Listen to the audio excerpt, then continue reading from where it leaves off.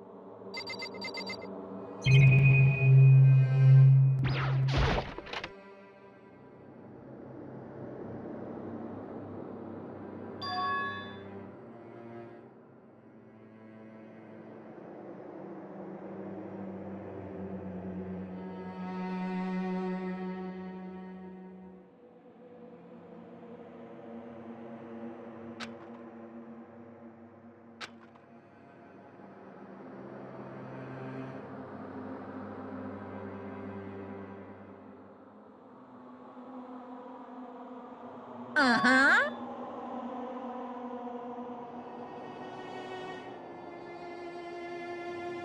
What are you gonna do?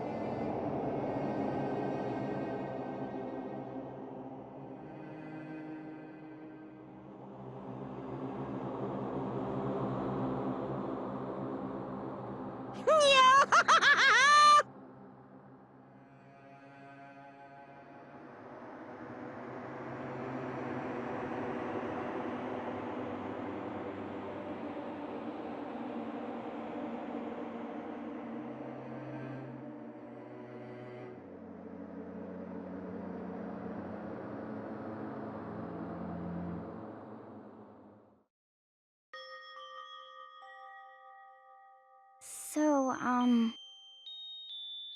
Listen to me!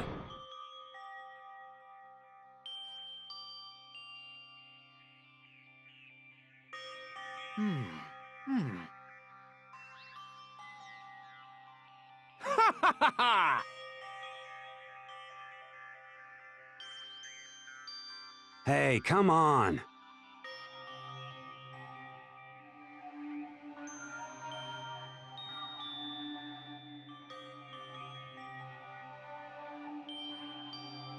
I see.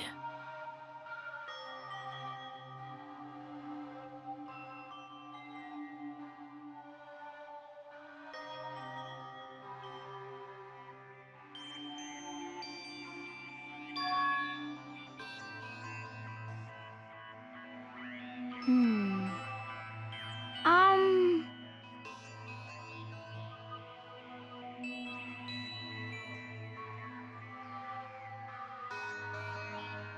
You got it!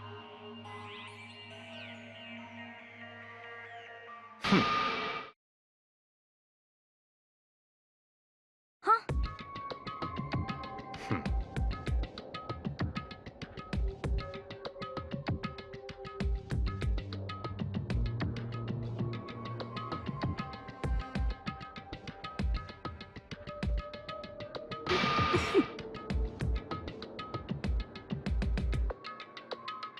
Well...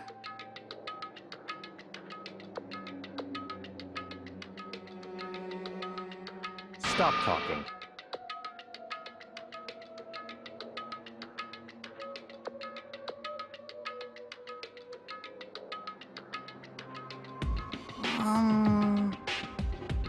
Are you okay with this?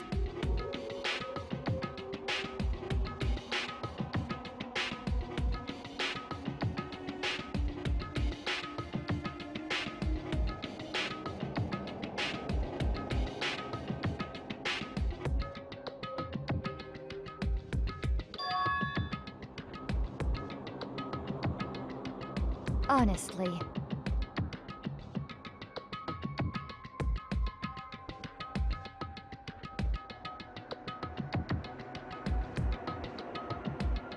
So then...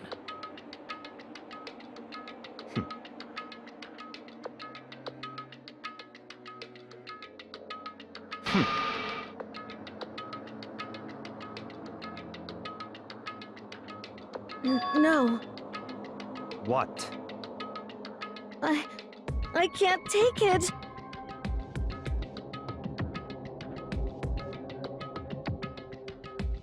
Huh? It's because...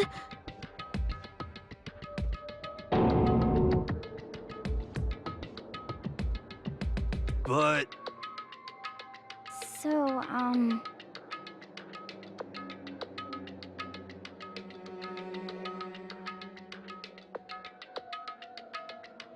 So it would seem.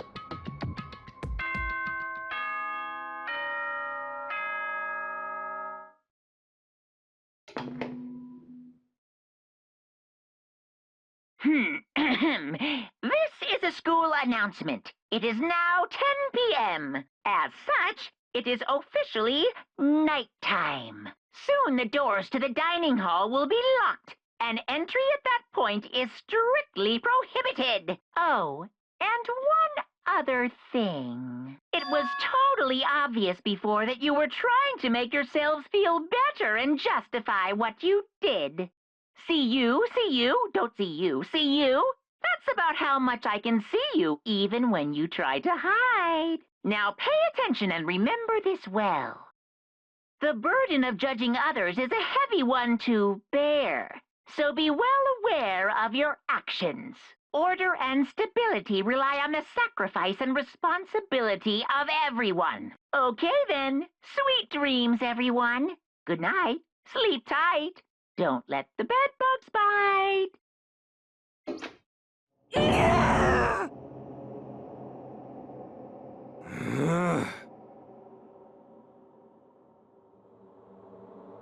Don't fuck with me!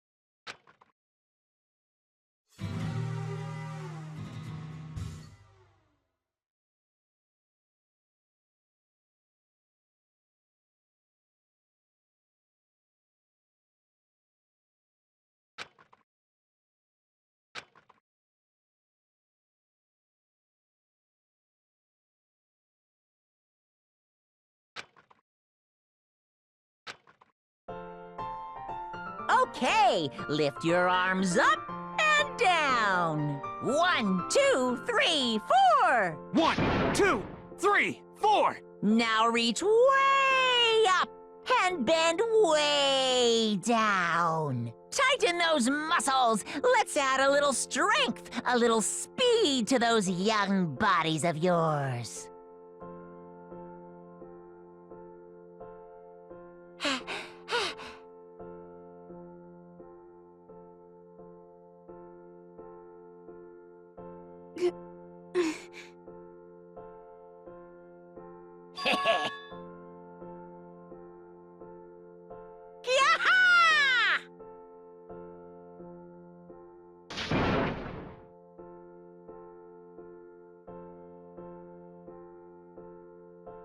So?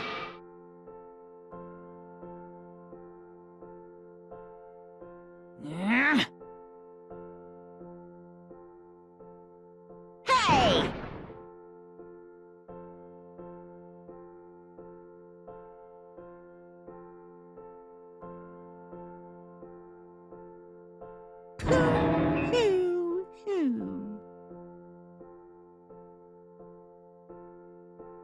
Hmm?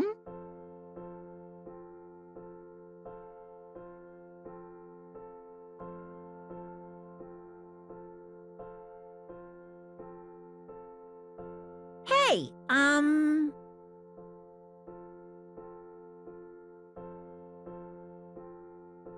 Hmm.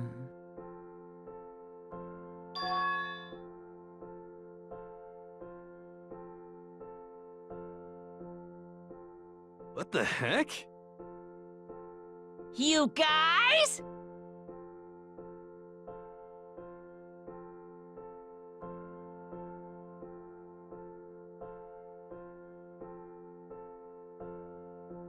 Very nice.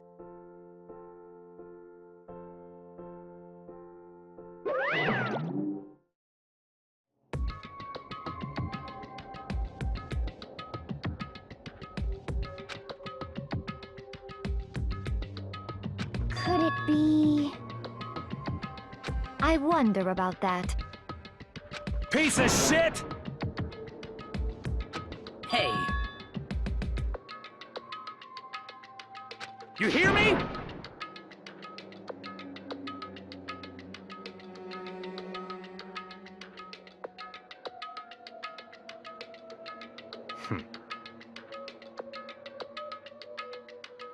Got it!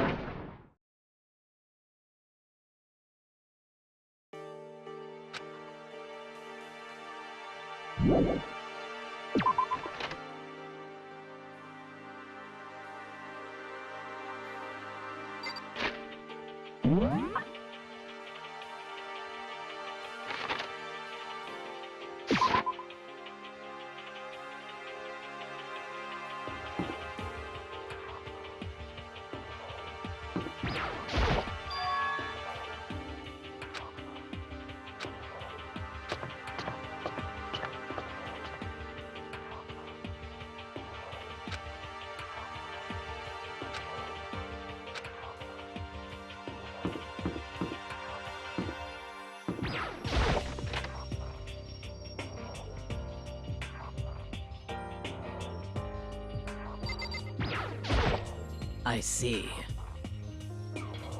Huh.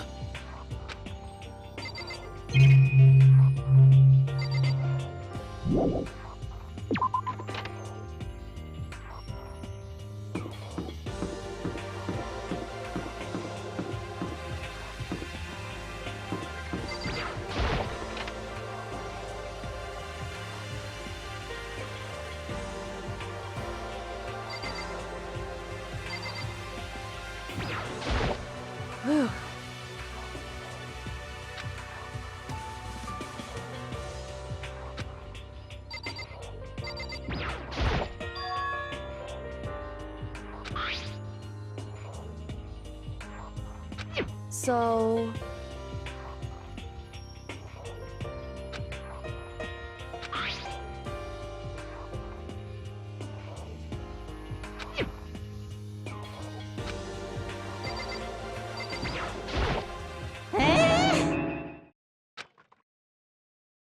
Damnation!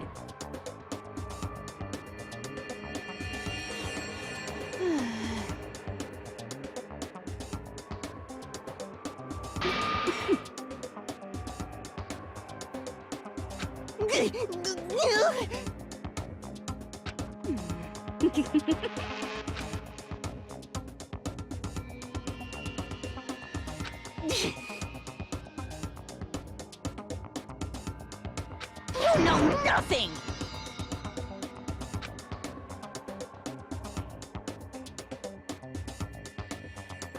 Here we go!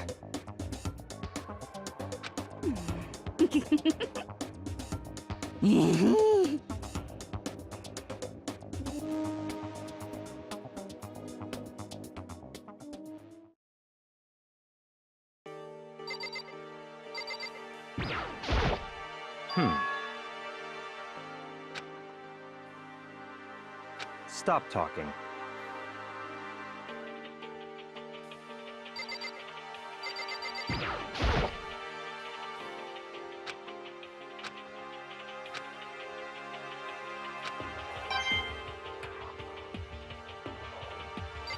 Mm-hmm.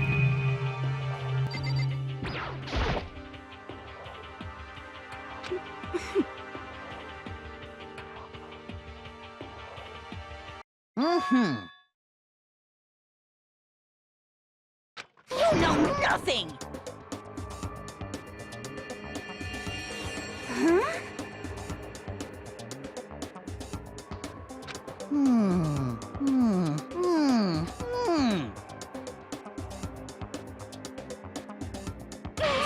What the heck?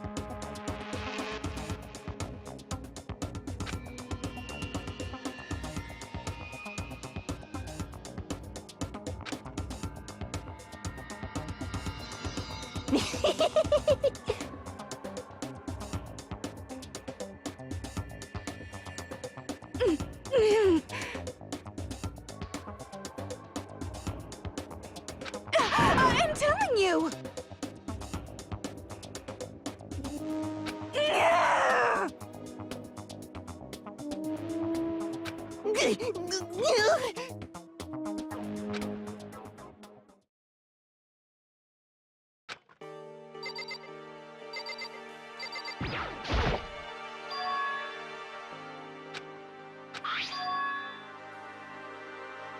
Indeed.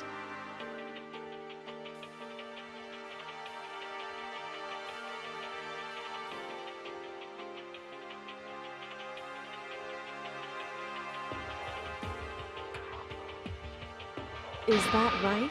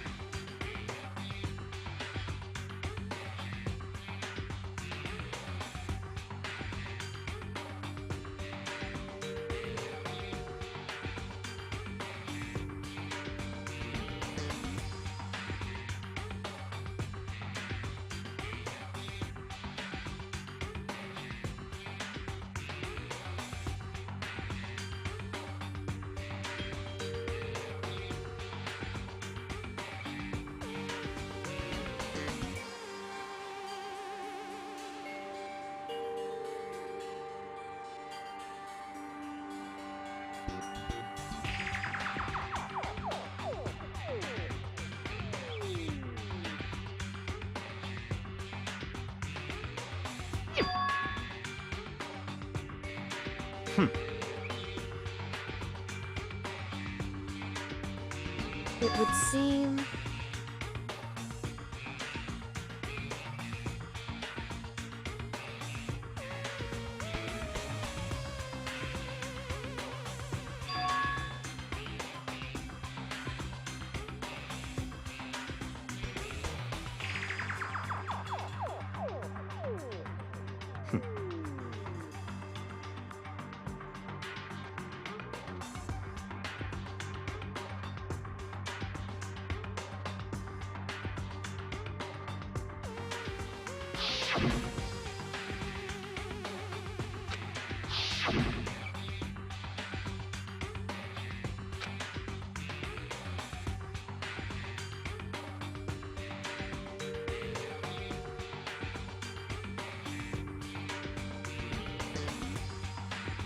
So, in other words,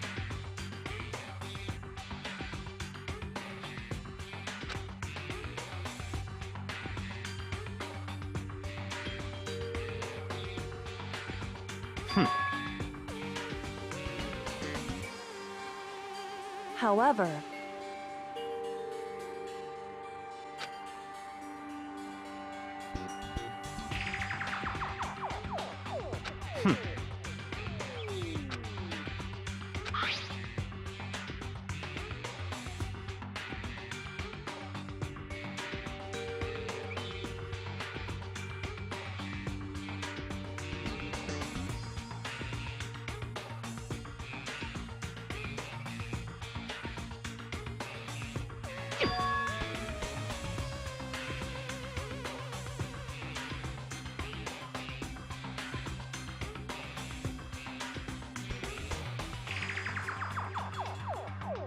Now, if...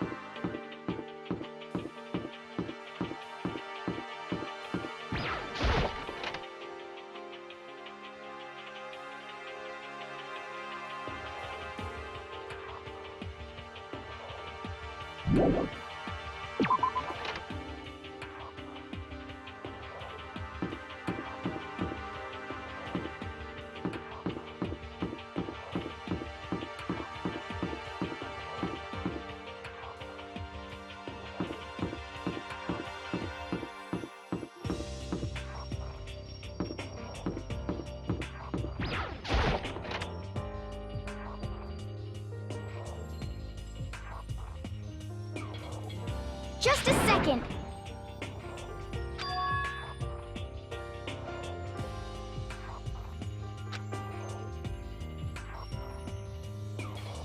Okay.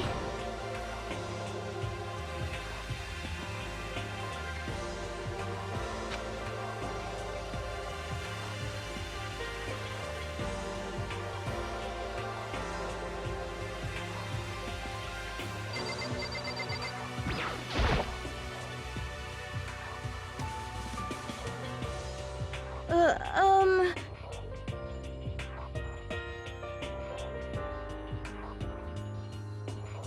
But...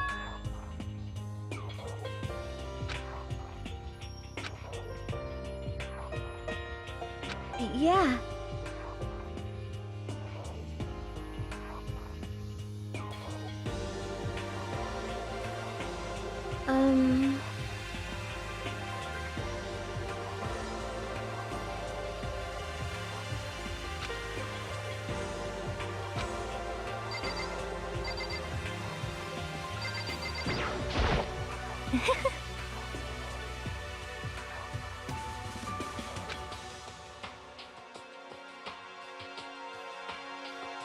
Do you understand?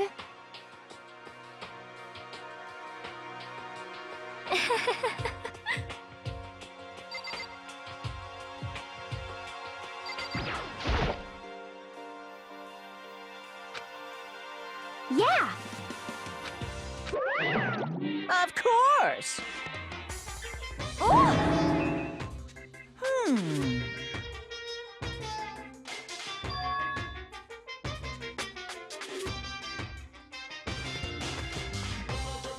Uh-huh.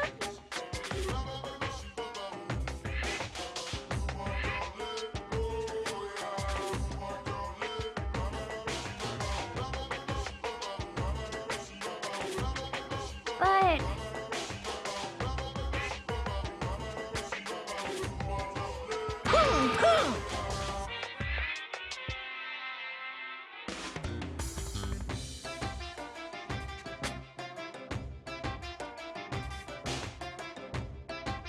Yoo-hoo! Just a second.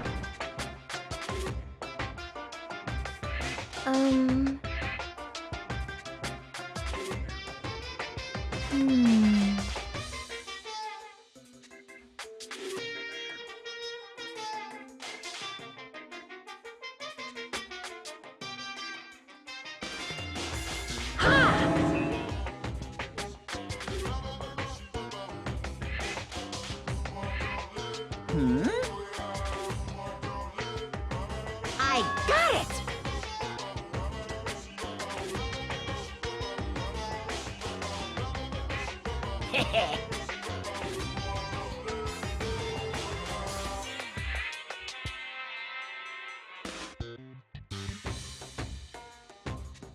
Honestly.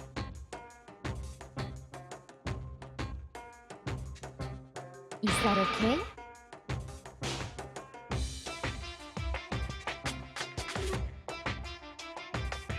So,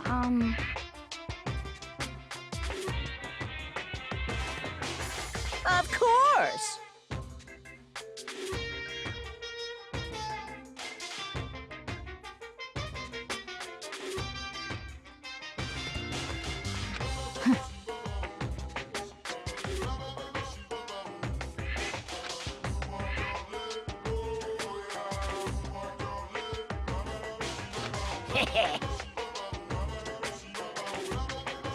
Disgusting.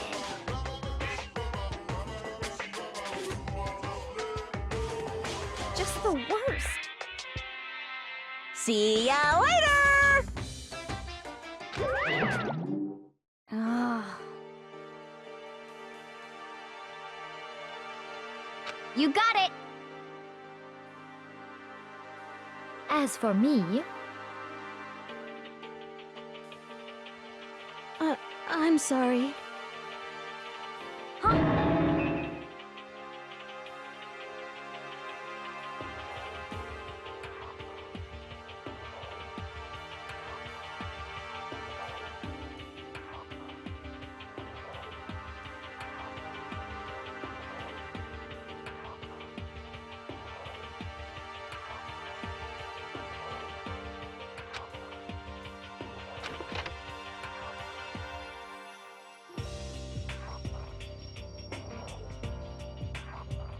Listen to me! Yes, indeed. okay.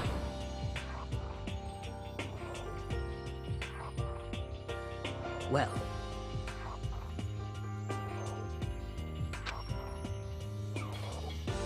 I see! Quiet down and listen! You hear me?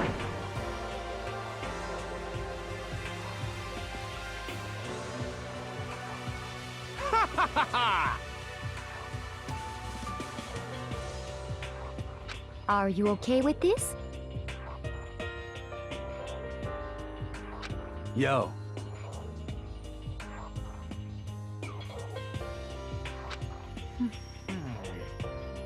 What? What?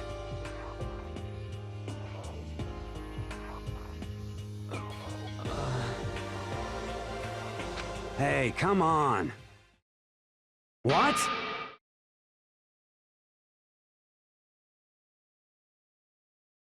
Stop fucking around.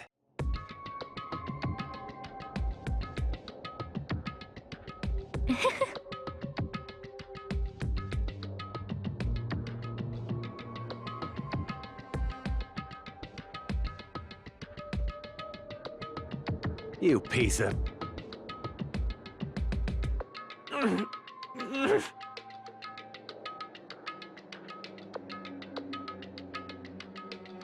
So then, Yeah.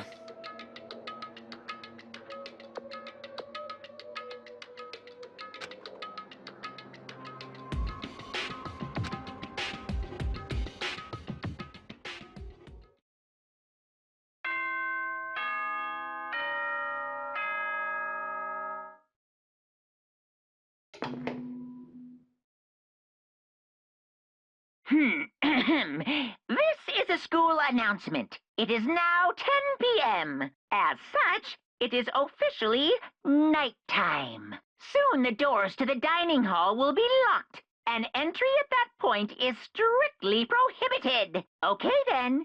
Sweet dreams, everyone. Good night. Sleep tight. Don't let the bed bugs bite.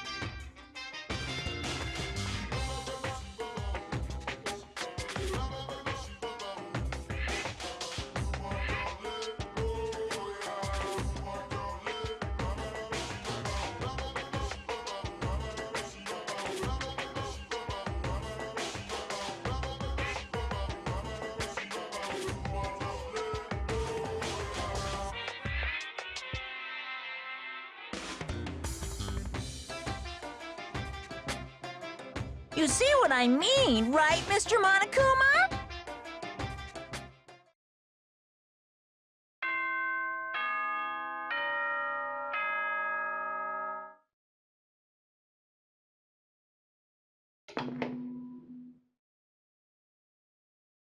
Good morning, everyone!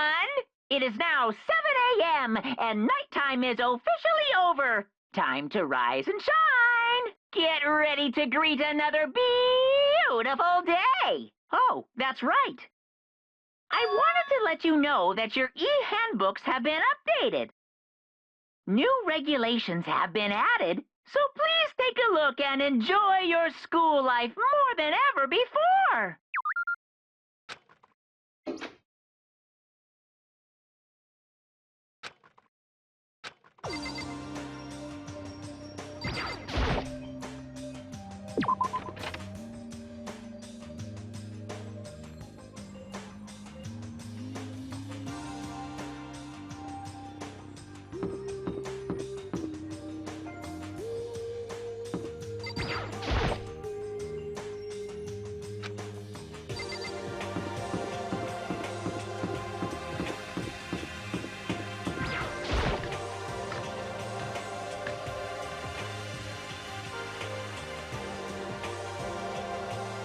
Hey, Makoto. Yo, yo, yo!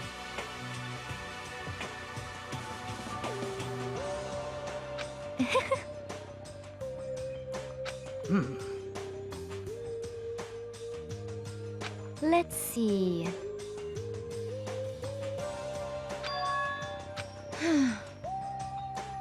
Hey, come on!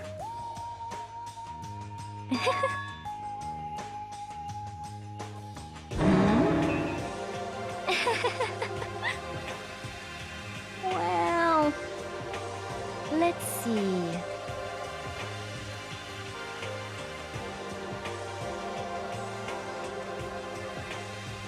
This is fine. Oh,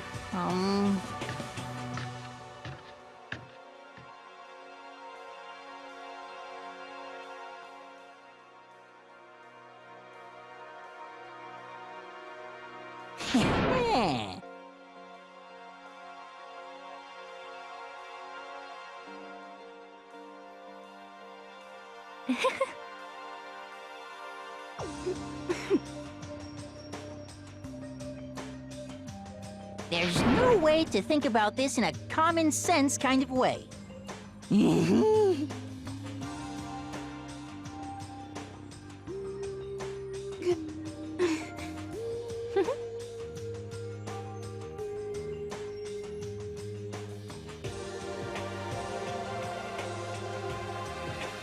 Oh,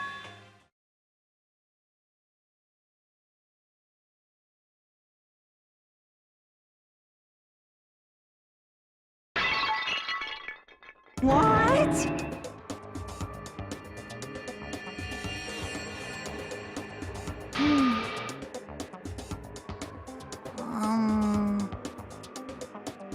yes, indeed.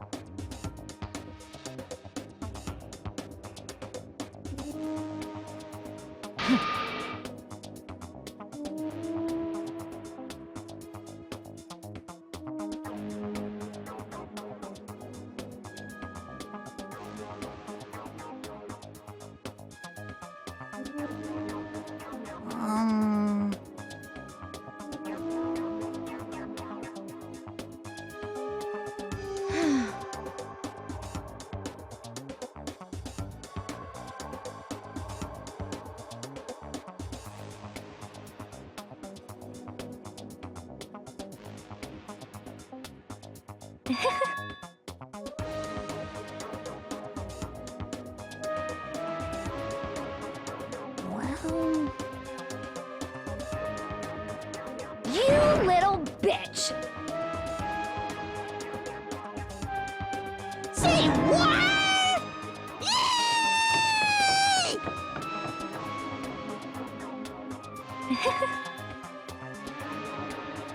Huh?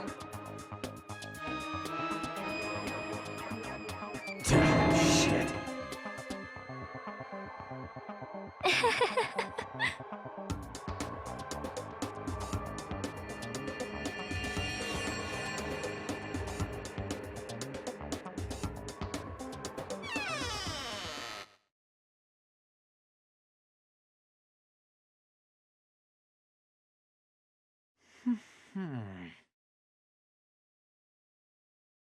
Huh?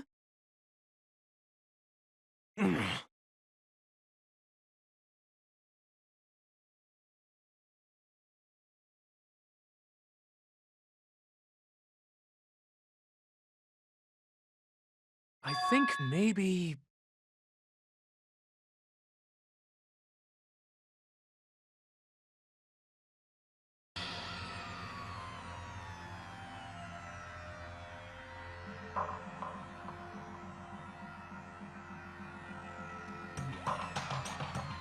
Listen to me!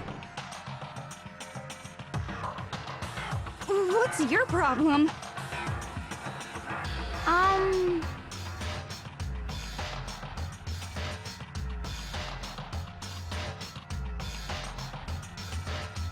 Well then.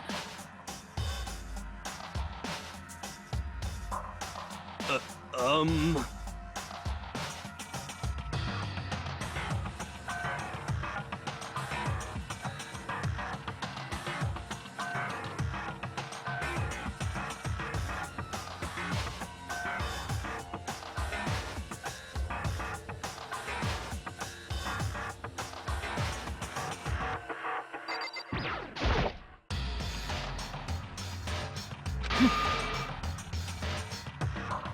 As for me...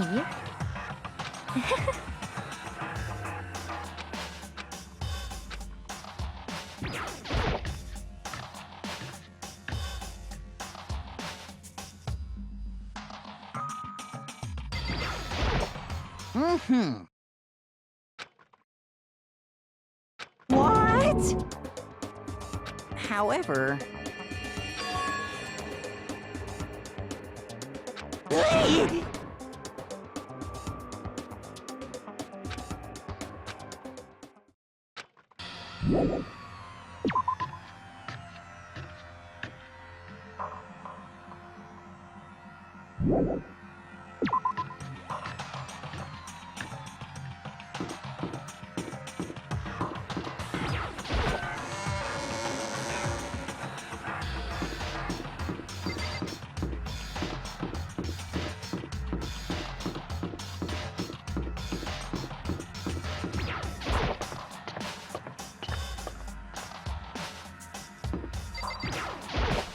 Hey. So...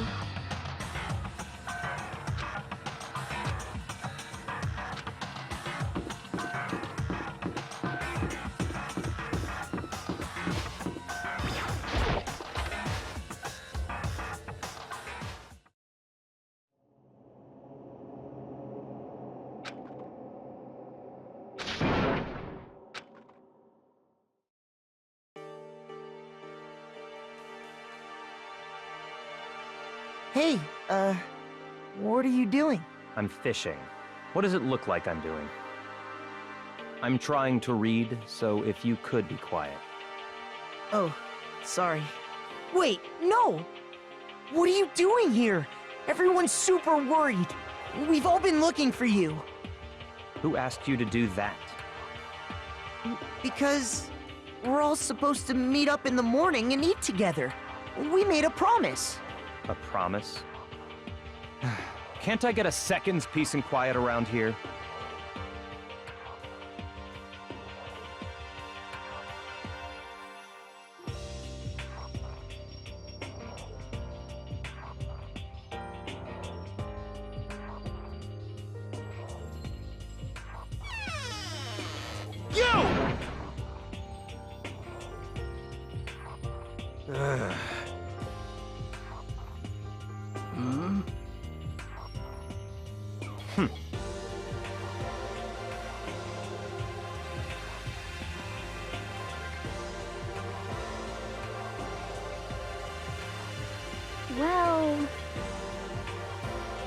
Well,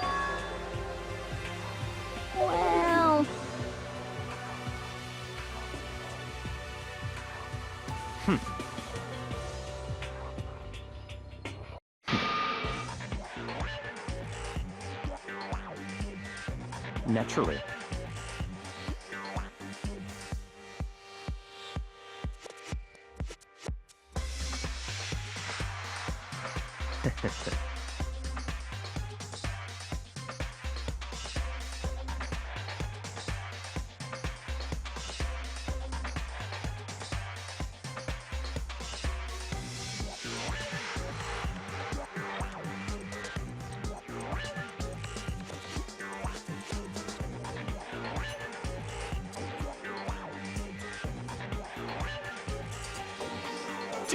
Damn you!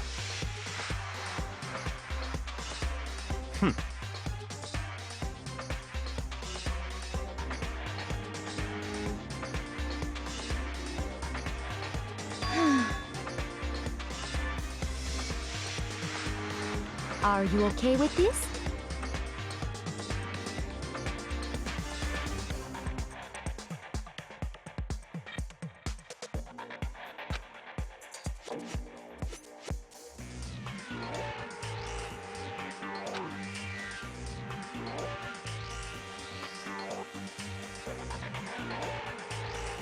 I see.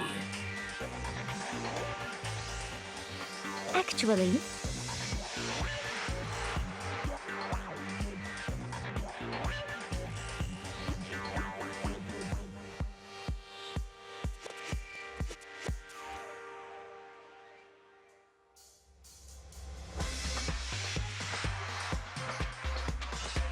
is that okay?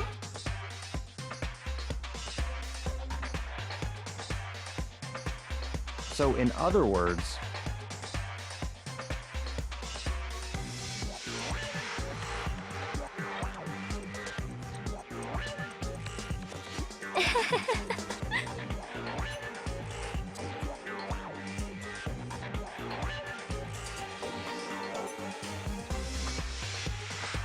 what?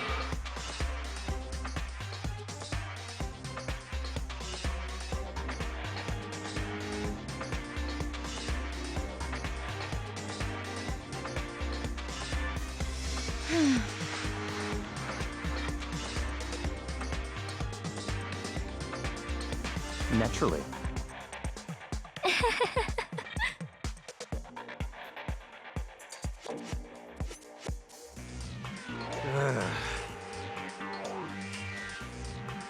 Just a second. Not possible. You son of a bitch!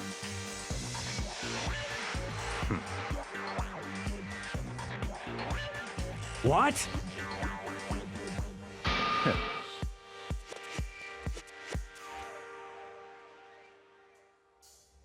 Piece of shit! Don't make me repeat myself.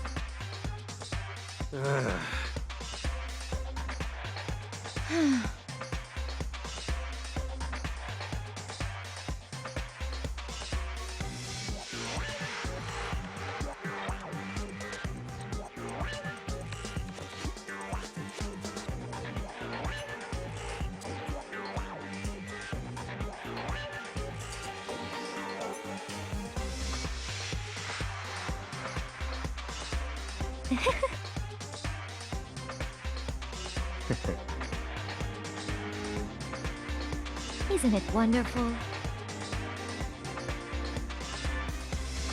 That's enough.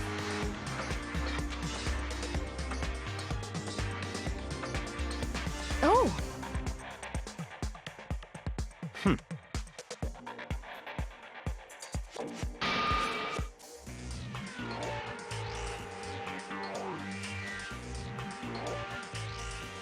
No. What? It's because...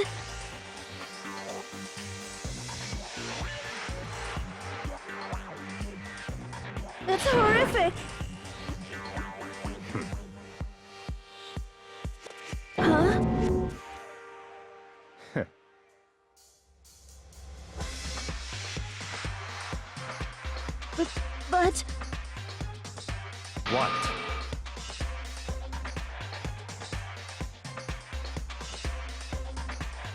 Come on.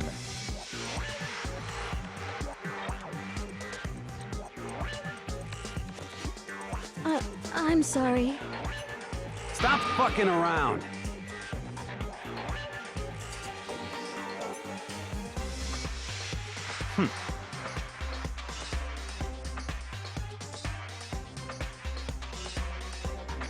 Piece of shit! What?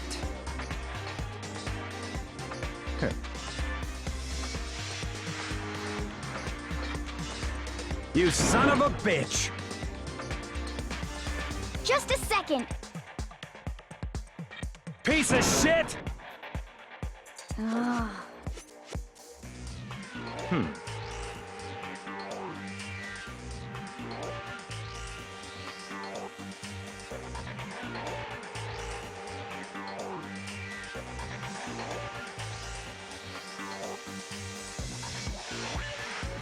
Not possible.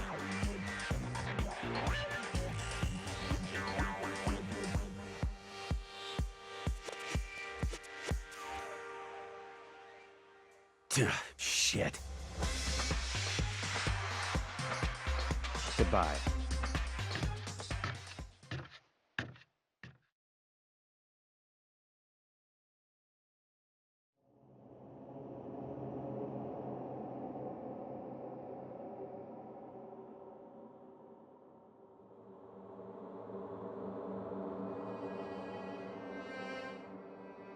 But...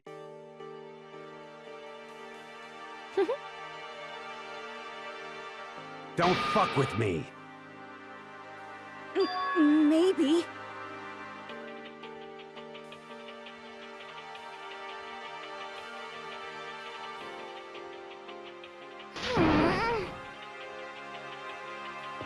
Anyway.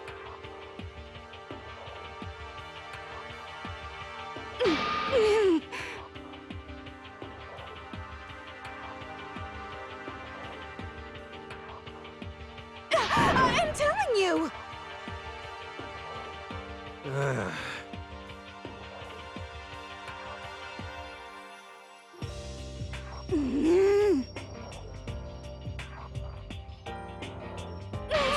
What the heck?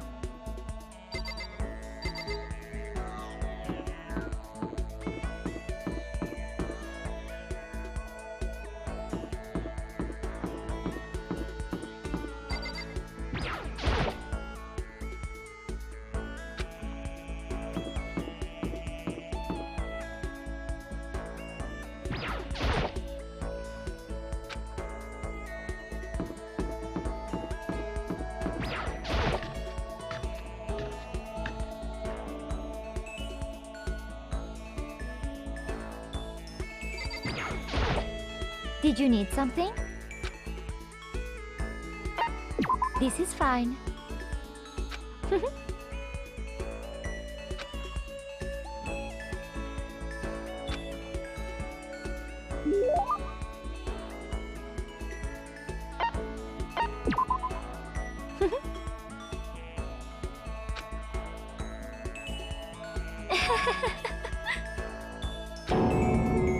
Indeed.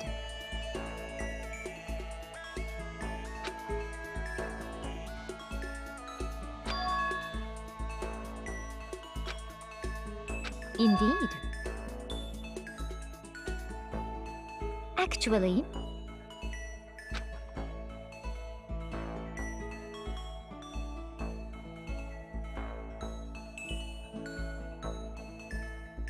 that okay? Well...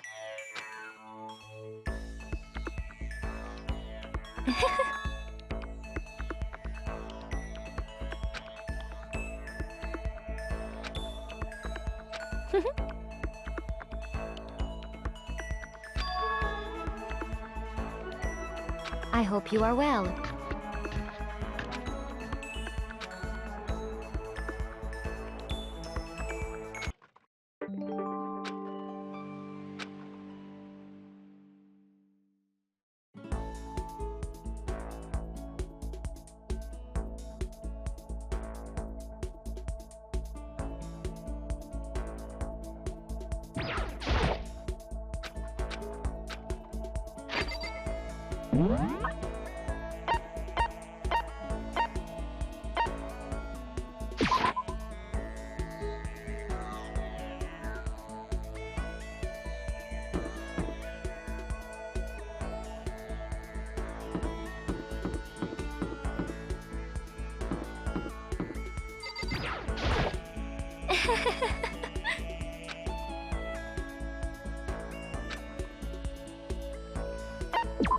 As for me...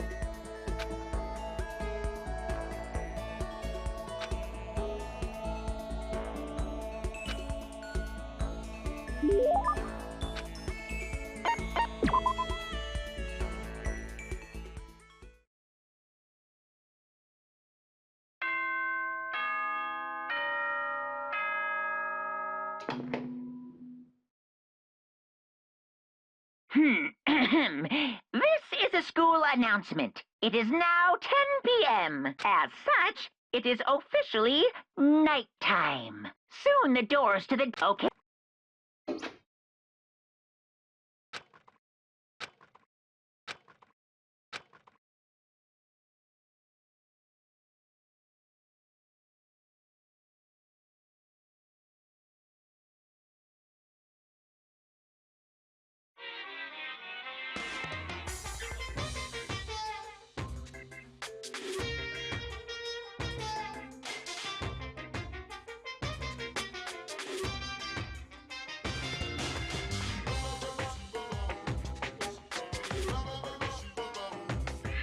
I was in the bathroom, just looking at myself in the mirror.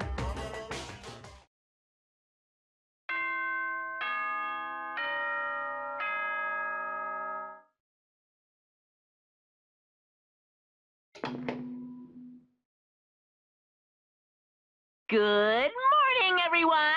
It is now 7 a.m. and nighttime is officially over. Get ready to greet another beautiful day!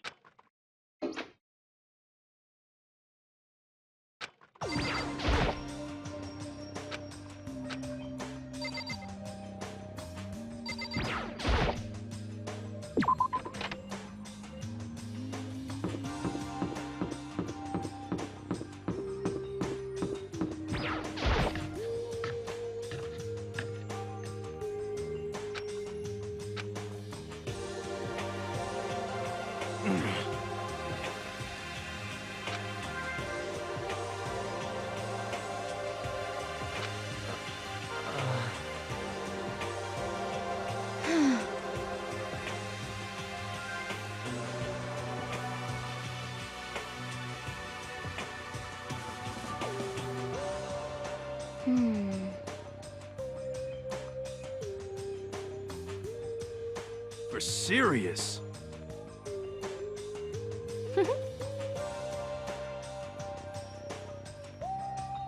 You hear me? Shit.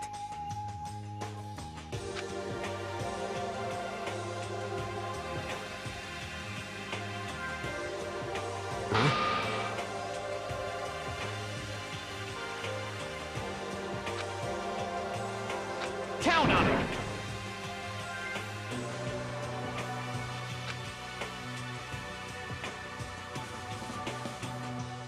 What?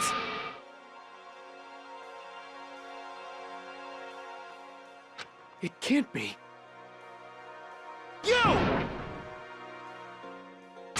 Damn you!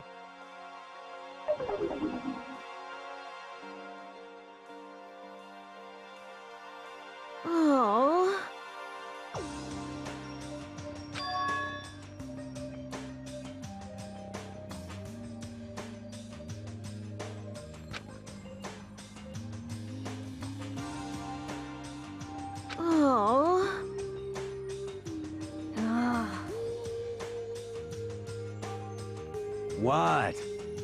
What? Hey, come on.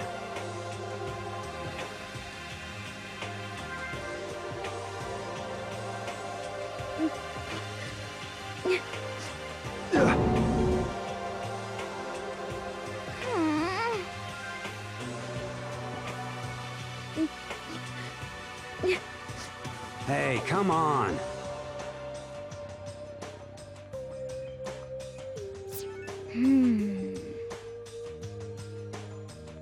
Huh?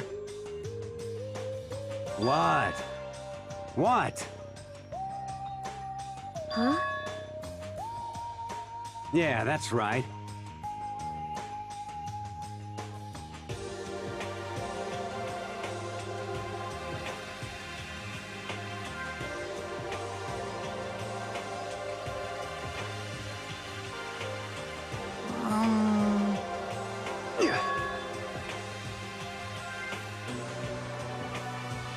That's true. Yo.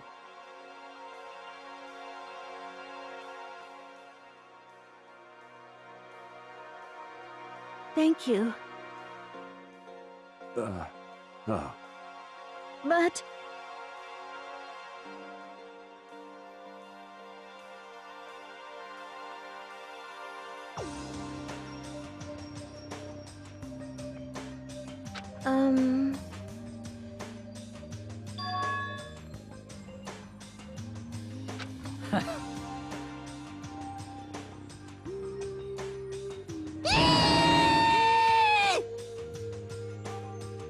Just a second.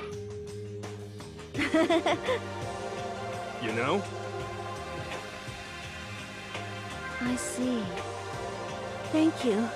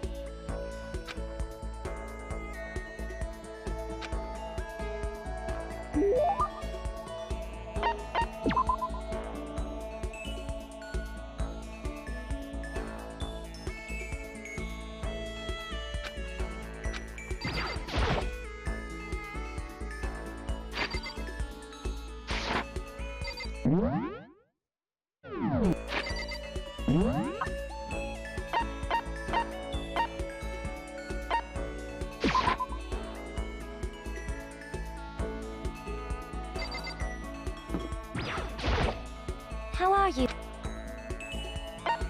Indeed.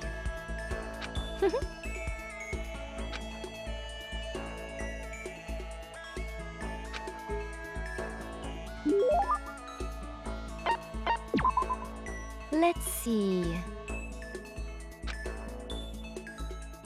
Most unfortunate. Yes, indeed.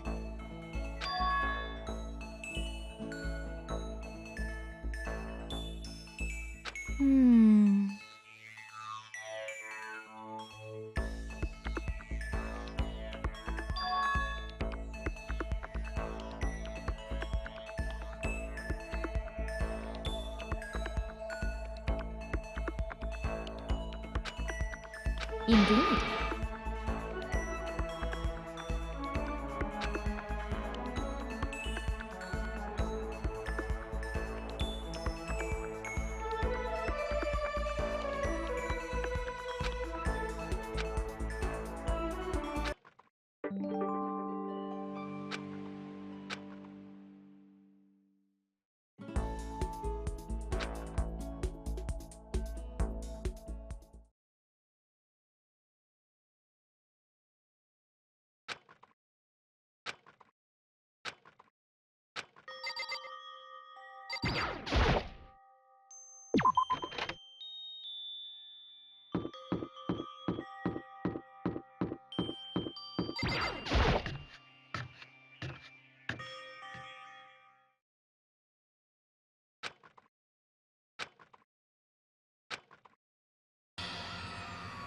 Listen to me! Hey, damn it!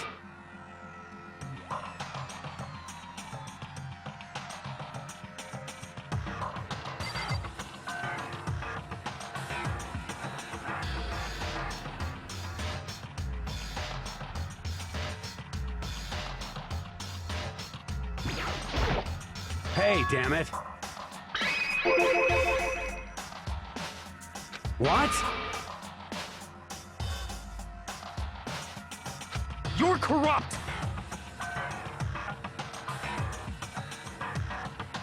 You!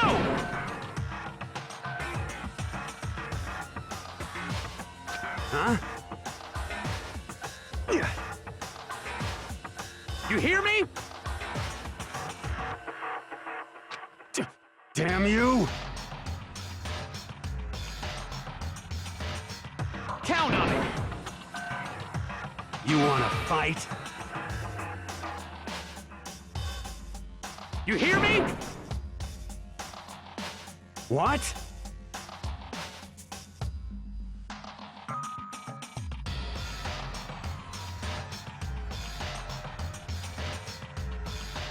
Hey.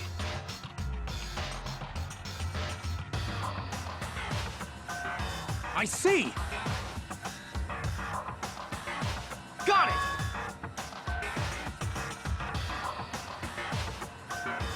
Piece of shit!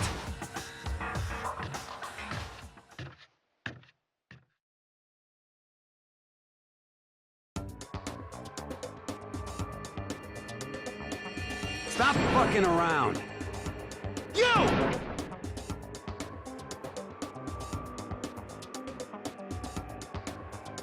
You wanna throw down?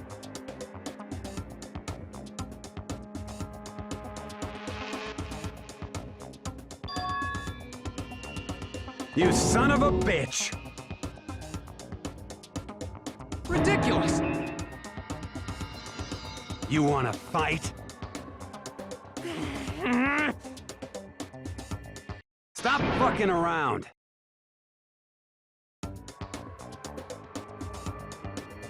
Hey, Mondo, What, asshole?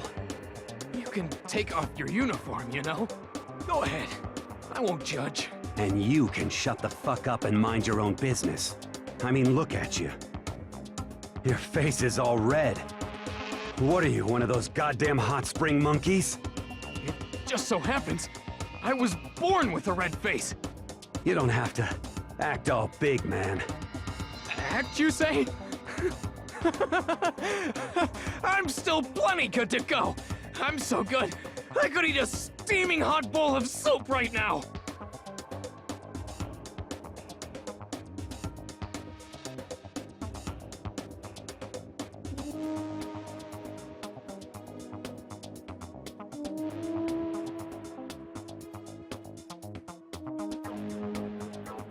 Don't you think it's about time you gave up? What about you? You can't even hardly talk. Dumbass. Say whatever you want.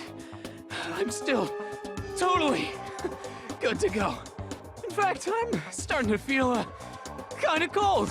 That's probably not good.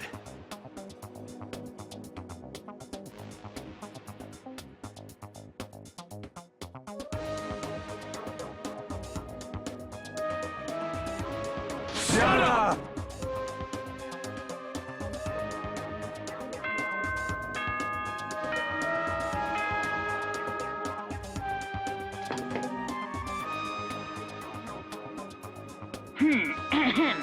This is a school announcement. It is now 10 p.m. As such, it is officially nighttime. Soon the doors to the dining hall will be locked, and entry at that point is strictly prohibited. Okay then. Sweet dreams, everyone. Good night. Sleep tight. Don't let the bed bug bite.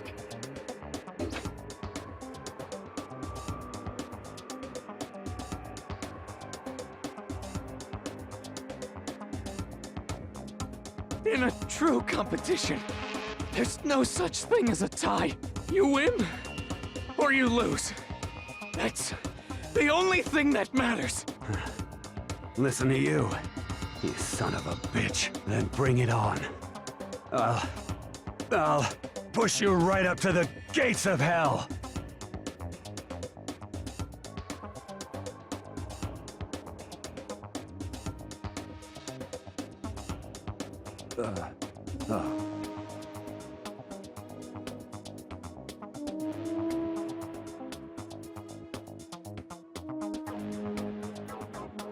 Ha ha ha ha!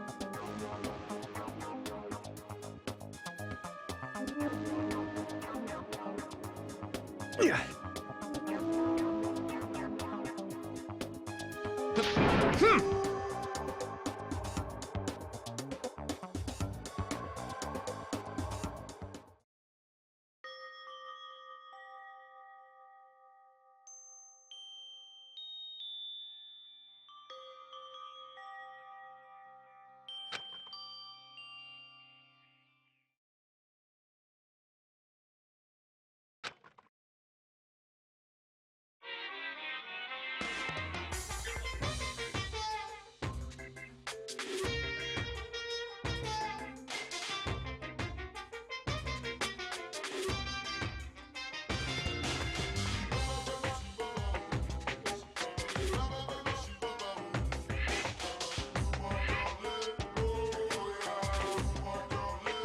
That's why I'm still alive! Because I don't know!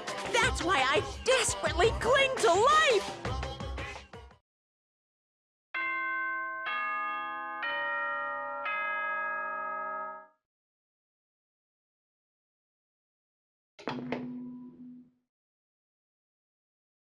Good morning, everyone! It is now 7 a.m. and nighttime is officially over. Time to rise and shine! Get ready to greet another beautiful day!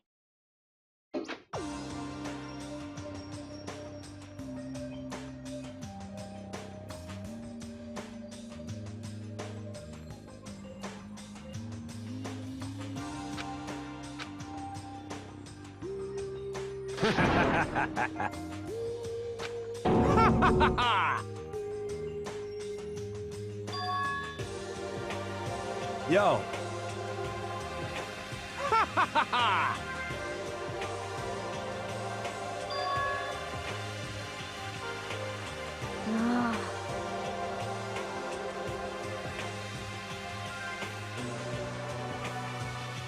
what?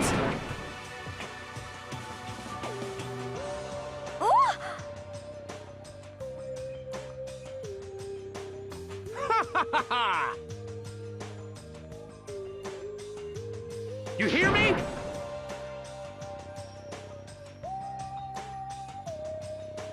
Ain't that right?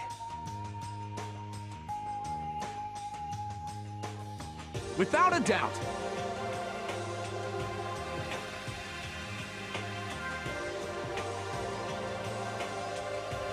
Piece of shit! Got it!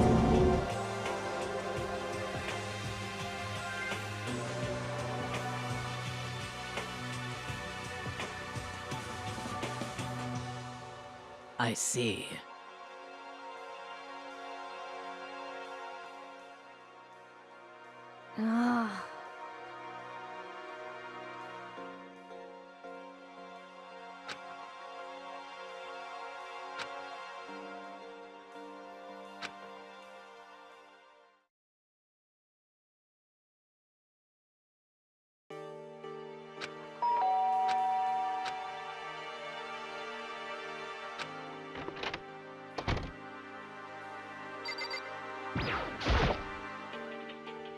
What's your problem?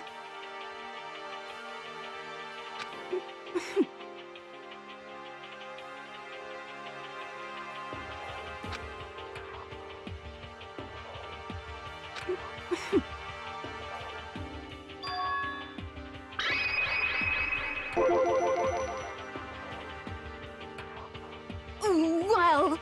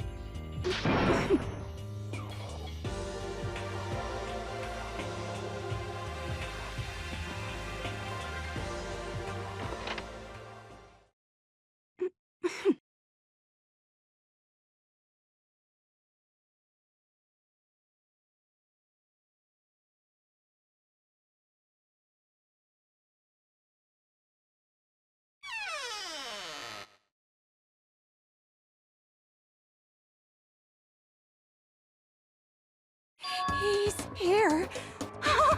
He's really here. Okay, Makoto, go talk to him. What? Stop being so loud.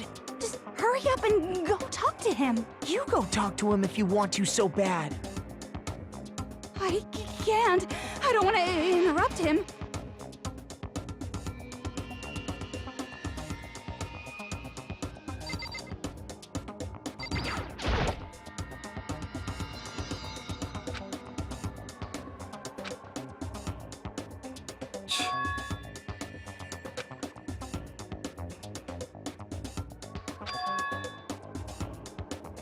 Naturally.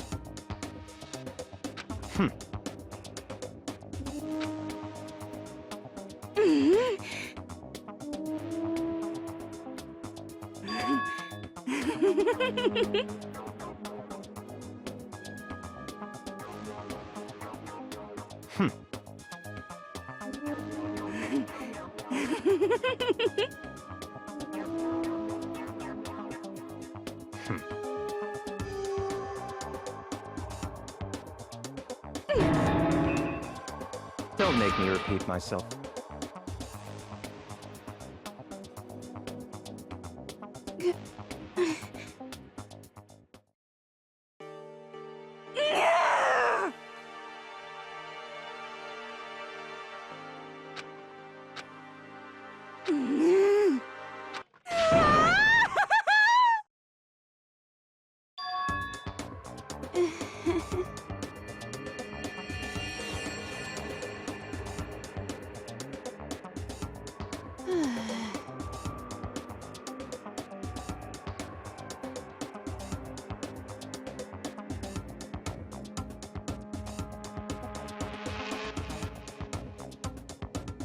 Maybe.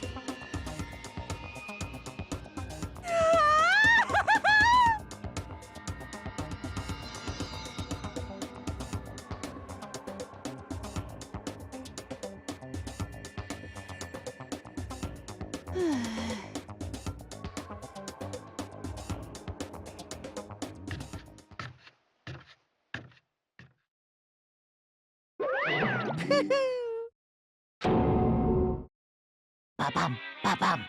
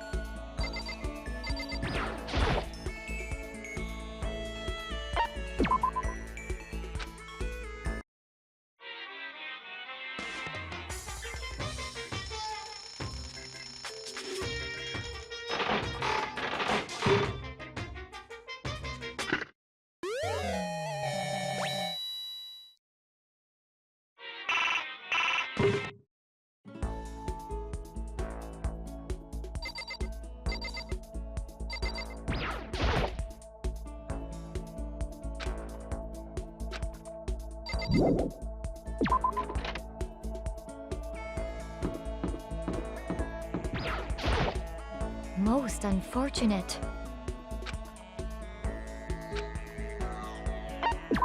There is nothing to be done.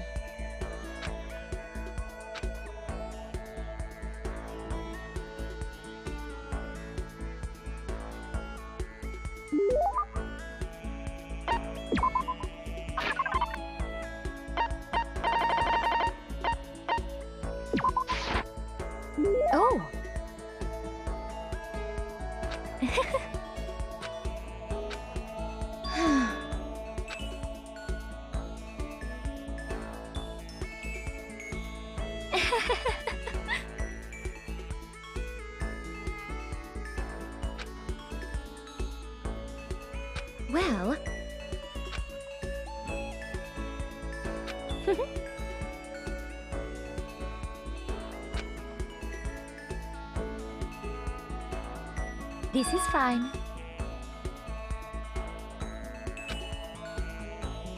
Indeed.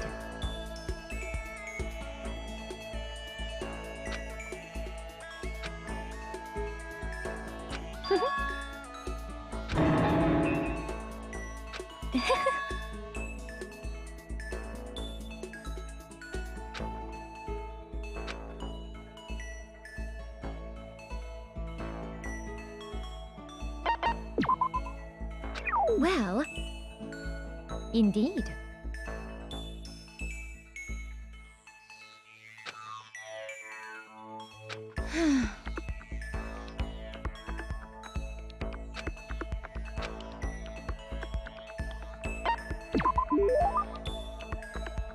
Oh.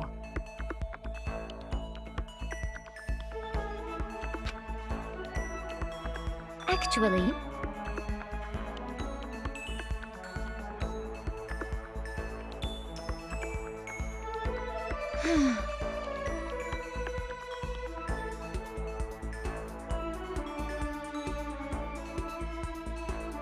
is that okay?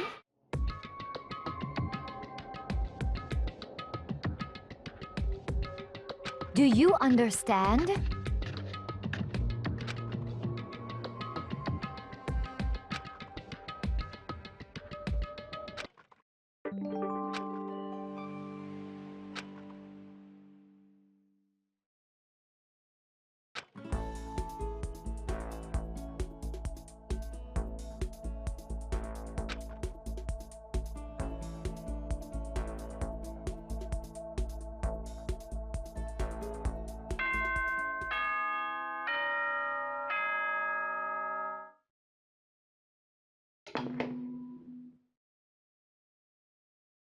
Ahem.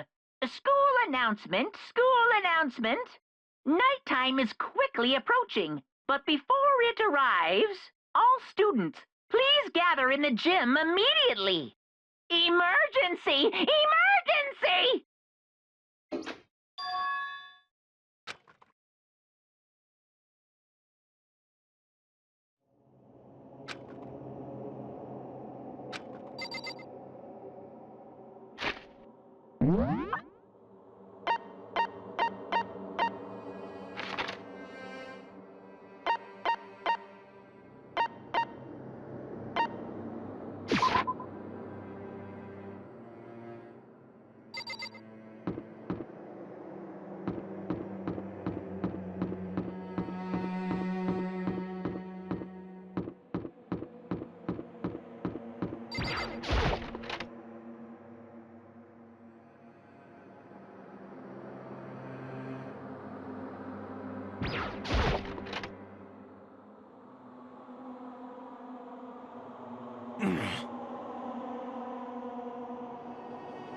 Well,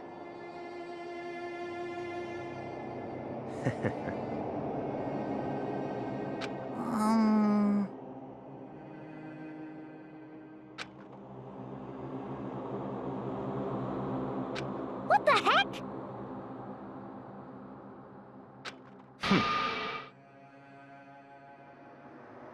Huh?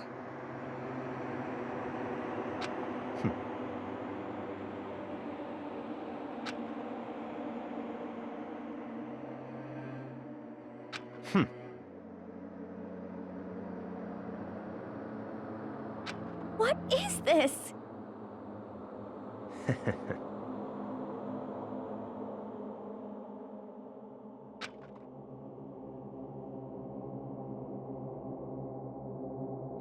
Well... Huh? Certainly.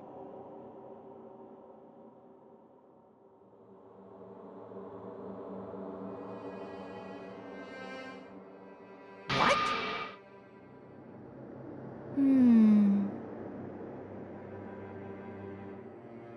Could it be...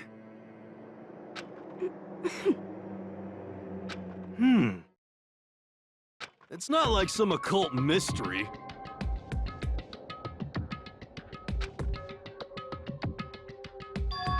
Huh?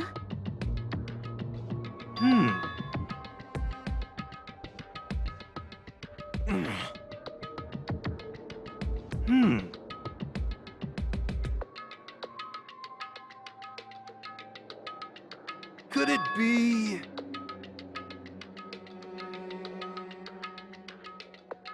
For serious?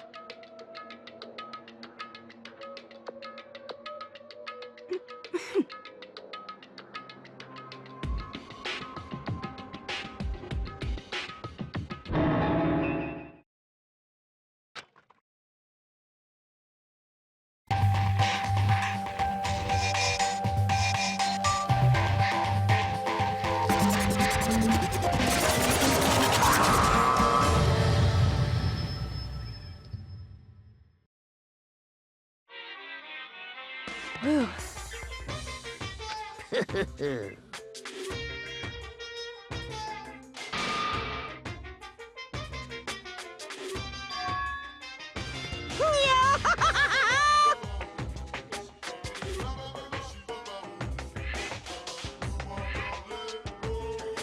What?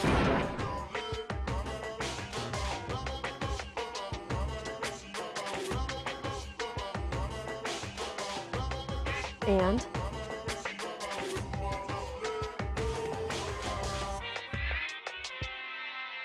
Say what?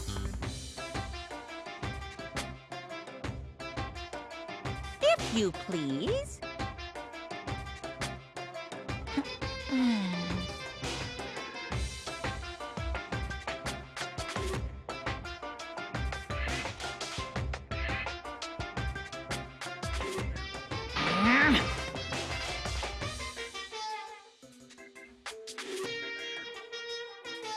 Yep. Today, I'm feeling blessed. Hey, damn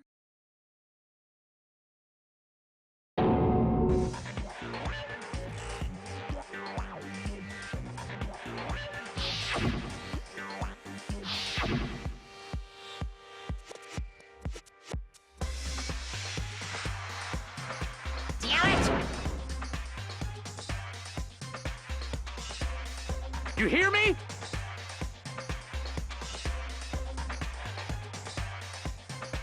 Got it!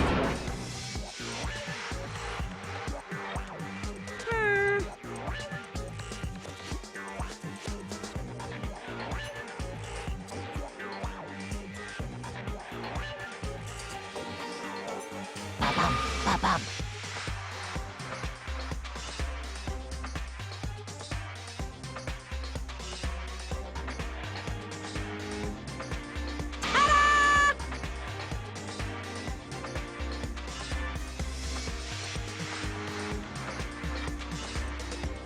And those embarrassing memories and secrets are all contained in the envelopes I have right here. I'm going to hand them out now, so take a second to take a peek.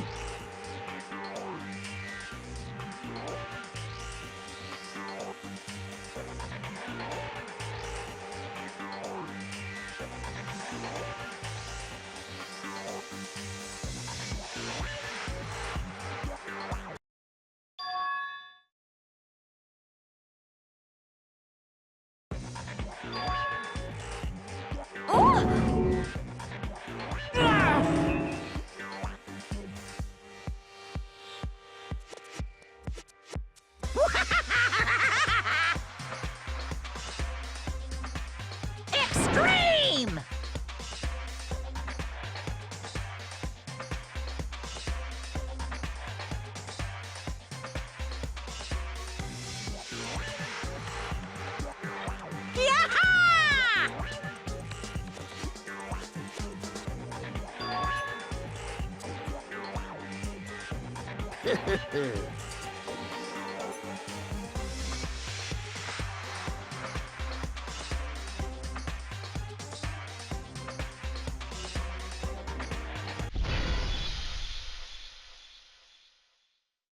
What?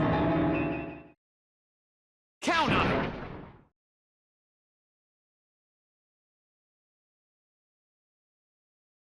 This is kinda depressing.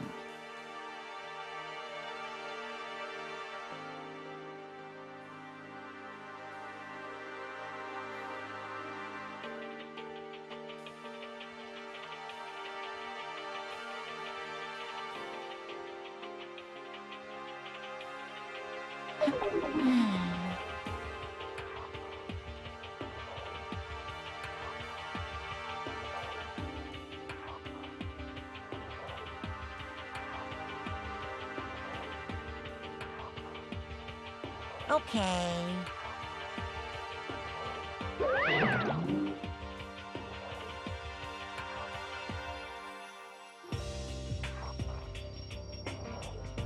So,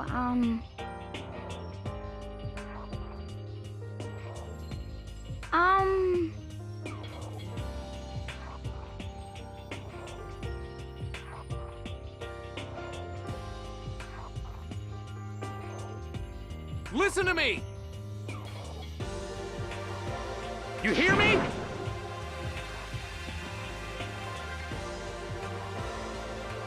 Without a doubt.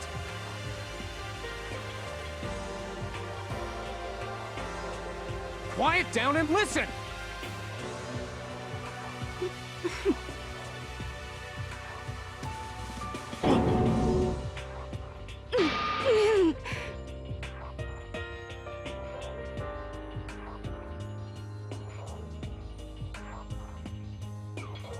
as for me,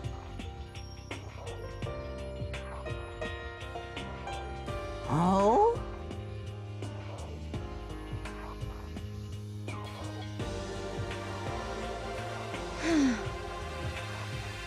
Come on, come on. honestly, Here we go. Hey! Say what?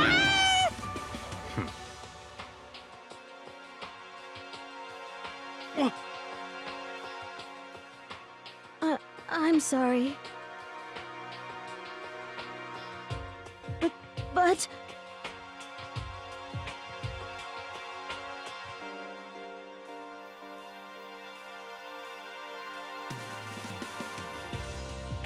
so,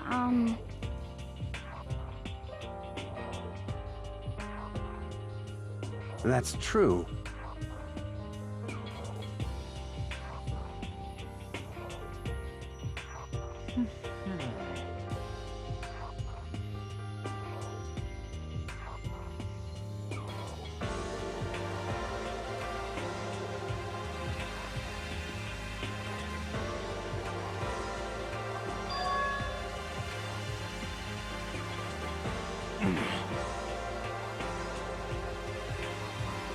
You hear me?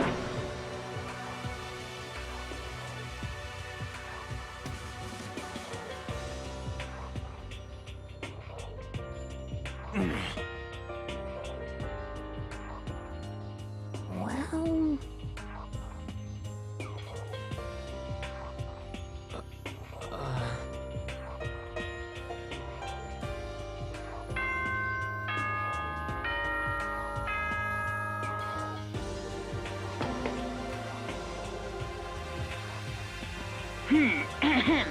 This is a school announcement.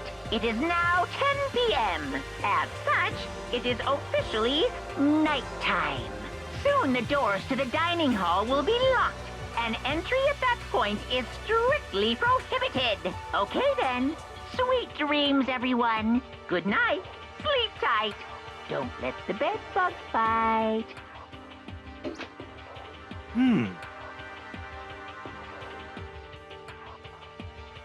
Of course.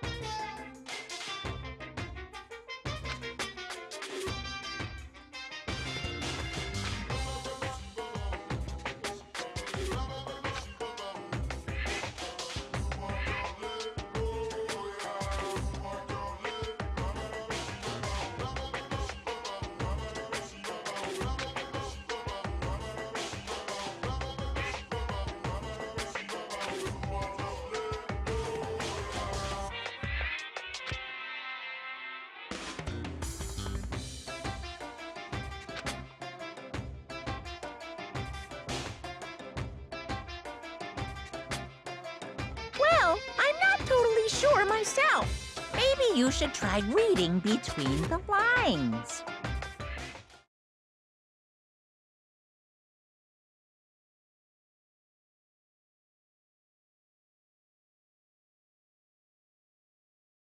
Good morning!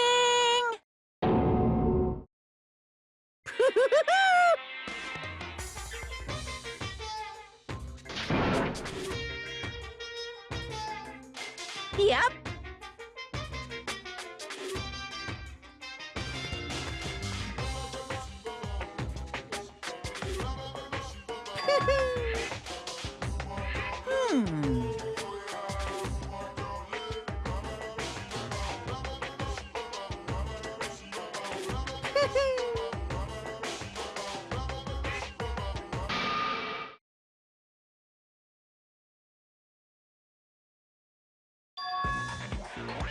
Say what?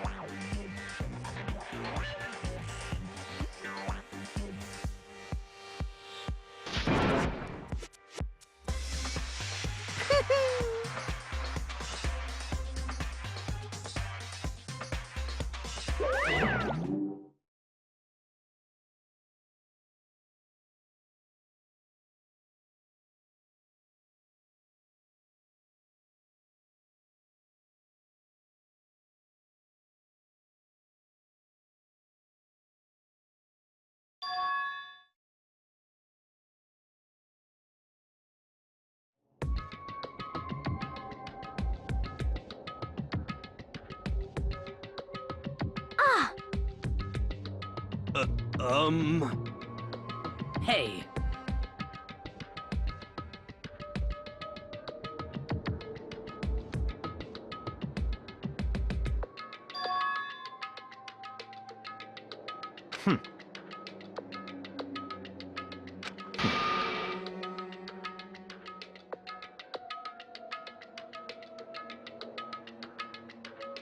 Perhaps.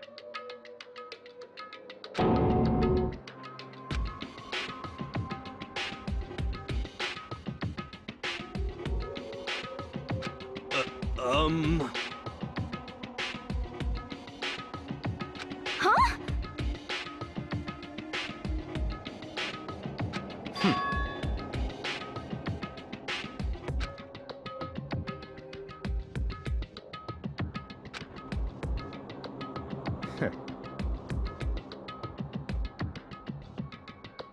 What the heck? Naturally.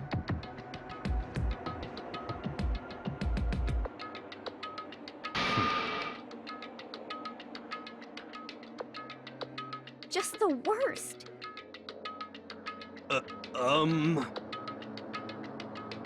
Wait. That's fine.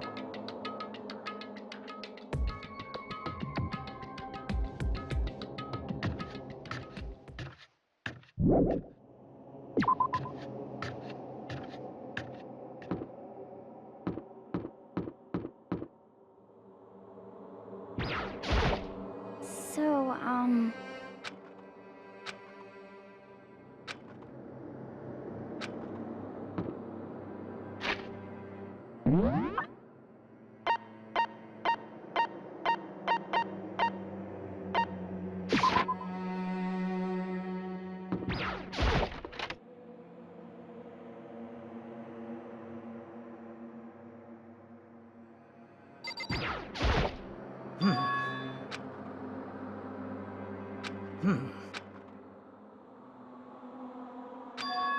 Perhaps.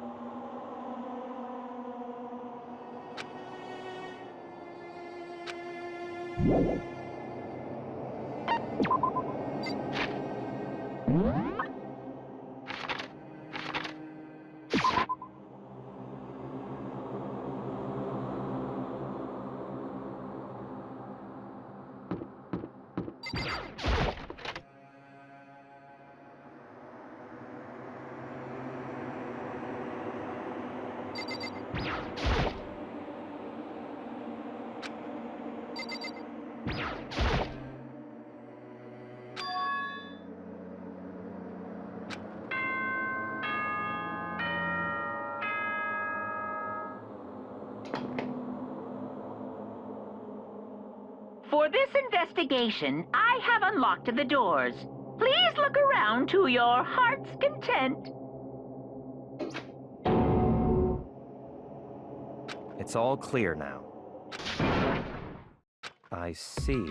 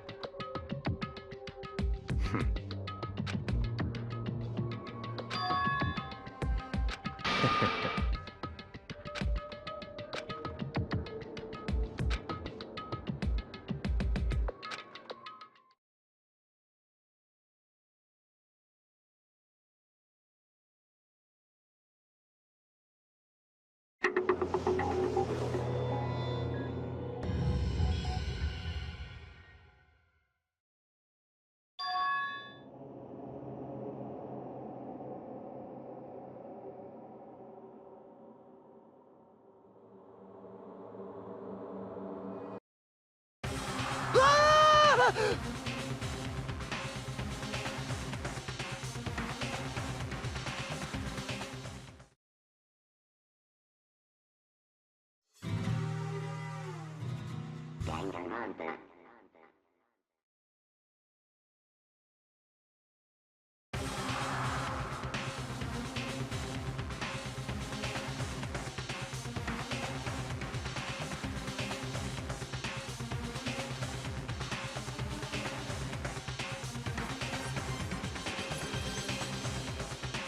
Very strange.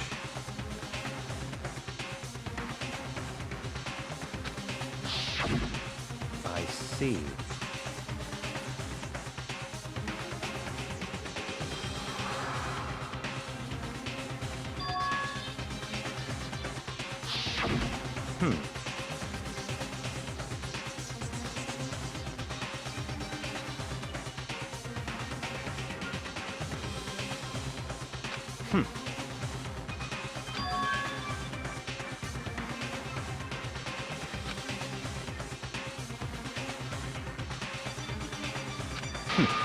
Interesting.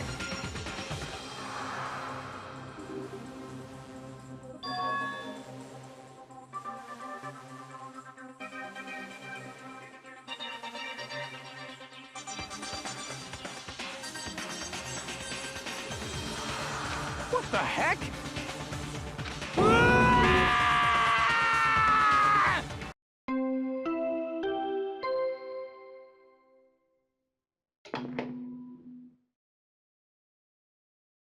A body has been discovered!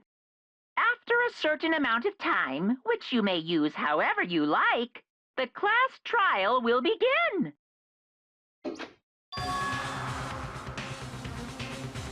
What?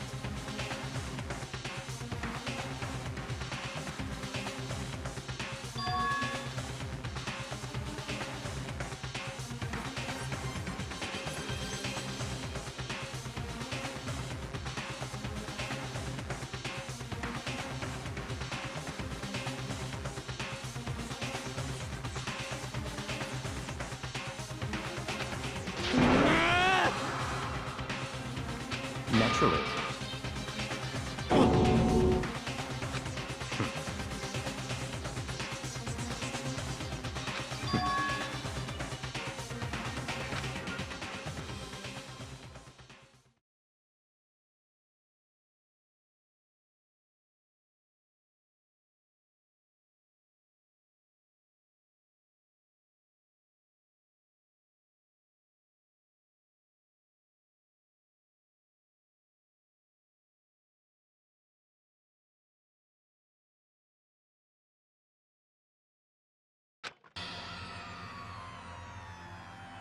Damn.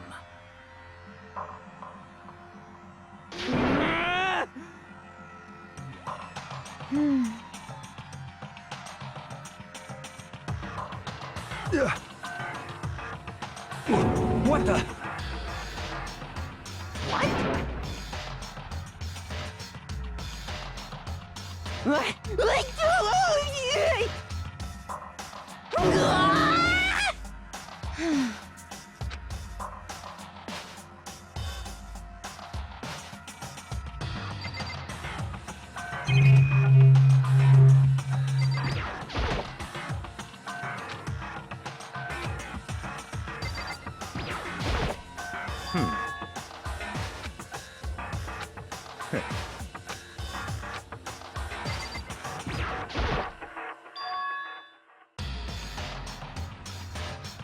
So...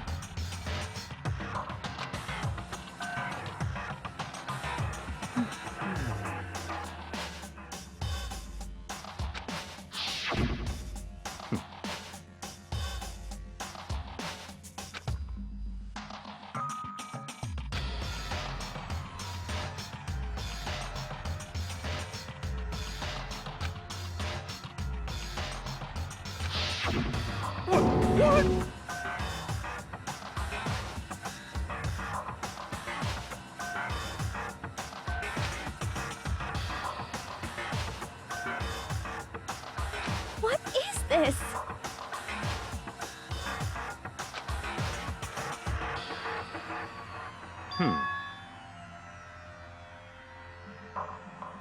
What? No way!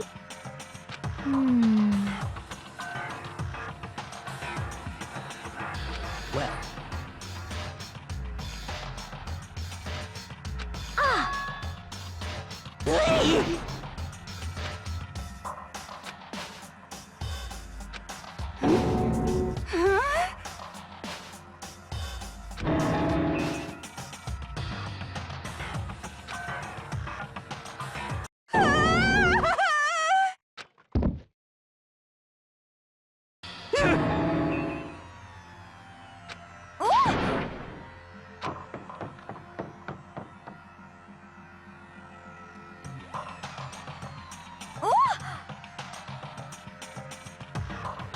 Oh,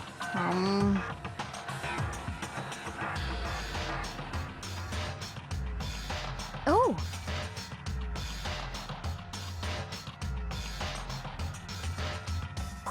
Um...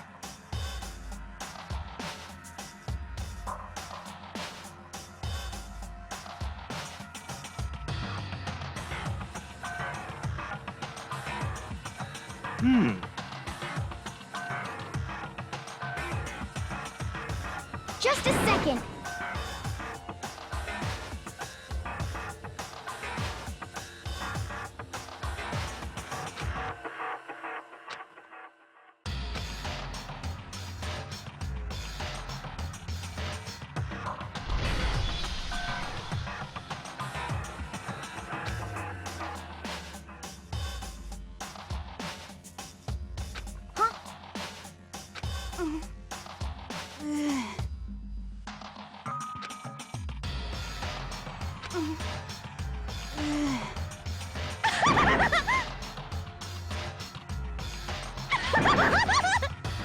What the heck?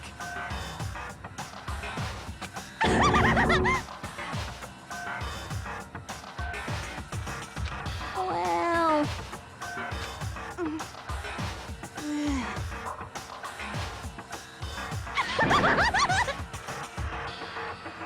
I see!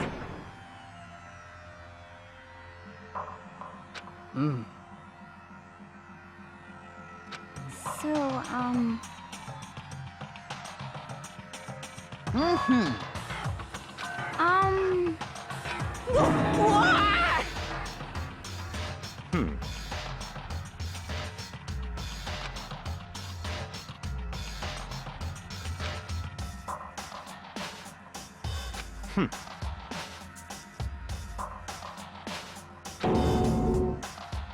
Don't make me repeat myself.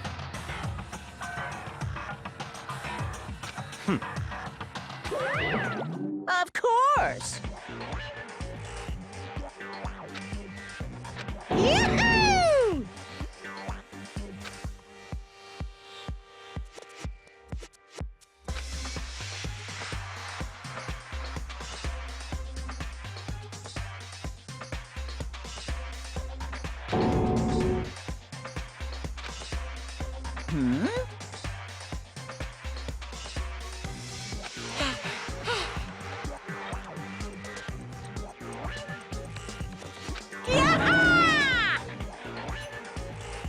Stop talking.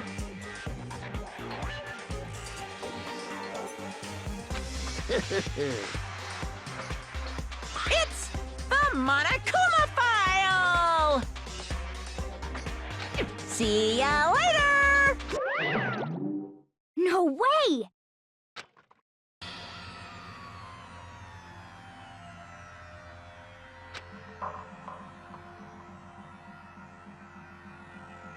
Why? Oh no! Help me!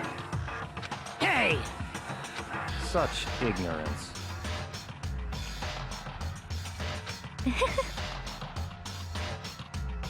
Naturally.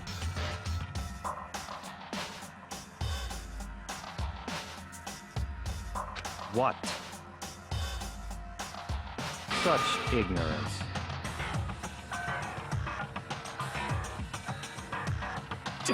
Damn you! Piece of shit!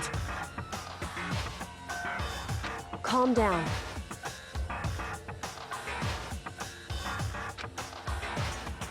Because...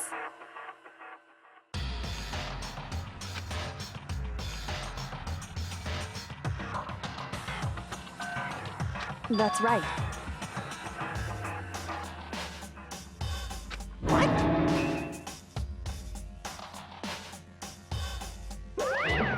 Hey! Hey!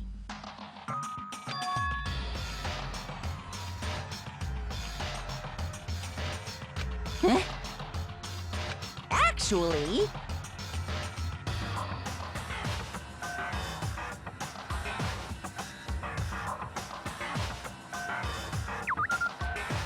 So then. Hey,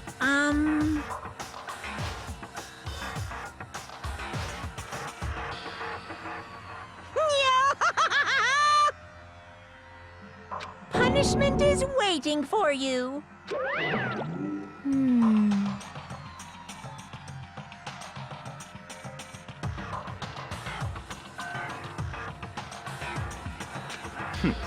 Interesting. You son of a bitch! So,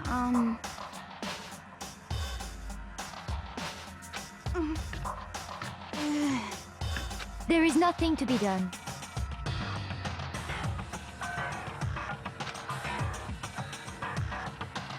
Is that okay?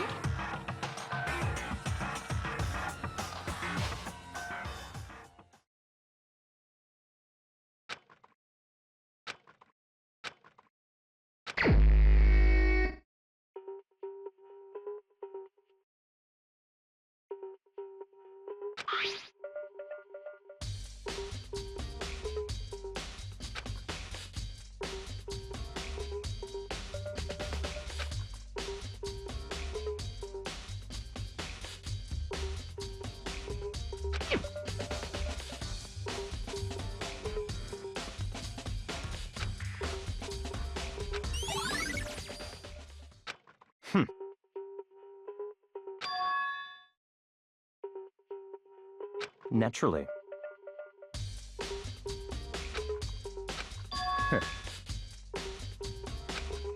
What?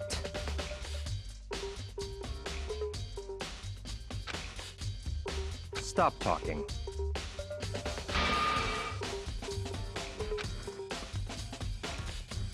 Let's go.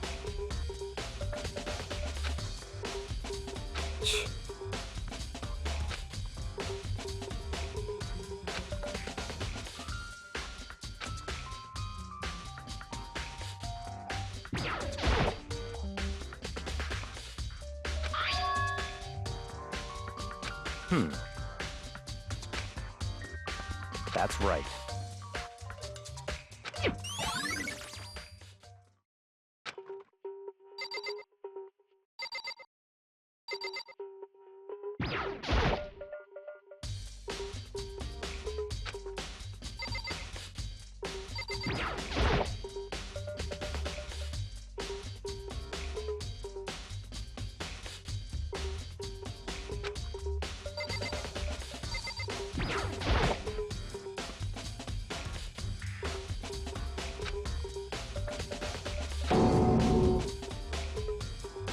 Very strange. What?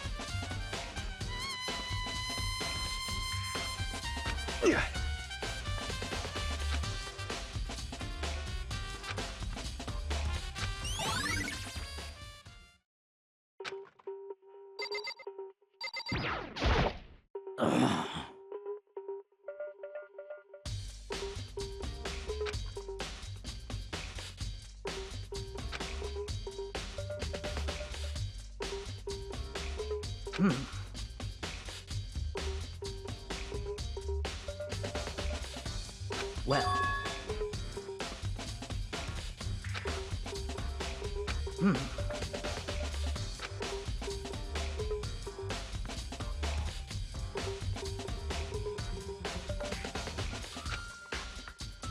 Perhaps.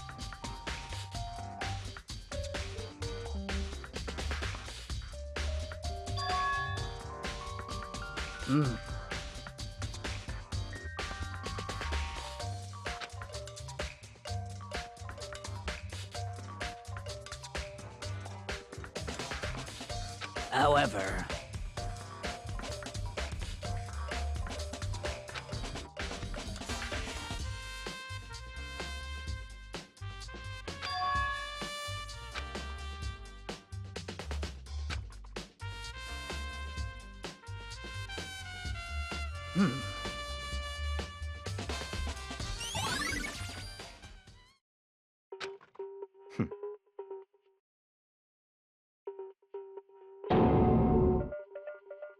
What?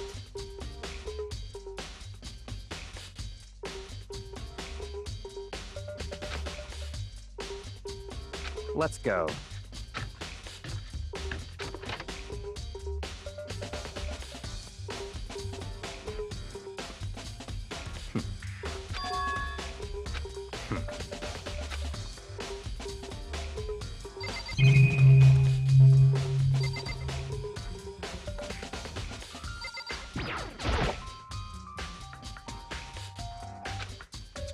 What? Did you call for me? That's right. You need something? Yep.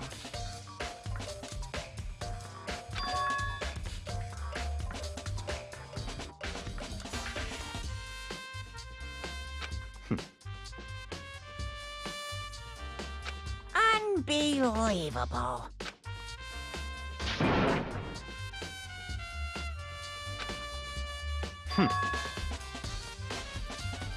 Of course.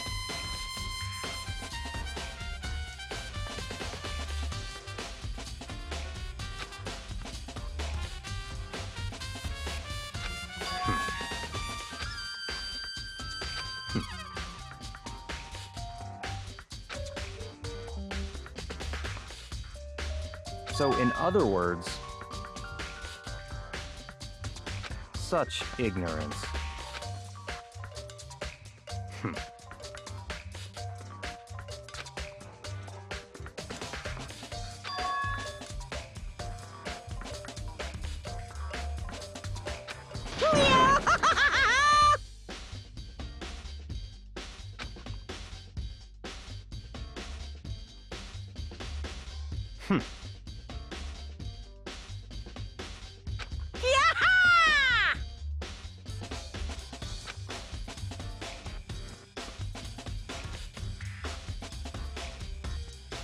Yep.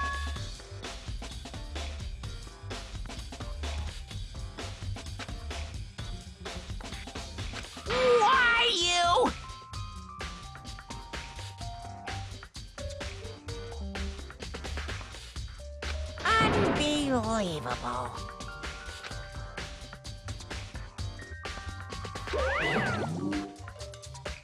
That's fine.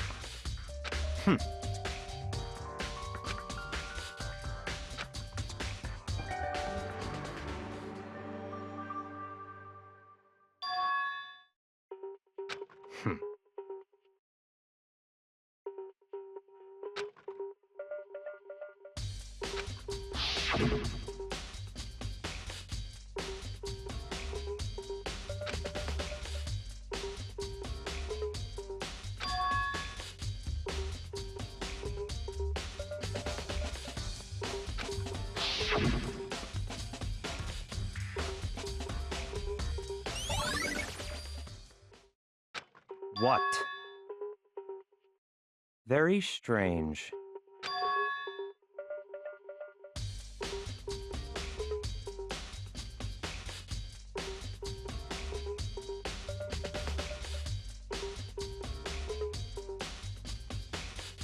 I see.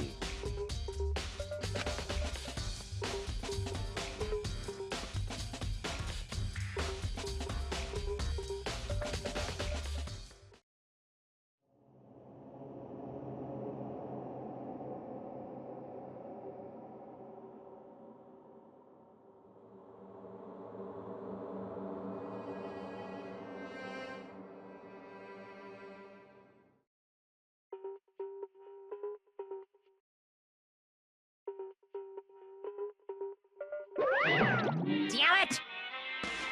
You're making me angry! Now I'm really angry!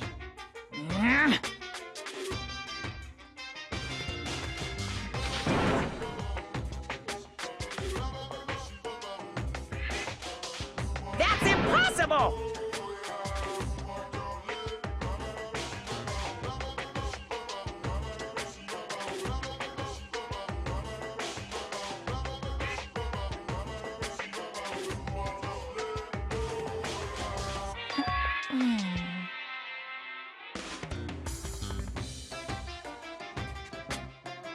I can't hear you! What?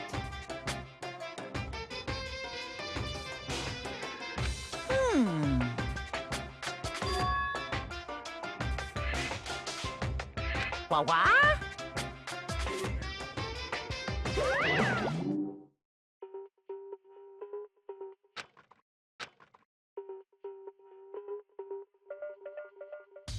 That's fine.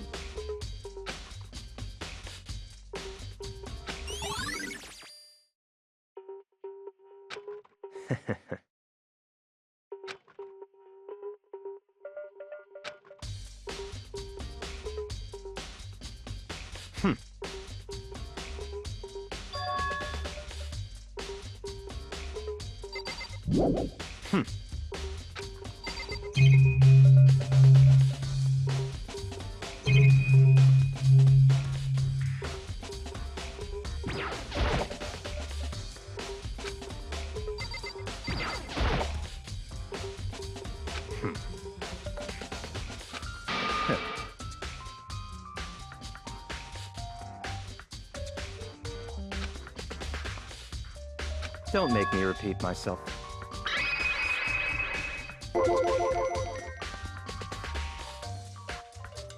What?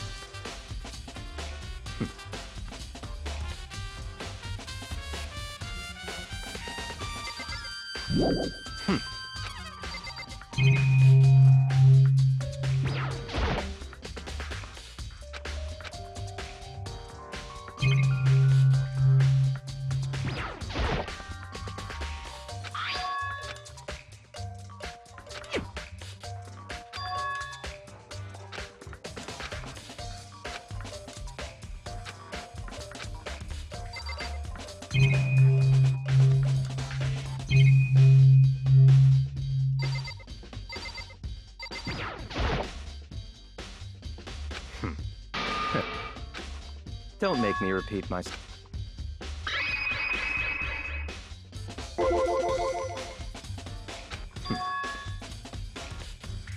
It's all clear now.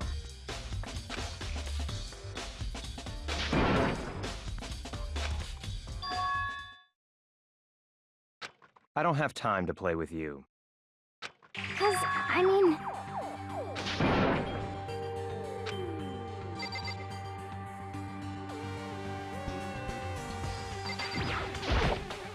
Please! 'Cause, I mean... Well...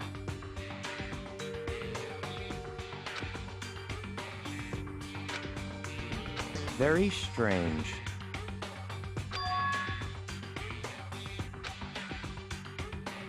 Don't make me repeat myself.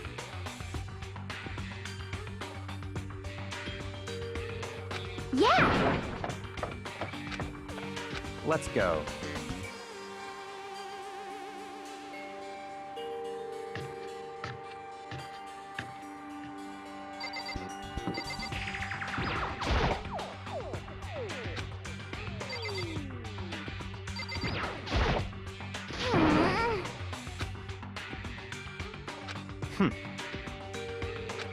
So,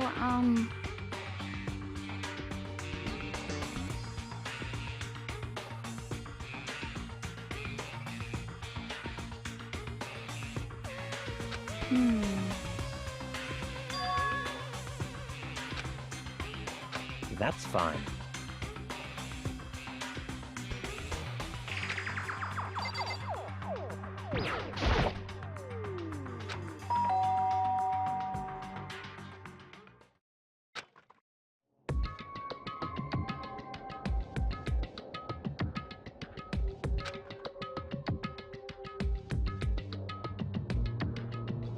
What? Oh, nothing. It's just that, Hina was really worried about you, holding yourself up in your room. Leave me alone. Yeah, sure thing. But, could you open up, just for a second? Won't allow it. Huh? I won't let Genocide Jack have control.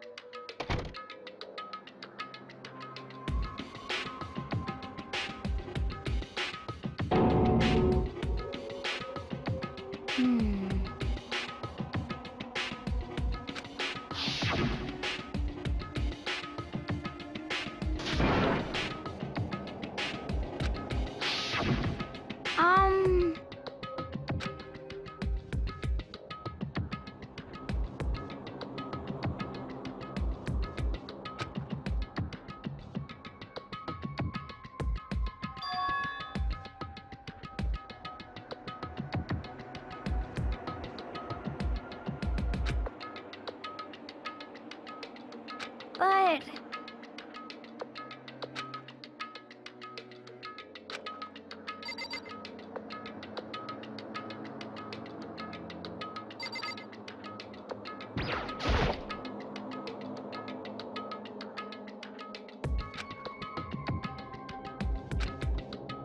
That...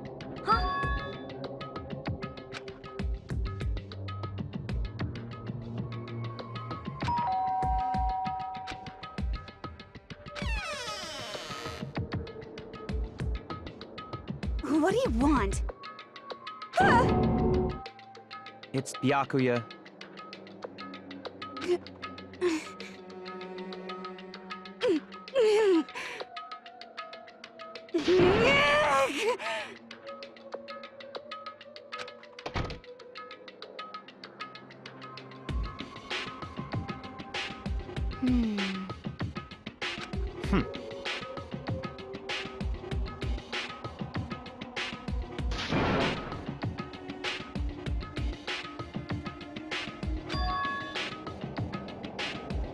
What?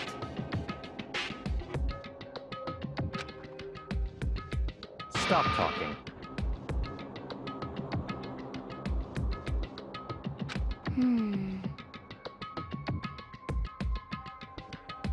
Let's go.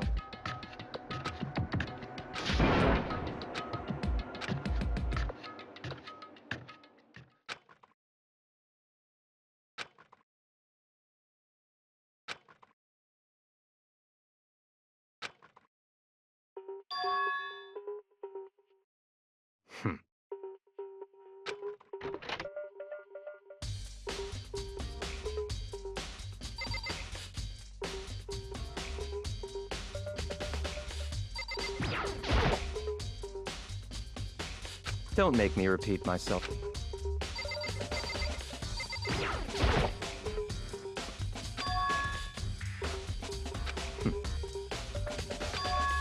Let's go.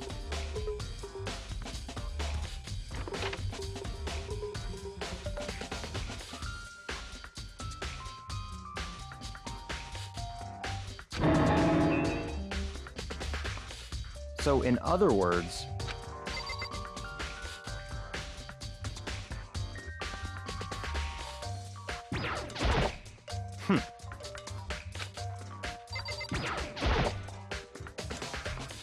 that's enough.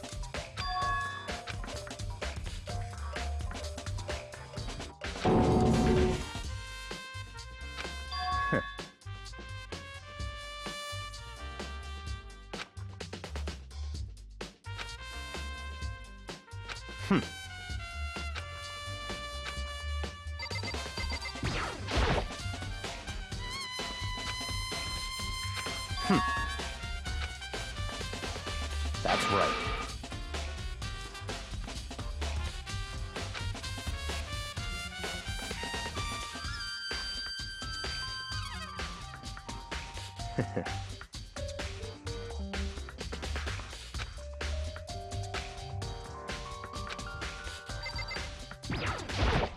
That's right.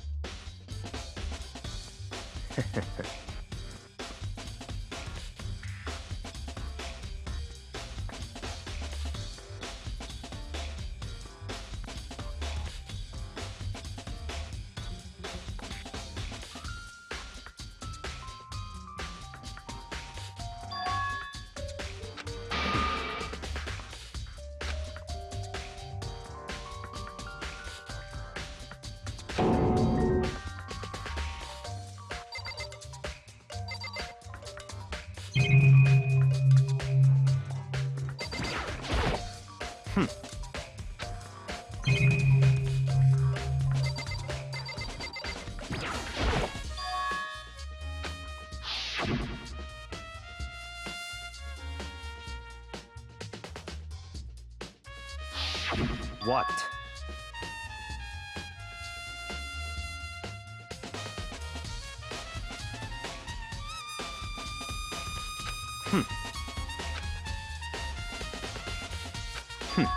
Interesting.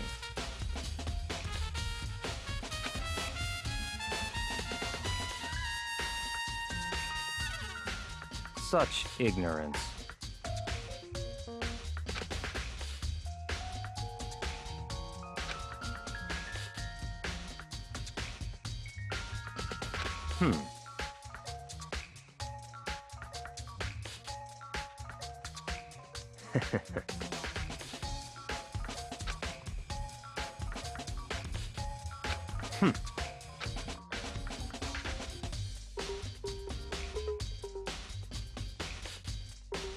what?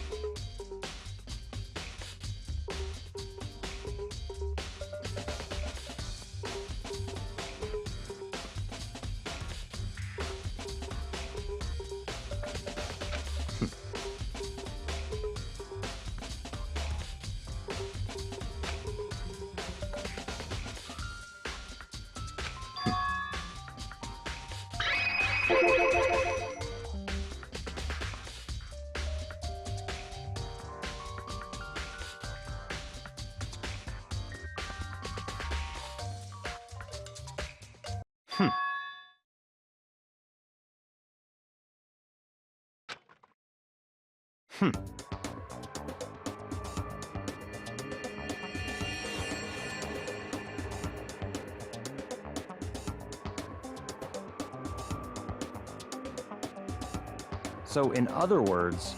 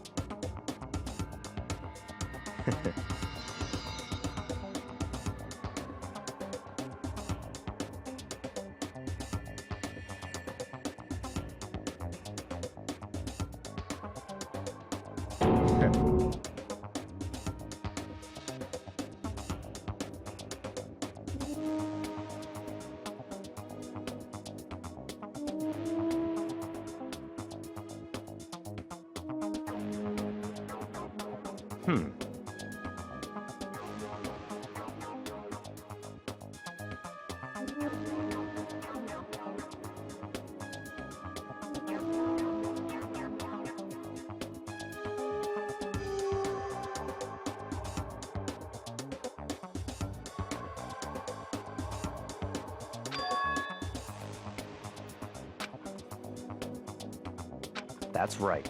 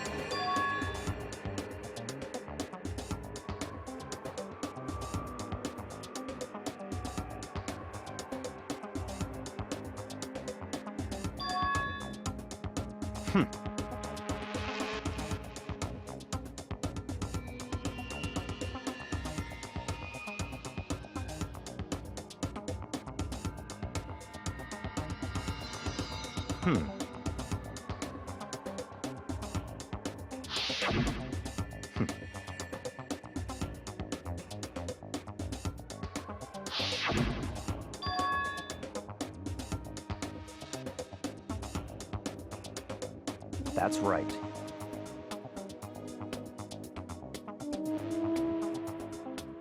So, in other words,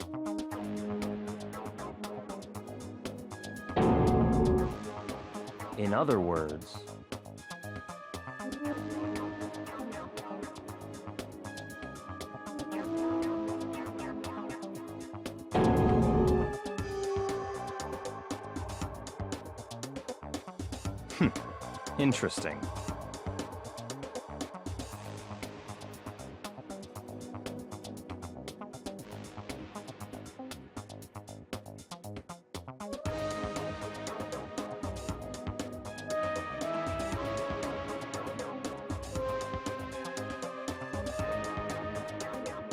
Such ignorance.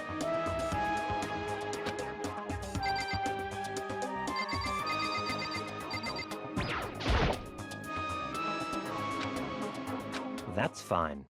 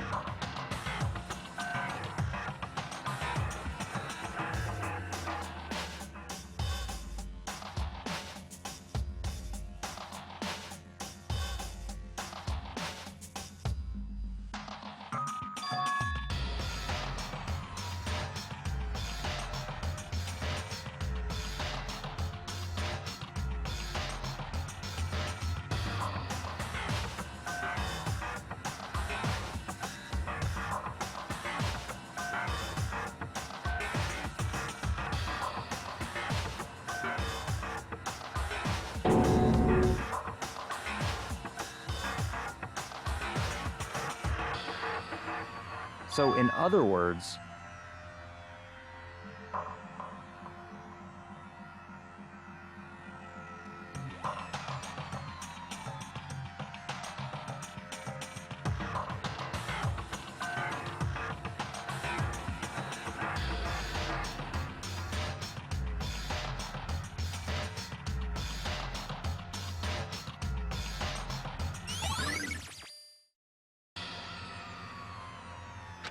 let's go.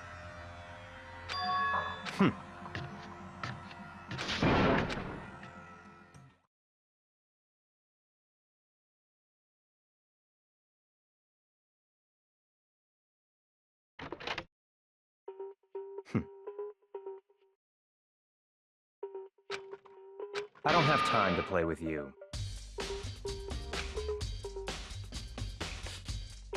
Goodbye.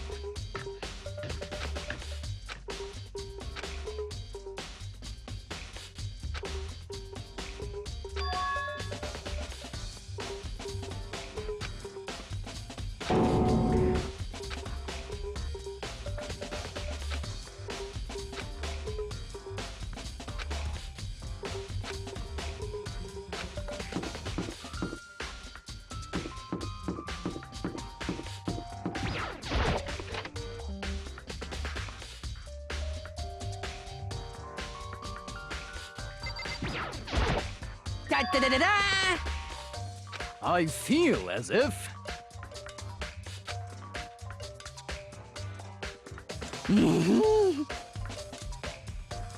That's it! I'm sure of it!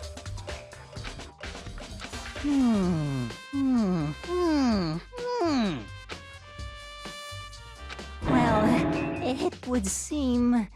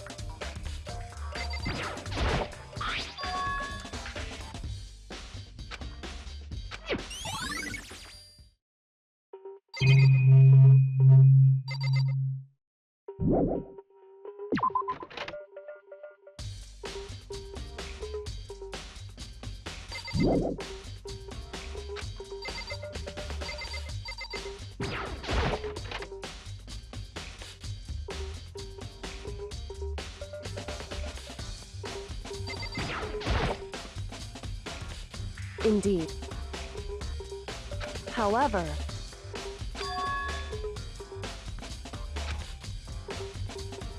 well, so then,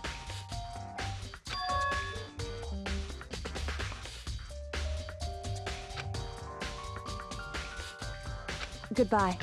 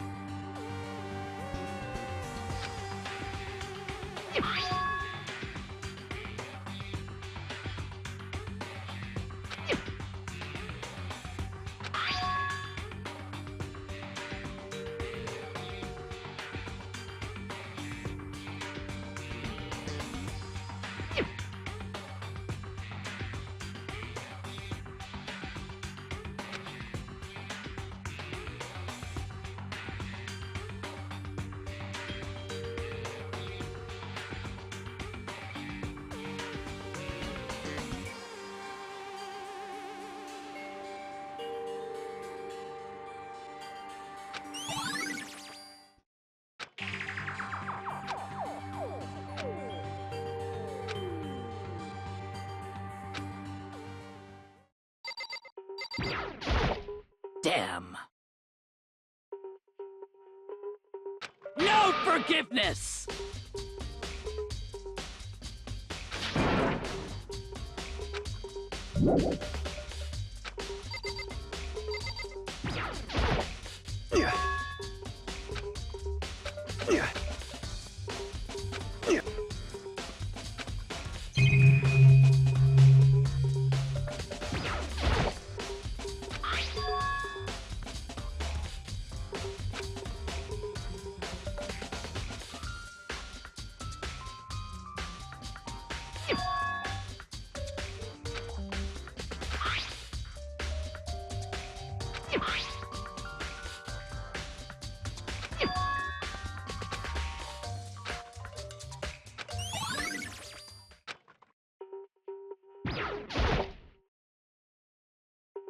Of course.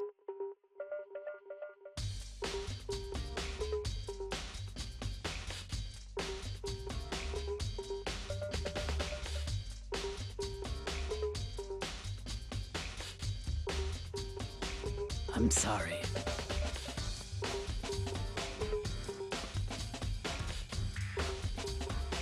However,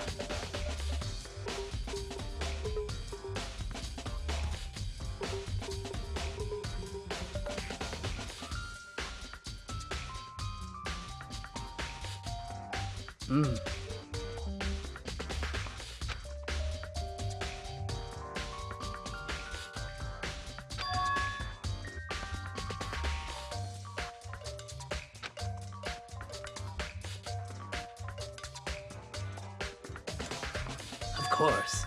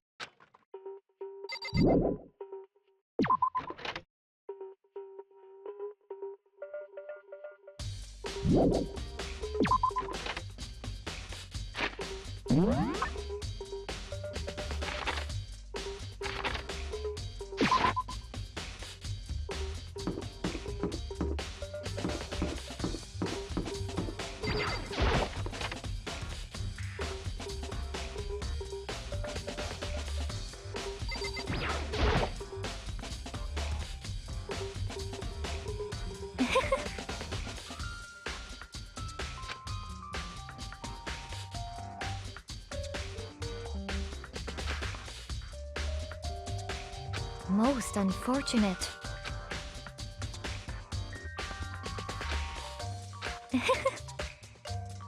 Actually,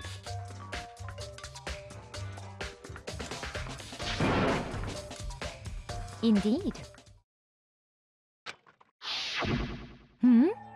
What are you doing out this late? Oh, I was just... Are you planning to go exercise, perhaps? What?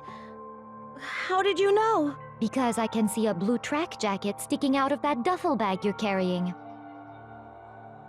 Oh, you're right. Thanks. Well, I'd better get going. I'm kind of in a hurry.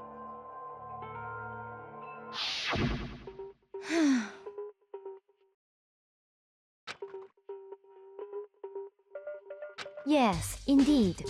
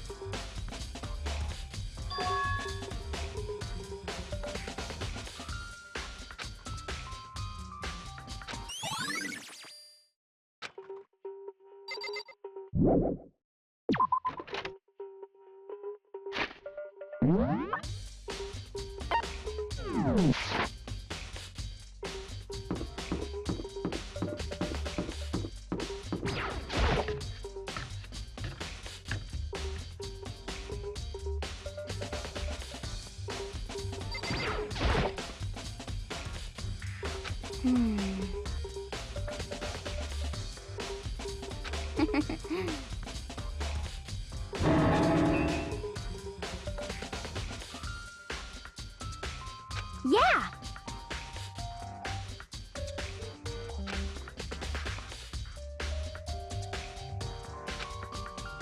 Huh?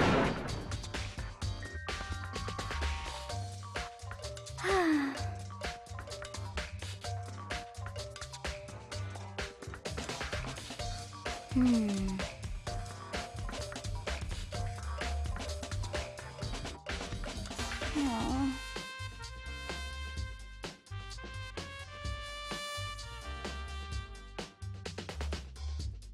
Well...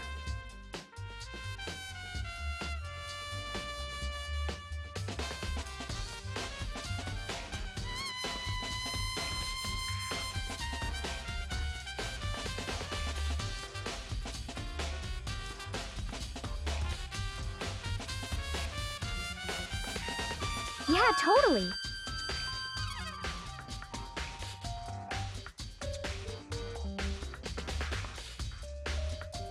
Ah!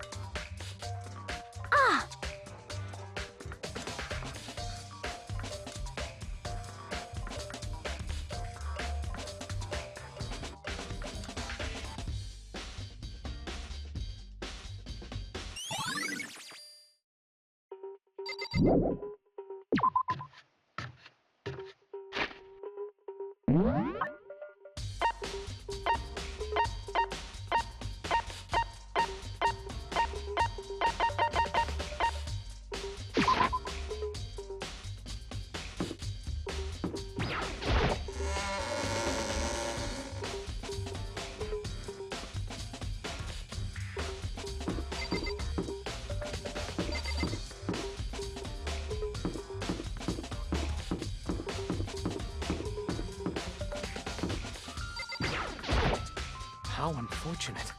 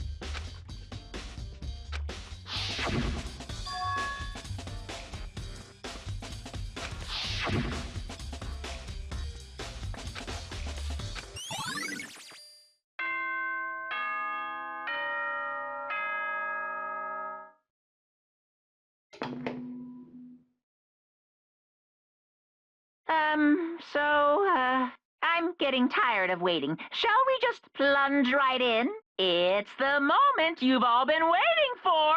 The class trial! You remember where to meet, right? Please go through the red door on the first floor of the school. See you soon!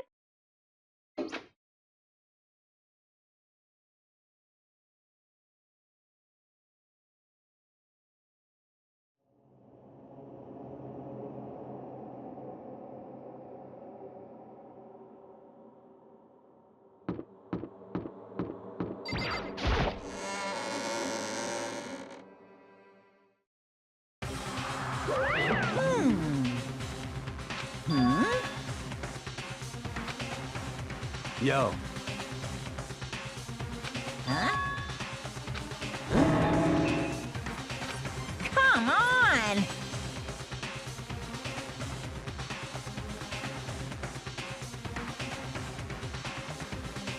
What are you gonna do?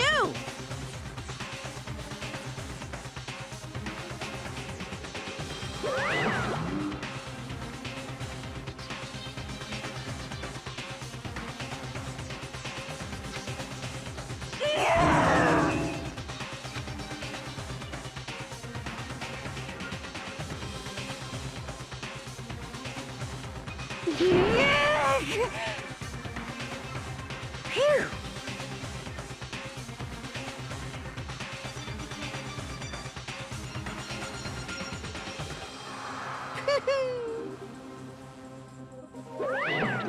Let's go.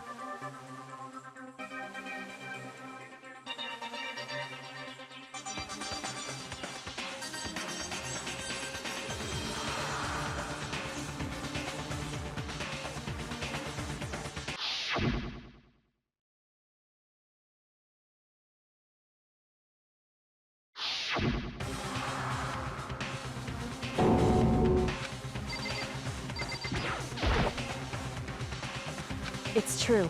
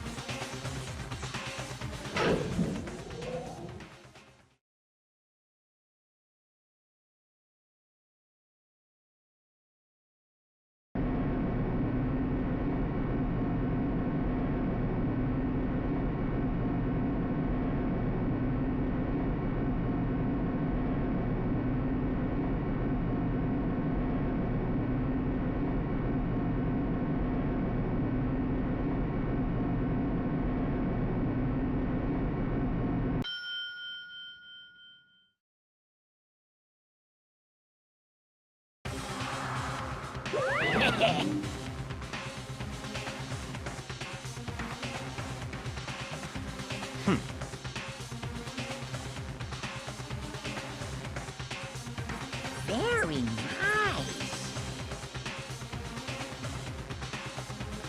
Well? Thrills, chills, kills!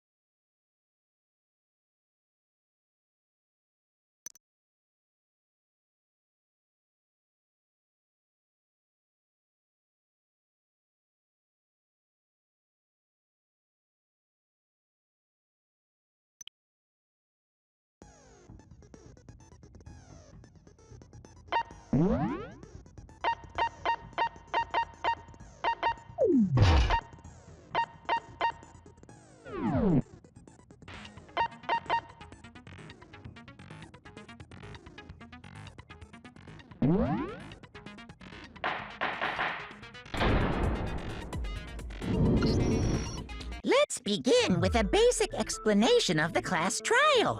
So, your votes will determine the results. If you can figure out who done it, then only they will receive punishment. But if you pick the wrong one, then I'll punish everyone besides the blackened, and the one that deceived everyone else will graduate. Okay, then. So, first off, let's talk about the murder weapon!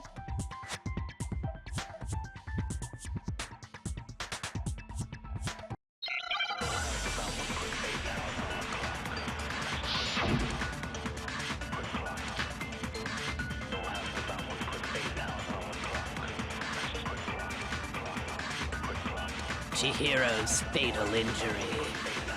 It appears it was a head wound. According to the Monokuma file, the killer used a blunt instrument. But what kind of blunt instrument could it have been? I bet it was an iron pipe. Interesting. That certainly would make for a powerful weapon. Poor Chihiro.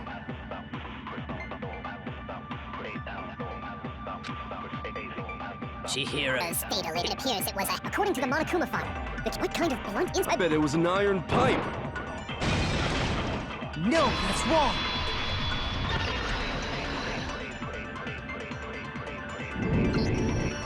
Can we agree that the object that dealt the fatal blow was the dumbbell, found at the scene of the crime? It was covered in blood, and there was nothing else at the scene that could have caused that kind of injury. And the wound on the victim's head is consistent with the shape of the dumbbell. As far as I'm concerned, there's no mistake and no room for doubt on this one. You looked at her head wound? Yay! That's so creepy! If you don't mind, I will proceed from here. Let's move on to discussion of the culprit.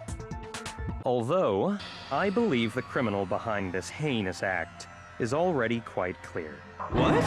For real?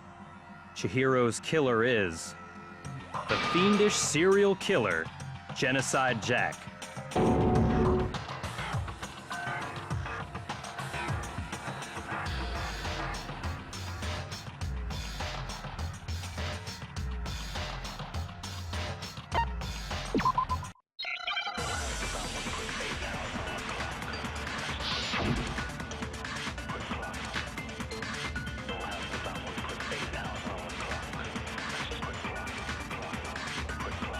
The culprit is Genocide Jack.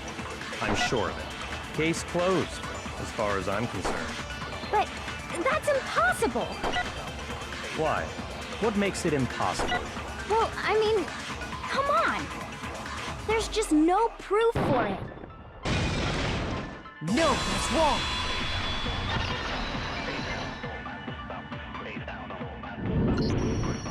I might know one reason he could be involved. What? I found this file while I was looking around the archive in the library. I guess it's some kind of confidential file the police put together about the Genocide Jack case. What? That's kind of weird as shit, isn't it? What was something like that doing in the library? The why of it is probably more trouble than it's worth, so let's forget about that for now. More importantly, it outlines all the specifics of every Genocide Jack case in exceeding detail. According to the file, there appear to be two defining characteristics in every Genocide Jack case. The first is that a bloody message is found written at the scene of every murder. Oh, that's right. Boob lust. No. It's actually bloodlust. But more important is the other characteristic, and it's something that has never been made public. Never made public? What the hell is it? Why don't you tell them, Makoto?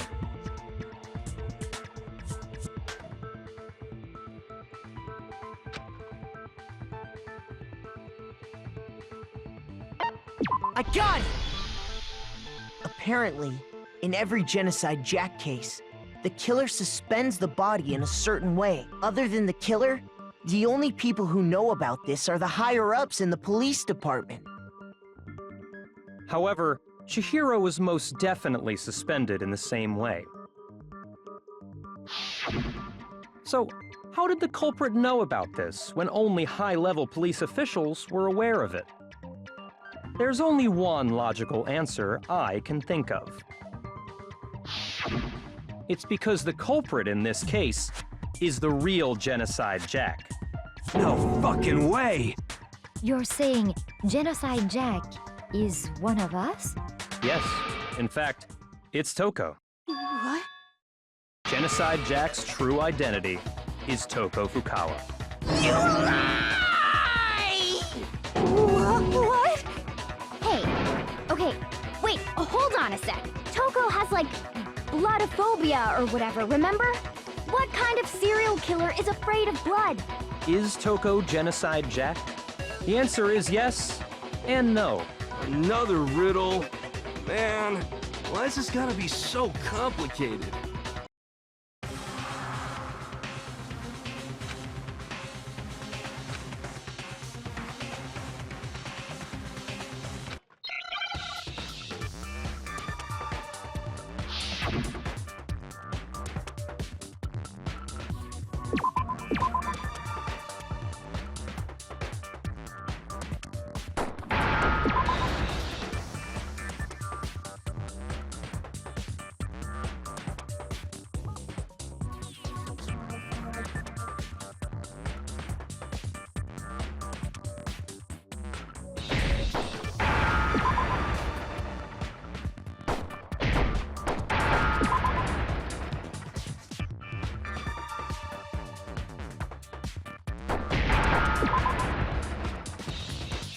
Now I understand!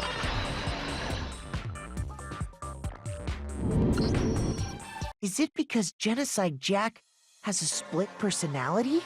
Huh? I think I read that somewhere in the file, too. They thought that the suspect might have, what did they call it? Dissociative identity disorder. Oh, okay. But still, to go and say that about Miss Fukawa is... Perfectly acceptable. Toko's strange behavior after seeing the body is proof enough that she has a split personality. I got it! You're talking about how she started acting totally different than usual, right? That's right. Think back. She fainted when she saw Chihiro's corpse, and then, when she woke up...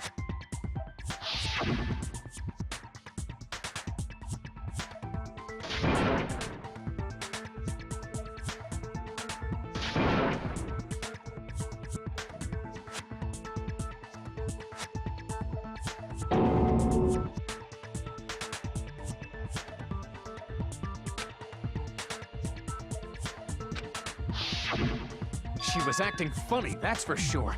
That melancholy tone of hers completely disappeared. Don't go assigning adjectives to my tone without permission. Not to mention, once she regained consciousness and saw Chihiro's body again, she was utterly calm. In other words, within her is one personality that can handle blood, and one that obviously can. So when Toko trapped herself in her room, it's because she was scared of Genocide Jack?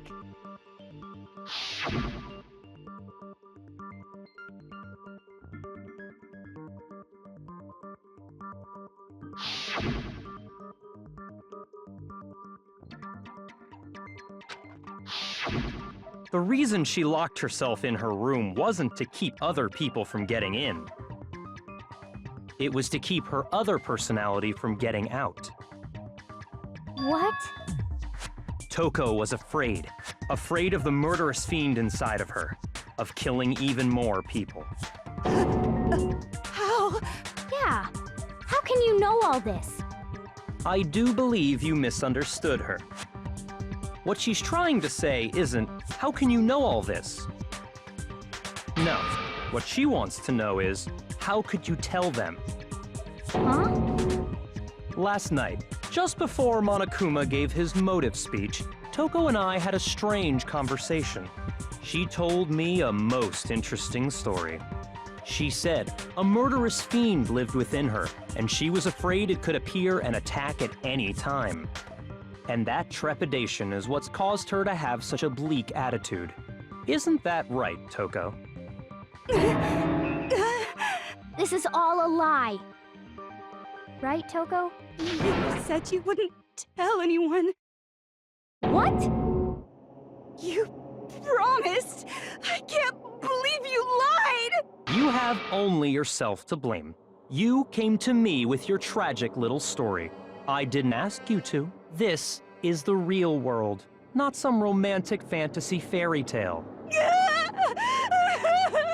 Besides, you broke your promise first. You said that as long as you were here, no matter what, you wouldn't let Genocide Jack kill anyone. But in spite of that promise,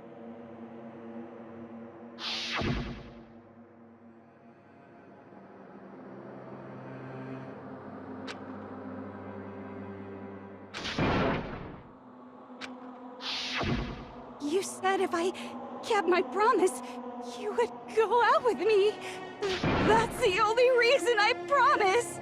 how many times do I have to tell you? I never said that. But you weren't able to do it. You just couldn't resist that rush you got from killing, could you? I tried. I swear I tried to control it, But your efforts were useless. What a disappointment. I hate you. Well, the opening act is nearly finished. All that's left is to hear from the person in question directly. The person? You don't mean...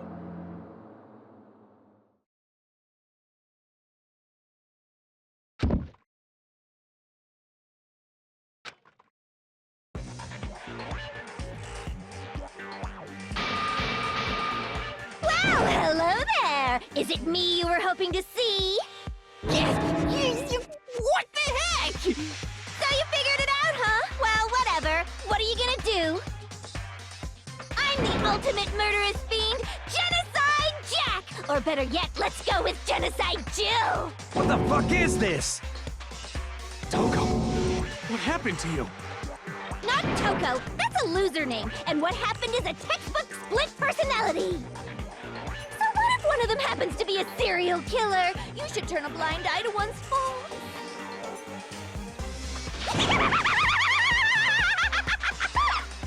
So intense. Like they say, sound in murderous mind, sound in murderous body. This one is so different from the one we've come to know. Yes, well, the world is composed of a front and a back, you know.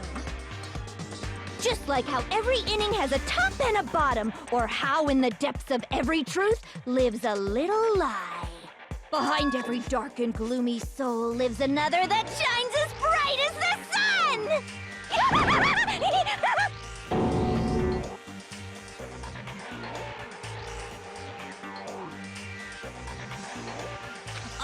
Miss Jack, Jill, can I ask you a question? What's up? Some of us think you might be the mastermind behind our entire situation. What are your thoughts on that?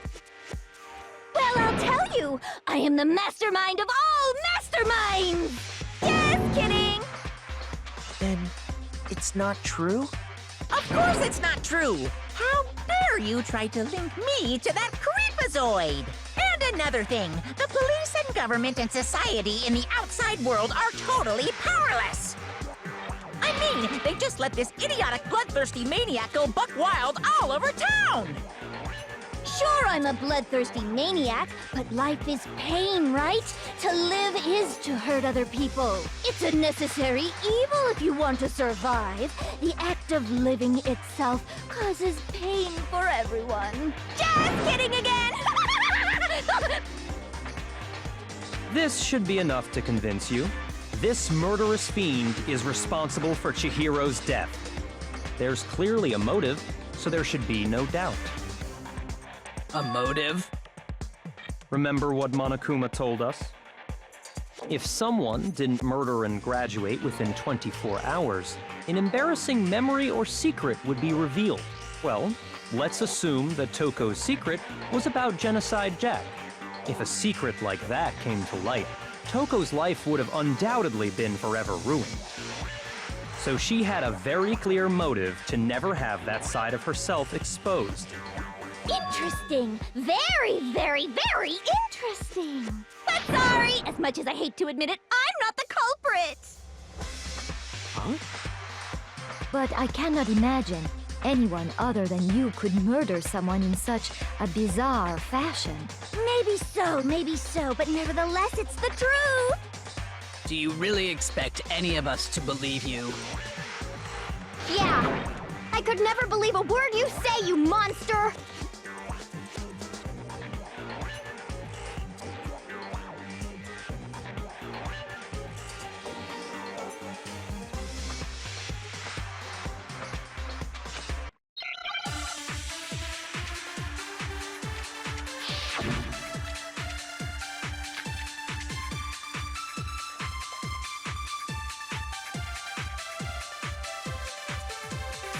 But I didn't kill anyone! You say that, but do you really expect any of us to believe it? Perhaps if you had an alibi, that would change things. Oh, an alibi, huh? Now we're talking! When you compare your past murders to this incident, the modus operandi matches completely. No, that's wrong!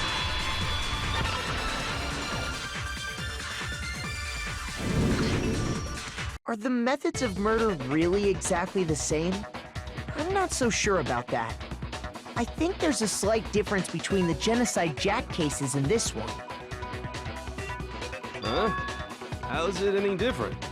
Uh-oh, you don't know? Well then, human garbage, let me tell you! I murder with passion and conviction. I consider myself a professional, and I have a very particular way of doing things. Imagine you go to a fancy Italian restaurant. They're very picky about the noodles, the sauce, everything. But what happened to Chihiro? It'd be like if that same Italian restaurant started using ragu or Chef Boyardee. This is no creation of mine. Let me rephrase that in a way that maybe makes more sense. There are two clear differences between the Genocide Jack cases and this one.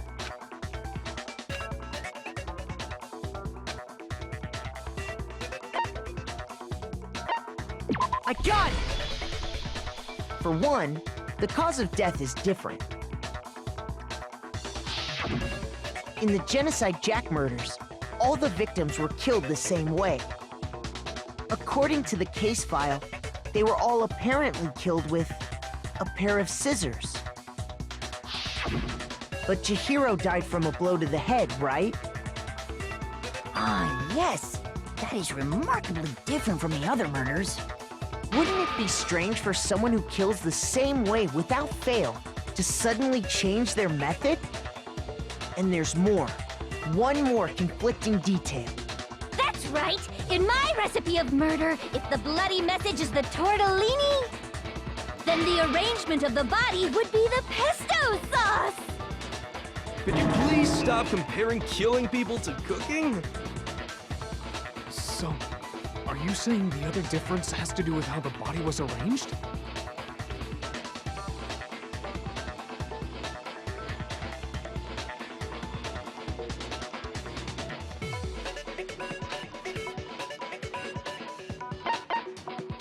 I got it! Do you remember what the killer used to suspend her? They used some kind of rope to hang her up by her wrists. What is your point? Well, in all the previous Genocide Jack cases, something else was used to suspend them. Specifically, pairs of razor-sharp scissors. guess what? I used my own specially designed scissors for the murders and the arrangement. Like I said, I'm a professional, so naturally I'm very picky about the tools I use. And you know what else? Big Mac said there's 2 differences, but he's wrong. Big Mac? Are you referring to me? Listen up, Big Mac. There's actually one more difference. Huh? My word, you really didn't notice? Take a look at who the victims were in each Genocide Jack case. There's a pattern there, just waiting to be discovered. A pattern? Figure that out, and it'll be plain as death why I couldn't have possibly killed that little lolly girl.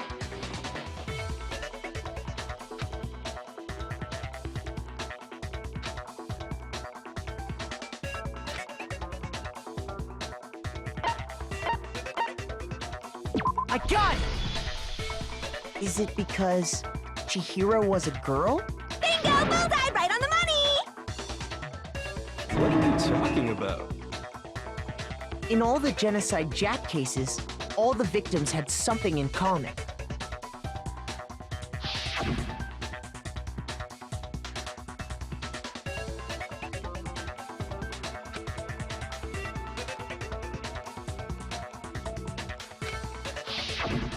They were all guys?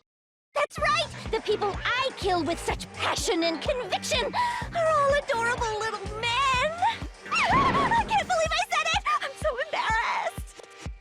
The hell is wrong with you? I can't help it! I'm just a full-throttle boy-on-boy fangirl, and the mopey side of me just hates it. But now I'm on the fast track to becoming a full-blood fan madam! So since Chihiro was a girl and not an adorable little man, you wouldn't kill her? Would an Italian chef suddenly start making ramen just because they're both noodles? Don't be stupid. I have too much passion and conviction to cross that line. That's the absolute reality of the one and only. We get it. You've clearly explained your hobby and your philosophy. But that's not all there is to it. It's a different matter entirely, when you're forced to kill in order to survive. Quiet, lowly cur! Lowly? Cur? I would never kill for a reason as petty as mere survival. And if by some fluke I did kill to survive, why would I bother with the message and arrangement? It'd make me the obvious suspect! That does make some amount of sense. Plus, whatever reason I have for killing, I would never leave out my prized scissors. Who would go out of their way to use a big, stupid, heavy dumbbell? Maybe you used the dumbbell because you couldn't find any scissors in the school? Any scissors? I don't just use any scissors. I only use my own set of high-class, envy of the entire world scissors! Okay, whatever. There still aren't any in the school. Are you sure about that?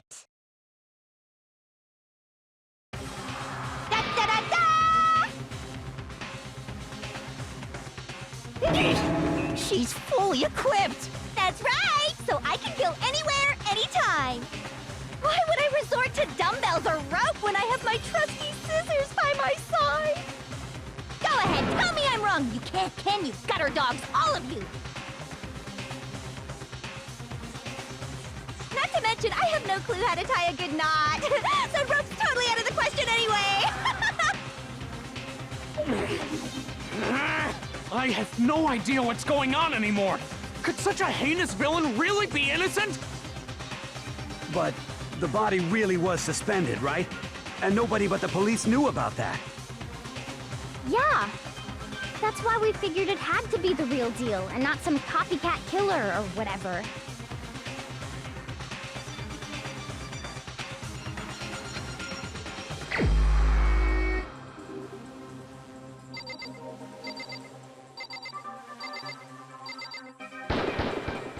Here's my answer.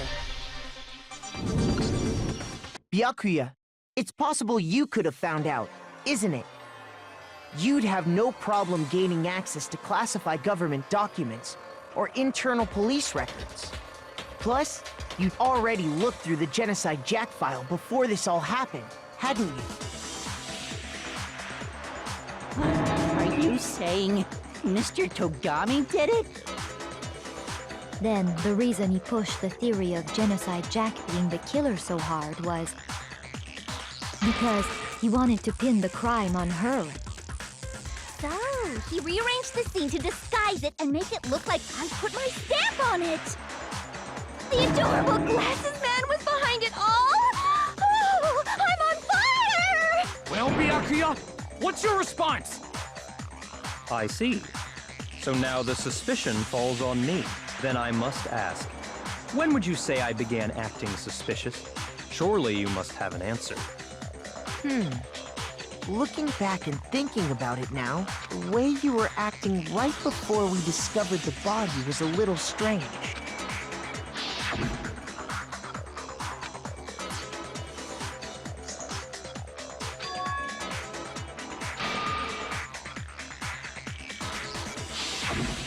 You wanted to go to the girls' locker room right away, right? But since you're a guy... I should have naturally thought of the boys' locker room first. Is that what you want to say? The victim was Chihiro, a girl. Hence why I said we should check the girls' locker room. Nothing strange about that, I'd say. On the contrary, there's something very strange. Okay then, what's so strange about it? Go ahead, share with the rest of the class.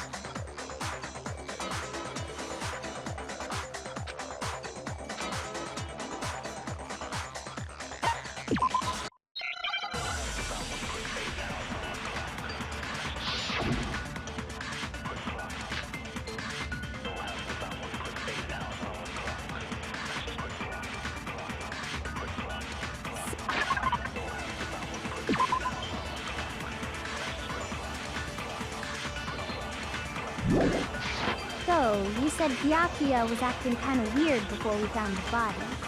But he was acting weird... how? If you're presented with the opportunity to check out the girls' locker room... You absolutely take it! That's a natural reaction for any guy! The victim was Chihiro, who was a girl. So of course I would suggest we check the girls' locker room first. There was no time for pointless distractions. What's so strange about that? I wish you'd taken me with you.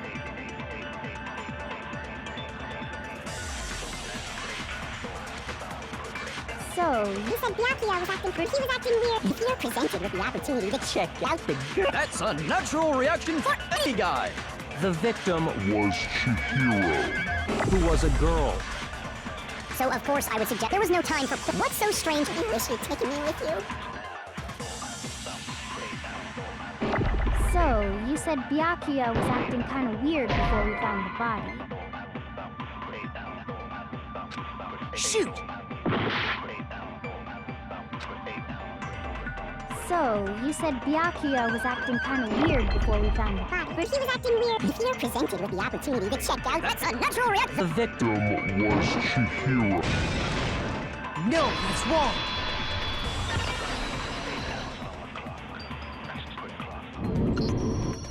I'll tell you what's so strange about that. Because up until we actually discovered the body, we couldn't have known who the victim was. So your claim that you went to the girls' locker room first because Chihiro was the victim doesn't hold up. I see. That's a good answer, I must admit. Interesting. Very interesting indeed. But your reasoning is still too weak. Huh? What's wrong? Is that it? Surely you've got more than that.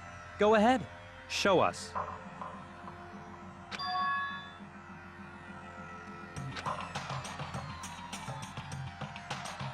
What's the matter? You're not finished already, are you? There must be more to it. There is. I think. There is more to it. Think about it. We just talked about the differences between this case and past Genocide Jack incidents. The proof you're looking for is hidden in there. Oh? Proof that I'm the culprit, you mean?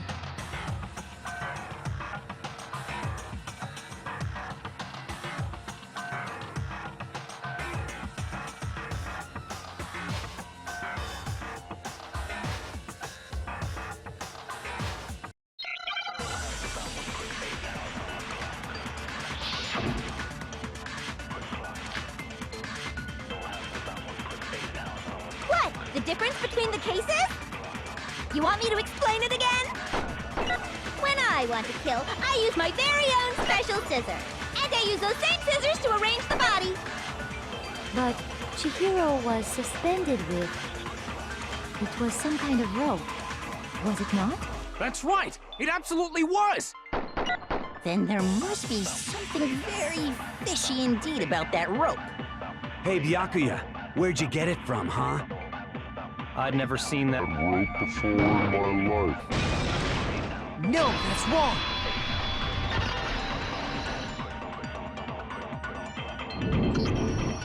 Actually, I'm pretty sure you have seen it before. Because, you see, that rope, or should I say, that extension cord? What? An extension cord? Byakuya, you've used the extension cord in the library more than once, haven't you? And the same extension cord that was in the library all this time went missing after the murder. And there's no way someone who uses that extension cord as much as you do wouldn't discover that fact. And Byakuya must be the one who took the extension cord. I can't imagine any other possibility. That's really what you think? Then your conclusion is something like this? I killed Chihiro in the girls' locker room, then hung her up and wrote that bloody message. I intentionally made it look like Genocide Jack was behind it. Is that about right?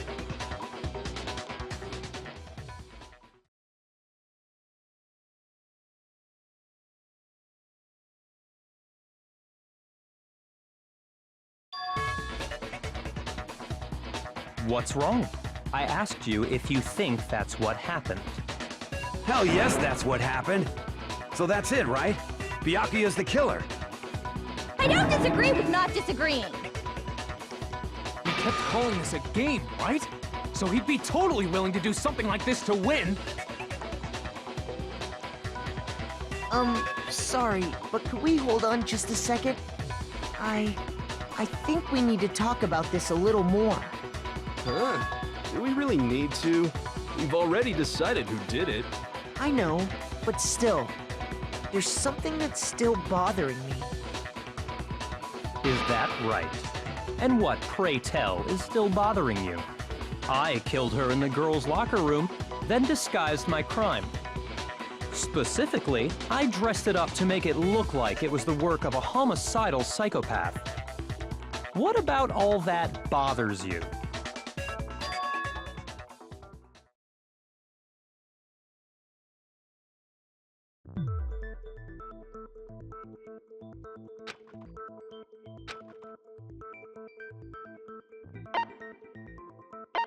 I got it! You say you killed Chihiro in the girls' locker room, right? But are you sure about that? Isn't it possible that the murder took place somewhere else? How disappointing. What kind of question is that? Even in the world of disappointments, this is a true letdown. She was found dead in the girls' locker room. There is absolutely no question about that. How could the scene of the crime have been anywhere else?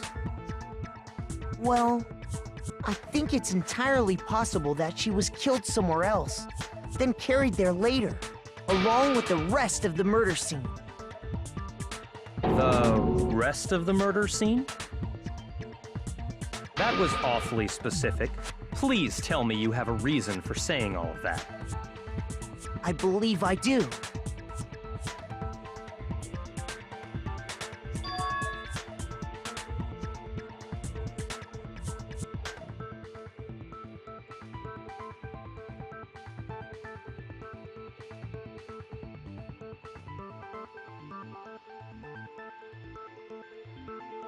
Hey, don't just move on without permission! What do you mean she was killed somewhere else? Come on, Makoto. If there's any chance the murder took place somewhere else, let's see the proof.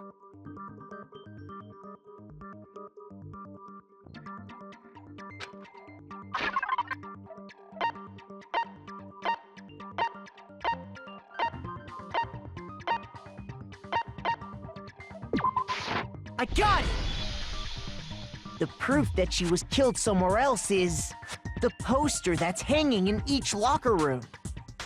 Your proof is some posters? The poster in the girls' locker room was a picture of a big-boobed supermodel. But don't you think that's kind of strange? Why would the girls' locker room have a poster like that? I bet those massive jugs of hers were totally fake! Meanwhile, the boys' locker room had a poster of the super popular boy band Tornado. Again, that doesn't really seem to belong in a boys' locker room. So you're saying that maybe the posters were switched? And there's one other thing I noticed about the locker rooms. You know what I'm talking about, right, Sakura?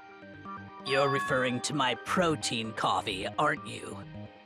Protein coffee? While I was in the girls' locker room earlier, I spilled some protein coffee on the carpet. But I noticed that after the murder, the stain had been totally scrubbed away.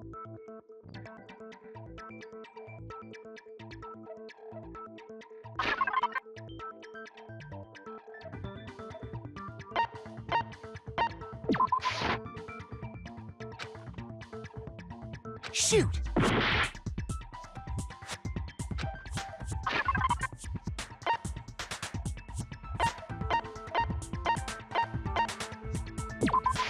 I got it! The stain on the girls' locker room carpet wasn't scrubbed away. In fact, I found it on the boys' locker room carpet. That's definitely the stain from my protein coffee. Then, does that mean that the carpets were switched too? But why would anyone do that? To move the murder scene from one locker room to the other. It's certainly plausible, don't you think? What? In other words, in order to completely swap the scene of the crime, the blood-stained poster and carpet were moved along with the dead body. By doing this, the killer was able to change the entire room where the murder took place. I can certainly follow your reasoning, but why would the culprit bother doing that? Huh? Why would they go to all that trouble of switching the scene of the crime? Actually, an even bigger question. If the murder did take place in the boys' locker room, then how did Chihiro get in the boys' locker room in the first place? To get into the locker rooms, you have to swipe your e-handbook across the card reader device. But Chihiro's handbook should have only allowed her access to the girls' locker room. She had no way to get into the boys' locker room to begin with. No, she did have a way, and I can tell you what it was. I highly doubt that. Shut up! I'm telling you, I know how she could have done it.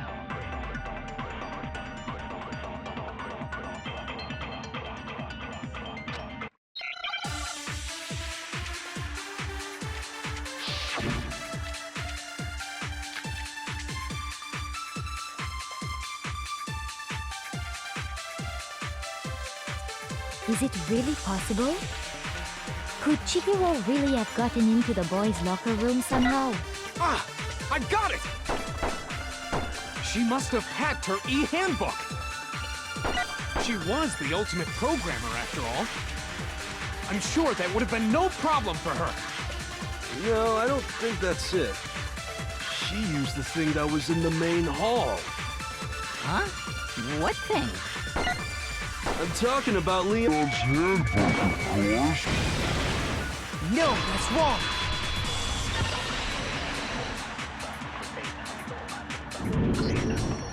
No, I don't think Chihiro used Leon's handbook. Why not? Because Leon's handbook was broken. Oh. Well, then, yeah, I guess that'd be pretty impossible, huh? I am struck silent by how quickly you gave up. Plus, isn't there a regulation against using someone else's handbook? Actually, the rule states that loaning your handbook is prohibited.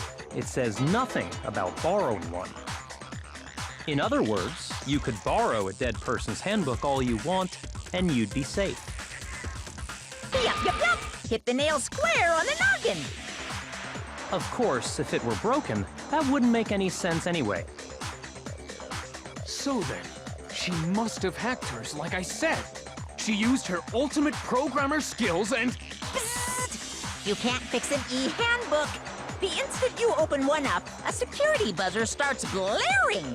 So, if she didn't use Leon's handbook, and she didn't modify her own handbook... Maybe Mr. Naegi's initial assumption is just wrong? It seems like there's no way she could have got into the boys' locker room. So I guess so. Okay then, I vote for Byakuya.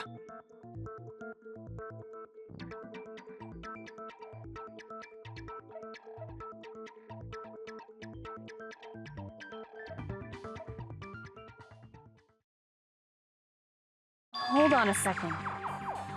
I agree with you, though. I think you're on the right track. What the? You finally decide to open your mouth and that's what you've got to say? There's no way she could get in the boys' locker room, right? So... Why are you so sure she couldn't get in? There's still one other way she could have gained access. What? What are you talking about? What other way is there? Well, to explain that, why don't we take a little break from the trial? I'd like you all to come see something. Wait.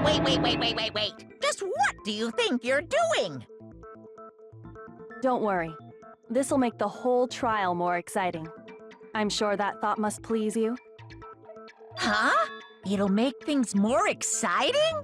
Well, all right then. I declare an official class trial recess. Huh? For real? Now then, what is it you want to show us? It better not be boring or I'll be very unhappy. Oh, I have no doubt it'll meet your lofty expectations. So, shall we go?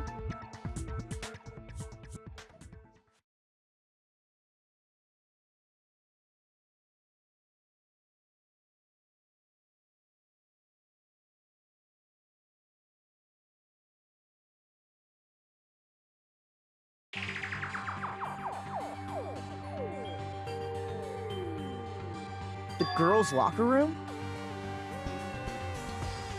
We've already searched this place top to bottom! What are you trying to pull, Missy?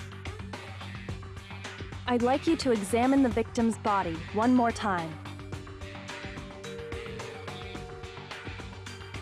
Be sure to examine the entire body very carefully. Take your time. Examine her carefully? Like using our hands? No way! It's probably best if I don't run my hands all over a girl's dead body. It's not that I'm creeped out or anything, it's just... based on religious grounds, you know? Very well. I'll do it. But you're a girl. You shouldn't have to touch a dead body. Just let one of the boys do it. No, it's okay. I think Chihiro would rather have a girl examine her. So just leave this to me. Sakura. What is this? Some kind of secret girl-on-girl action? Is that what you two are about? That's not it at all. Stop screwing around. Okay, here I go. I'm sorry, Chihiro. Please excuse the intrusion.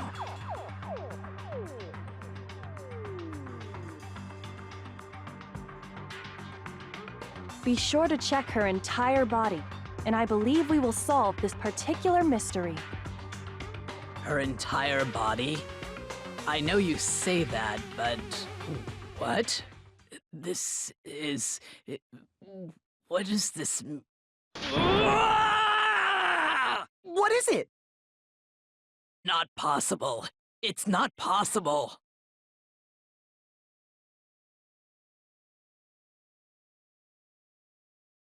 This girl is what? Is a boy! Ah, I see. So she was actually a he. Interesting. Thank you for confirming this fact. What? You're joking, right? I wouldn't joke about this. Then it's really true? Chihiro was a guy? Oh, what? You guys didn't know? Heck, I knew that right off the bat. Chihiro Fujisaki was totally a guy. He was a cross-dresser? Oh, no, I'm really on fire! I wish I had killed him! So that's what Kyoko wanted to show everyone, huh? Interesting. Yes, that certainly does make things much more exciting. Now let's ride this wave of excitement back to the courtroom and get back to the trial. I do apologize for keeping you waiting. Now then, let's resume the class trial. We've all just learned of the shocking revelation that Chihiro was actually a boy. Let's pick up from there. Yes, well, I don't know his reason for hiding it, but the fact is, Chihiro was not a girl, but a boy.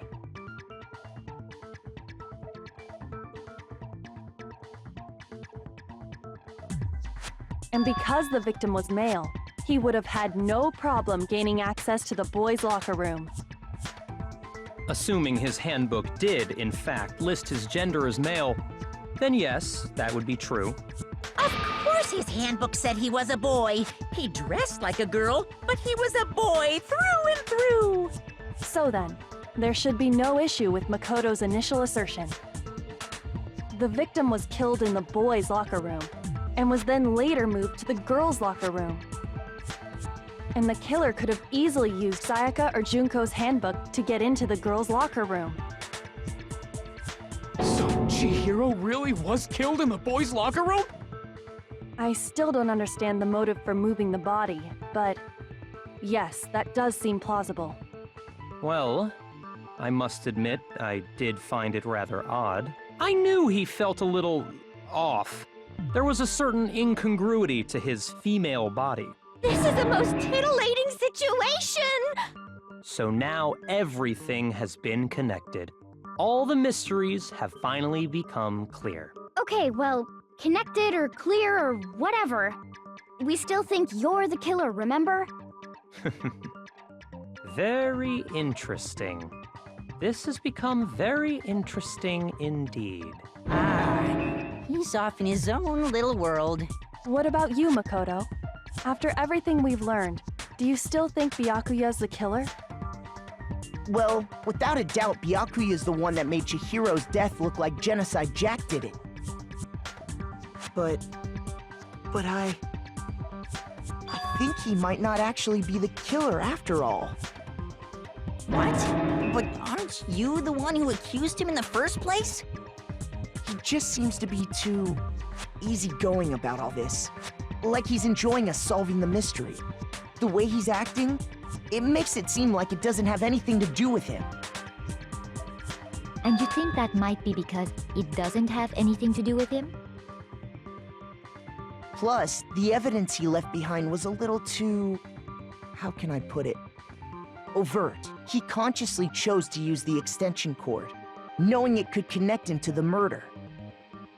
At least, that's how I see it. And Byakuya, when you found out the murder took place in the boys' locker room, it seemed to rattle you.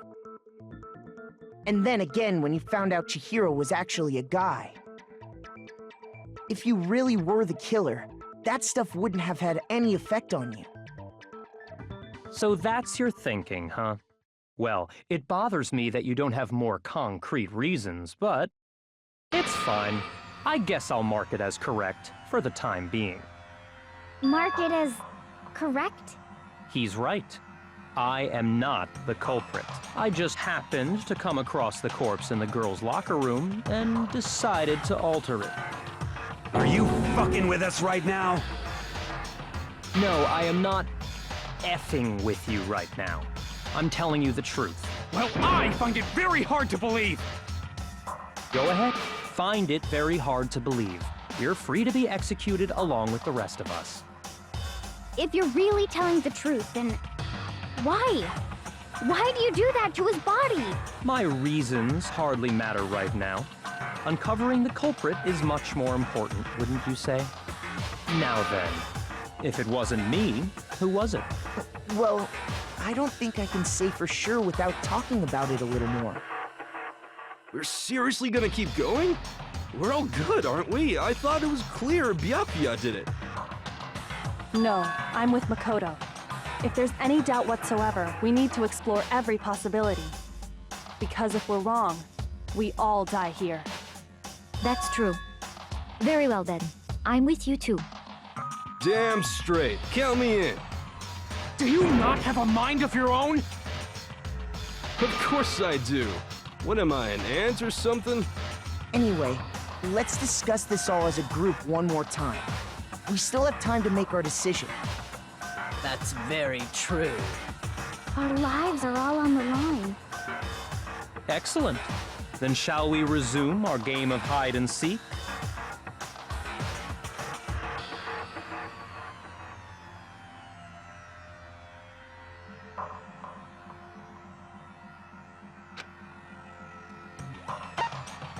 I got it!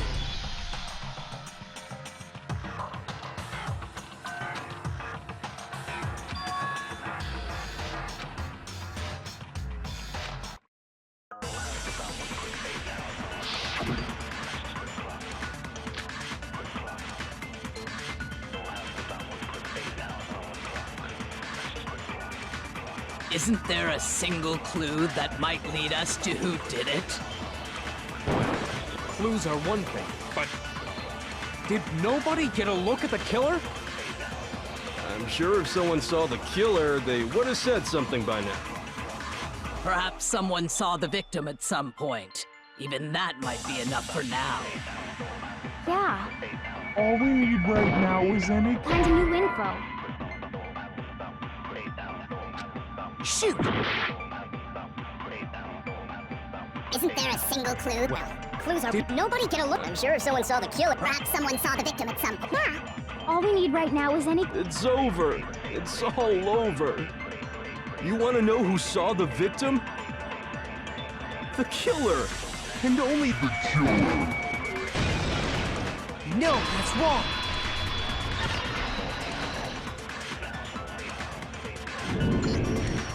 I believe someone else did see the victim before he was murdered. What do you think, Celeste? Now that you mention it, yes, I did see him. Huh? Really? Oh, but I suppose only Makoto knows about this. The rest of you had no idea, did you?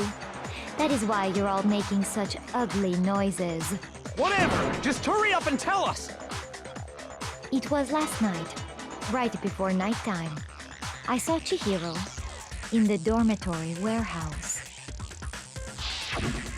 I saw him stuffing a track jacket into a duffel bag. And then, I assume, he headed off to exercise. A track jacket and a duffel bag? But we didn't find anything like that at the murder scene.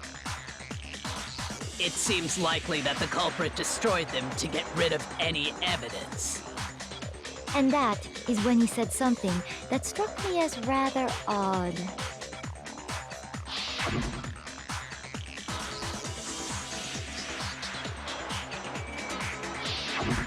Chihiro told me he was in a hurry. But why would he be in a hurry? Only if someone were waiting for him, I should think. So, Mr. Fujisaki was on his way to meet with someone, and then they were going to work out together? But Hina and I had invited him to exercise with us plenty of times, and he always declined. Probably because he was afraid you'd find out the secret he was hiding, right? Which means that conversely, he must have trusted whoever he was meeting with very much. Enough so that he was willing to risk his secret being revealed.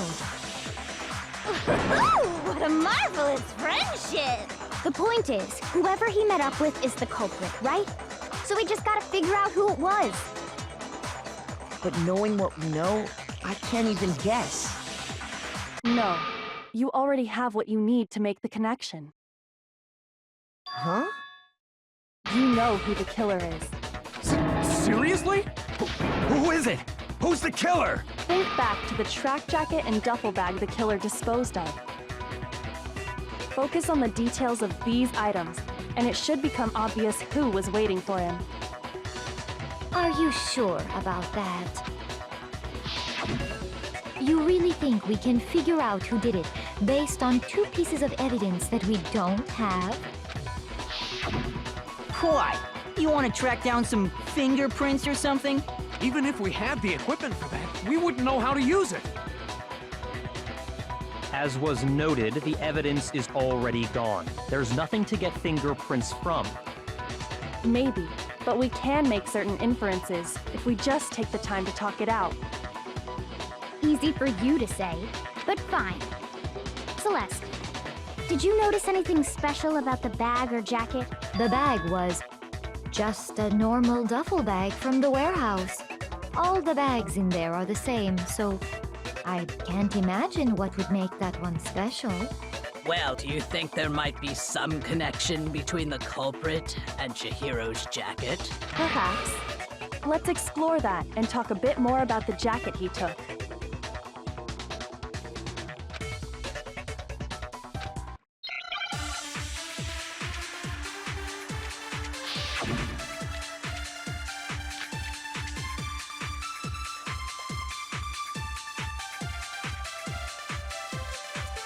First of all, we know where Chihiro was headed. He was on his way to go exercise. So next we have to ask, why did he choose the specific tracksuit that he did? What do you mean, the specific tracksuit? I got it! He picked that tracksuit because it matched the one the culprit was wearing. So, what you're saying is, the killer was wearing the same blue tracksuit as him? My tracksuit is black. I don't even have a tracksuit. 'Cause exercising sucks. I have a white tracksuit personally. I got it from the warehouse, if you must know. Did any of that really help us get any closer to figuring out who the culprit is?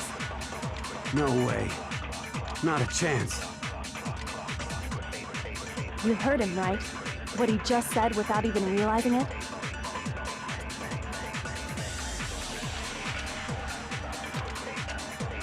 First of all, we know where Chihiro was headed.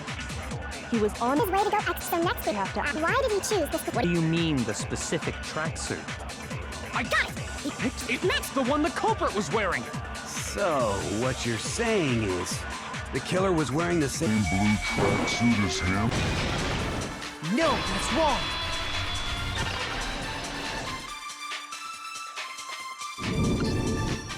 Hold on a second, Mondo. What did you just say? Huh? What'd I say? When Celeste testified a few minutes ago, she said...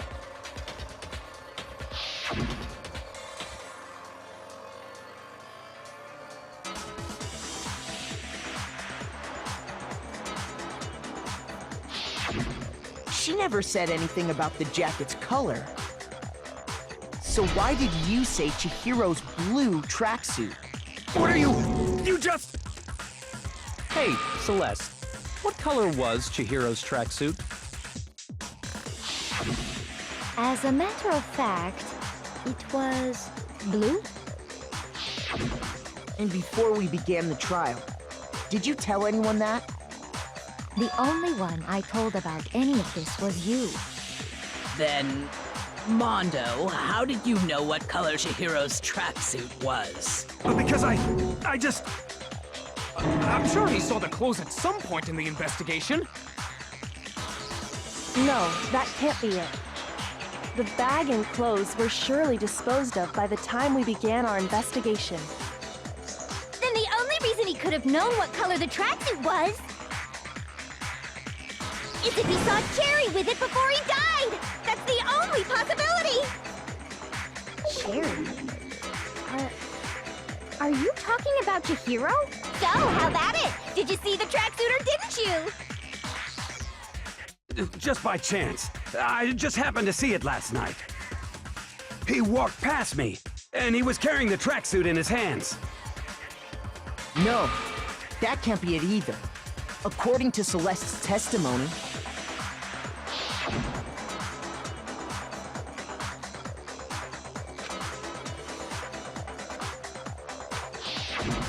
when Celeste noticed it, Chihiro made a point of making sure the jacket was completely in the back. If you just ran into him briefly, you couldn't possibly have seen what color the tracksuit was. It would appear you've dug your own grave. Perhaps. But you handed him the shovel, didn't you? That's why you said what you did. Focus on the tracksuit and it'll be obvious who he met with? What a bunch of nonsense. Ah, now I understand. It was all one big bluff, wasn't it? Your true intention was to draw a slip of the tongue from the culprit. That's why you said you knew who did it, to put them on edge. That's right. However, Mondo was my target all along. I had my suspicions about him from the very beginning. But why? What made you so suspicious? That's a good question.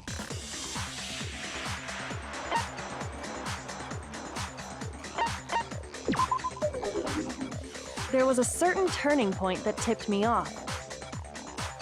Maybe you didn't notice it, Mondo, but you tend to refer to men and women differently. You only call guys dude. For girls, it's chick. And after he was killed, you happened to refer to him as dude. Once I picked up on that, it occurred to me that Mondo knew something we didn't. You noticed such a tiny detail? Are you a witch? She's a witch! You're positively frightful! No, I'm not the frightful one. Not nearly as frightful as someone capable of murdering a friend. Mondo, was it really you? Did you really kill Chihiro? I didn't kill anyone! You've been all over me, judging everything I say, putting words in my mouth. What gives you the right to treat me like a goddamn criminal? Yeah! He would never do something like that! This is a false accusation! It's true. My reasoning on that is pretty shaky. That was fast. Well, this does present us with a problem. It seems we are all out of leads. My time has nearly come. That's what my little ghost friend is telling me. Oh yeah, that reminds me. Hifumi, weren't you telling me you'd found some evidence? Really? What kind of evidence? Actually, you know, now that I'm thinking about it here calmly, it might not be all that relevant. Jeez, did your confidence just get up and walk away? It's fine, man. Just tell us. If you really insist, then, here it is. What do you have there? It happens to be an e-handbook. I found it laying on the ground, so I scooped it up.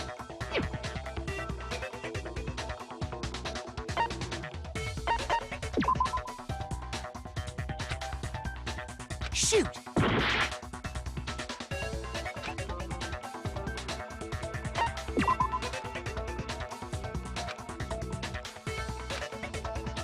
Shoot!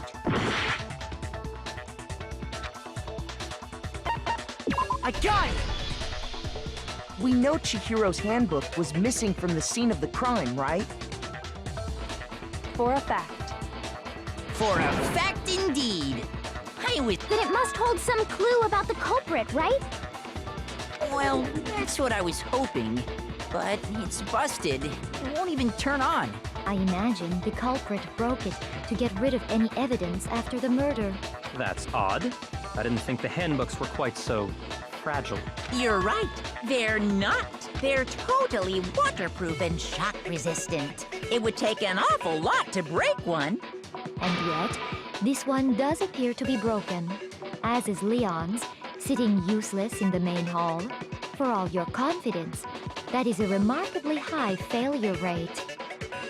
Do you think there might be some kind of mystery in there somewhere? How precisely did the handbooks get broken?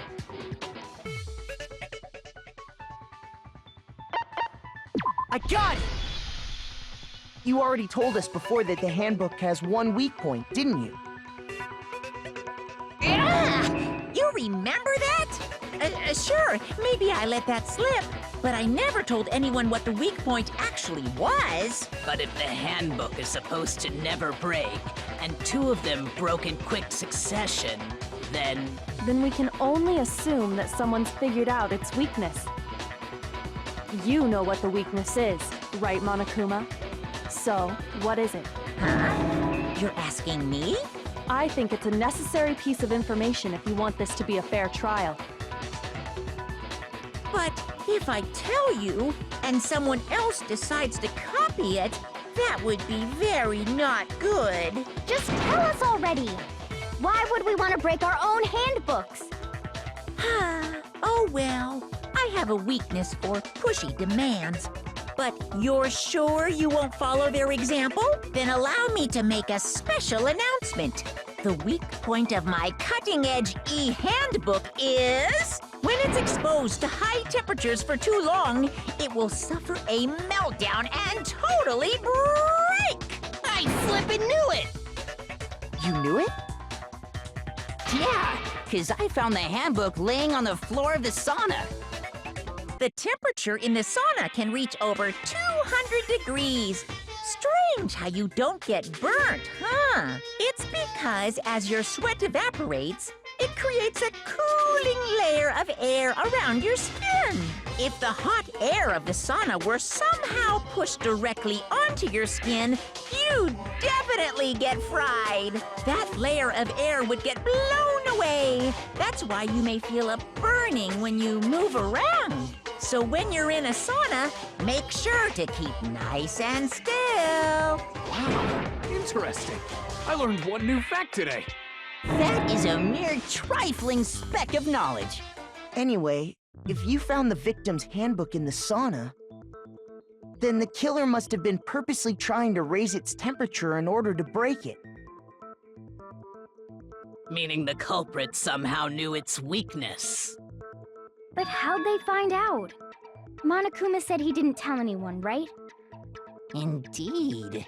Quite the mystery. What if they found out by accident? What do you mean by accident? What if the killer took their own handbook into the sauna, not knowing its weakness, and it broke? They'd realize it was broken, of course, and it wouldn't be hard to figure out why. And once they had Chihiro's handbook, they knew they had an easy way to dispose of it. I won't say it's not possible, but who would have done something like that? I don't know of anyone who took their handbook into the sauna. I might know someone who did. Whoa! Seriously? I think the one who may have taken their handbook into the sauna was...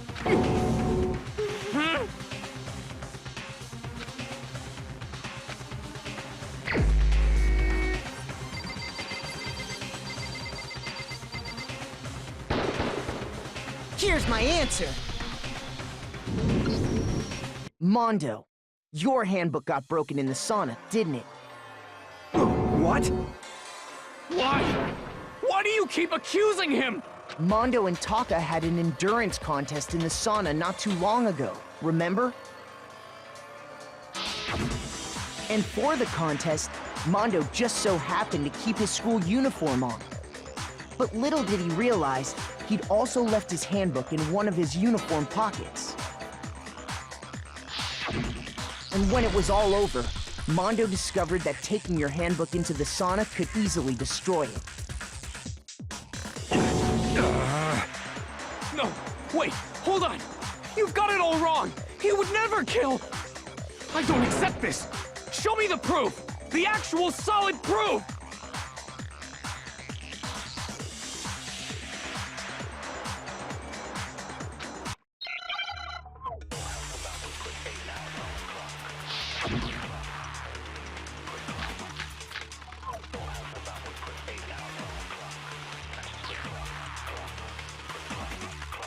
Let's test Makoto's assertion.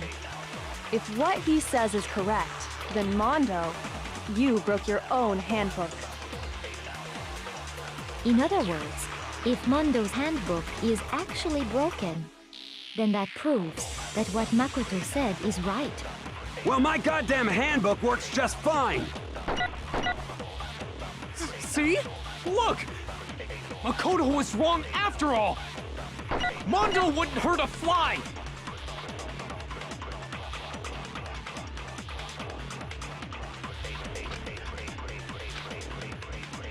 Let's test Makoto's assertion.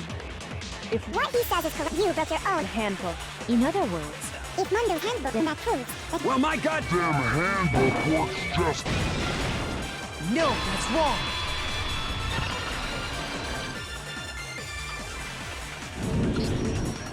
Mondo, the handbook you have right now, is it really yours? The fuck is that supposed to mean? The broken handbook that was in the main hall. Isn't that one actually yours? What the heck are you talking about? What I mean is, I think Mondo swapped his handbook out for one that actually works. I think he took Leon's handbook and replaced it with his own. After all, Monokuma said himself that Leon's handbook never should have broken. That's right! The punishment it suffered wasn't nearly enough to destroy it. so then, the broken handbook in the main hall is actually Mondo's, which would mean that the handbook Mondo has right now is actually Leon's, yes? But doesn't that violate the school regulation that says loaning out your handbook is prohibited? Well, here's how I look at it. There is a rule about loaning your handbook to another student, but if they're dead, they're not a student. It's kind of a gray area, I admit. But no worries. If anything, it just makes things more interesting. As such, I decree that exchanging handbooks with a corpse is not a violation of the rules. Well, Mondo, if I'm wrong about this, you're welcome to say so. Son of a bitch! What's wrong, bro? Come on! Tell him he's wrong! You are wrong! You have to be wrong! Everything you just said is wrong! You made it all up! Okay, then why don't we look back on this case one more time, from the beginning? That way, everything will become clear, and we'll all see if I was right or wrong.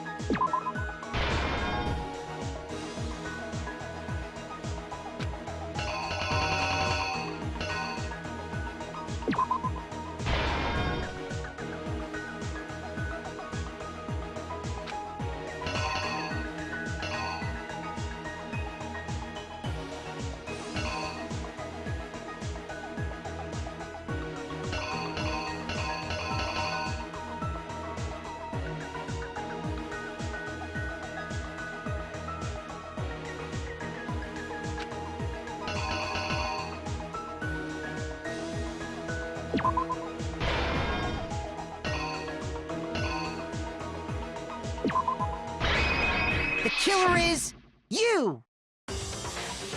First, let's take a look back to before the incident. Last night, Celeste saw Chihiro in the warehouse, correct? At the time, she was apparently stuffing something into a duffel bag.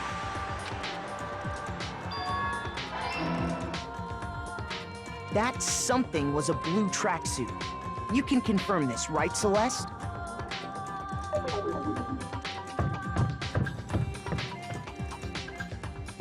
With bag in hand, Chihiro headed out, even though it was officially nighttime. She made her way to the locker room, specifically the boys' locker room. But how could the victim, who was apparently a girl, access the boys' locker room? Simple, because she was really a he, which is why he was able to use his own e-handbook to gain entrance to the boys' locker room. Once inside, he met with someone there. And the person he met was the one who killed him.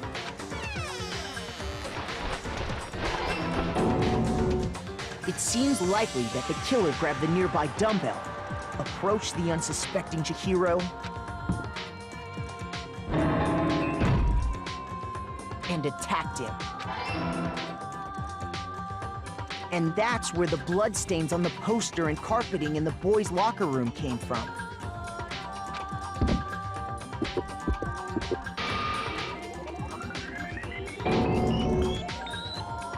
It was likely in the heat of the moment. The body was arranged, but the murder itself felt unplanned. Which is why the killer hurried to try and hide the act. First, pulling up the bloodstained carpet. Then, removing the bloody poster.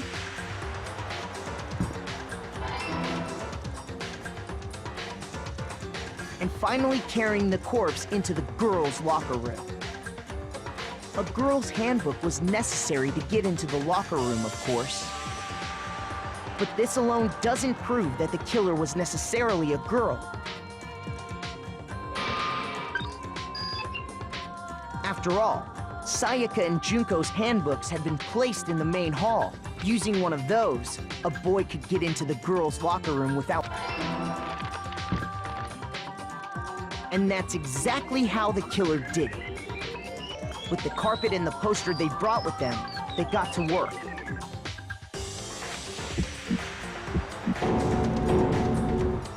They changed the layout of the boys' and girls' locker room in what you might call a crime scene switch. That could have been the end of things, but no. Byakuya discovered the body and decided to intervene in the situation, making things even more complicated. So, after stumbling on the crime scene, he went and grabbed the extension cord from the library, and then he got to work.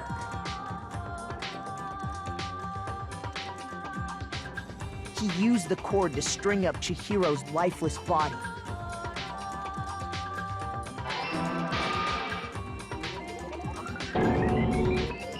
Then, using the victim's own blood, he left a grisly message there at the scene of the crime. He wanted to create the illusion that Genocide Jack was responsible for the slaughter.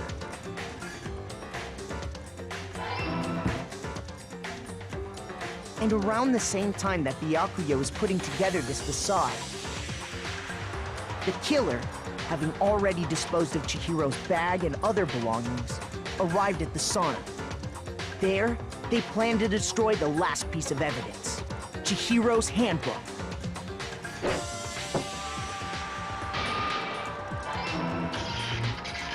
And just as the killer expected, the steamy sauna was enough to ruin the electronic gadget. Somehow, the killer knew that the handbook couldn't stand up to the heat of the sauna.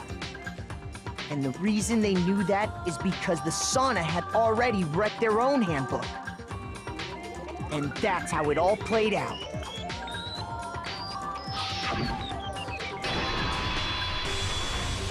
Isn't that right, Mondo Arata?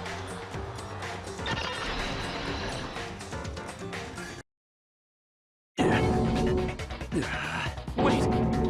No! This can't be right! Where's your evidence? Yeah! Where's your evidence? You need evidence!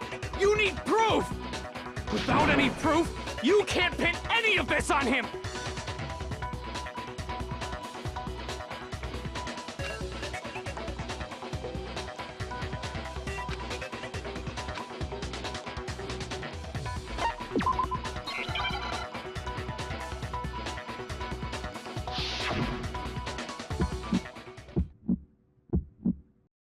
Show me some evidence! You're wrong! I won't listen! I refute you! False! Show me some evidence! I won't listen!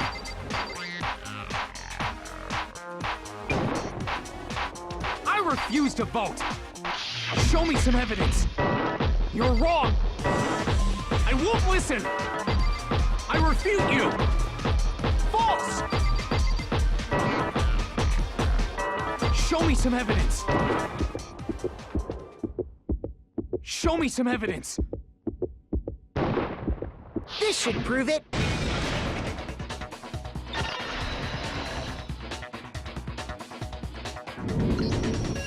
If my thinking so far is right, Mondo must have replaced his broken handbook with Leon's. In which case, we can just check each of our handbooks right now. Once we do that, we'll... We don't gotta do that. Huh? Yeah, I did it. I killed him.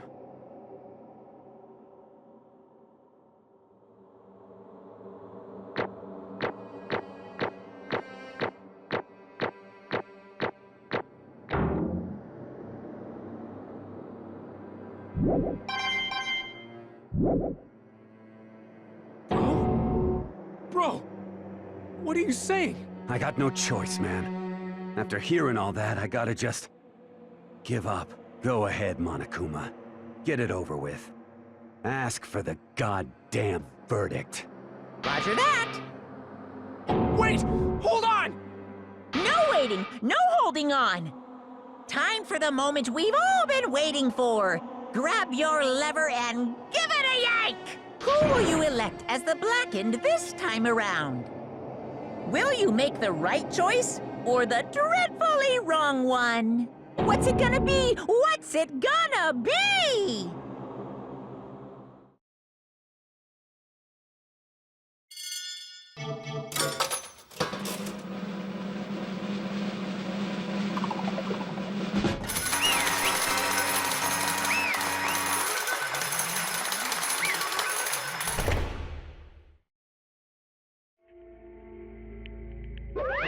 What?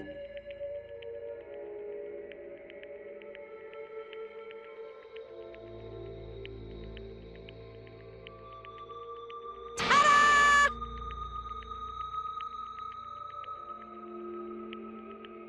Unbelievable.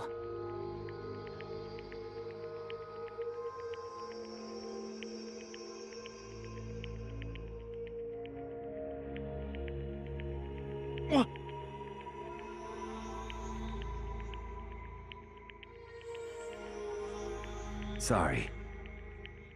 What is this?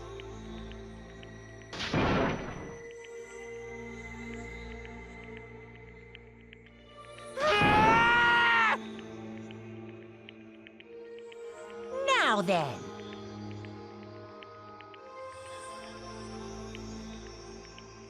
Actually... Ha!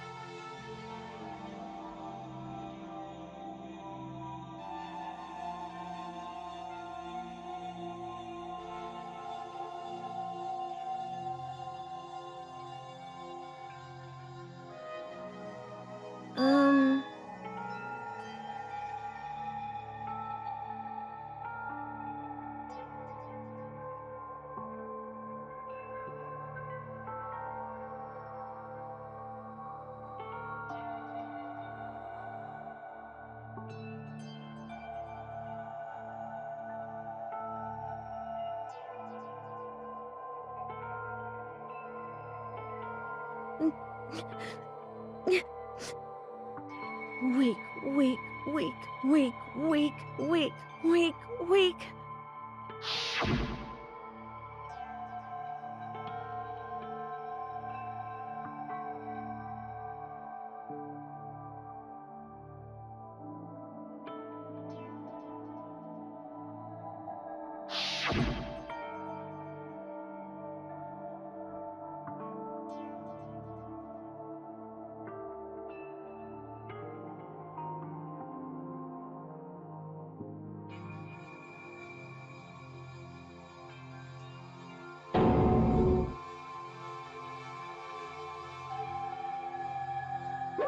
Hey,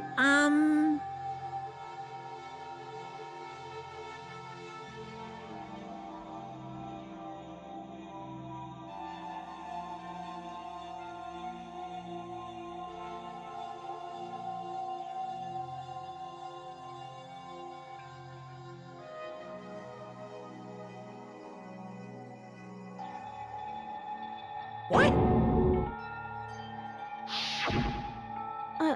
I'm sorry. But...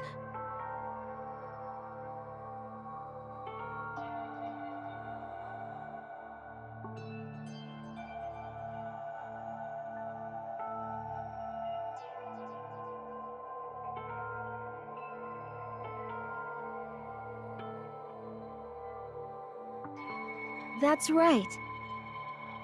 I want to change.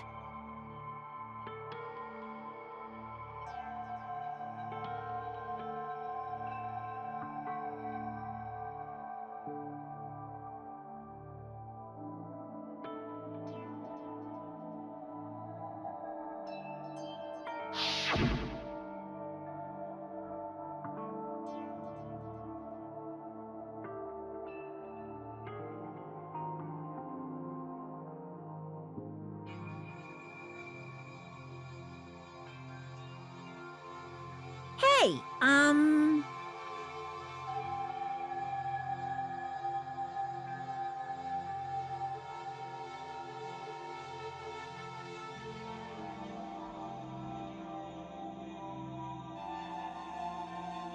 Yeah, that's right.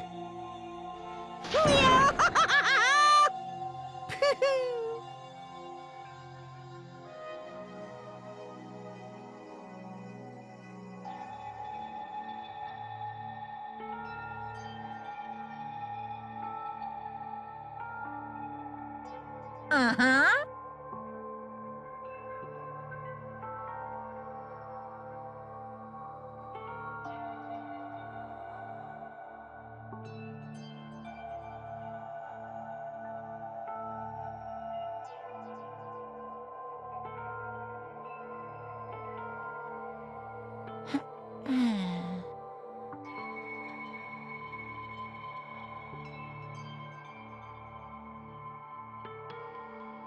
Correct.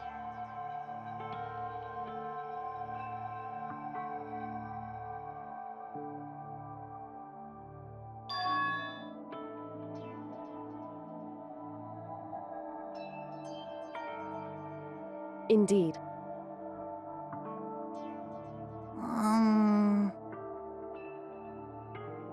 Certainly.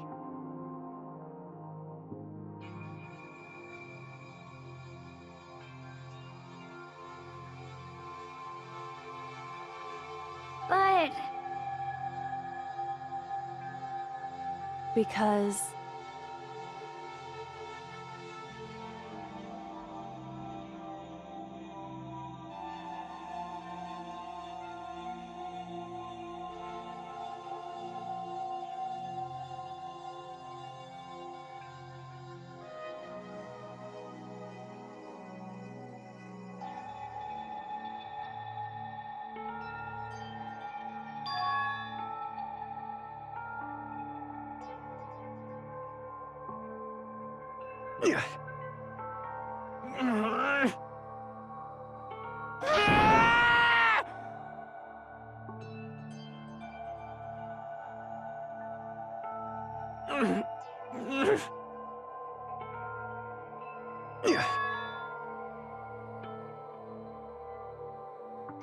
I knew it.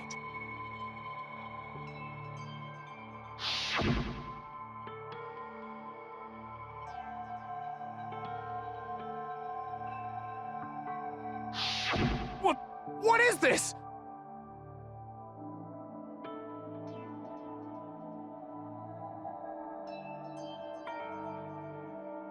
You're wrong!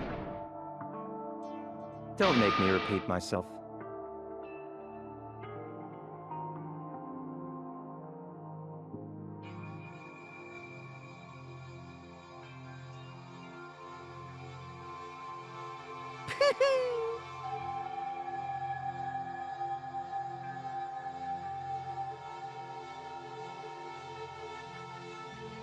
Hey,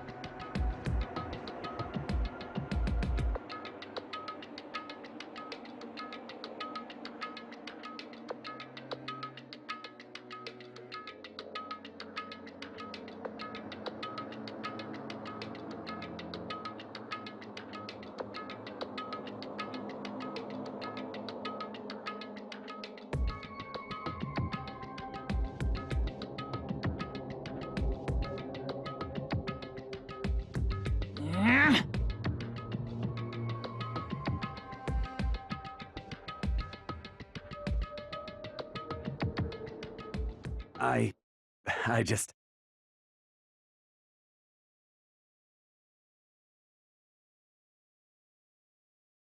Don't fuck with me!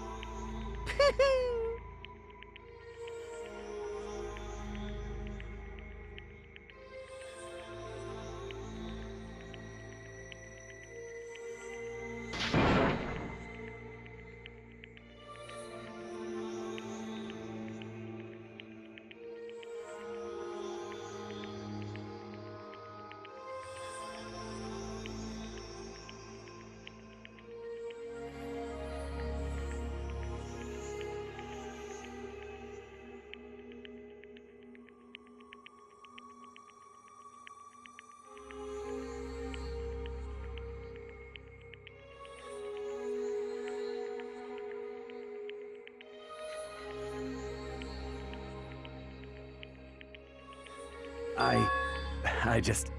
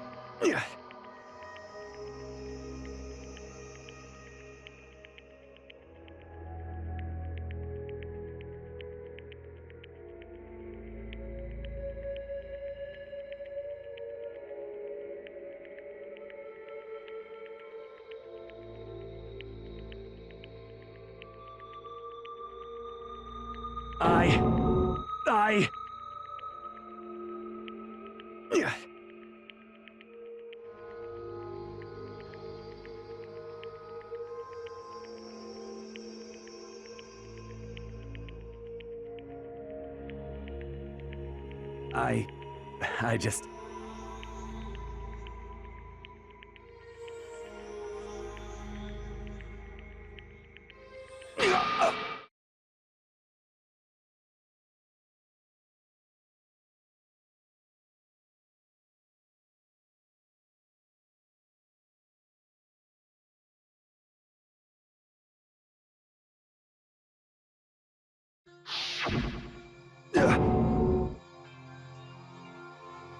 I'm sorry.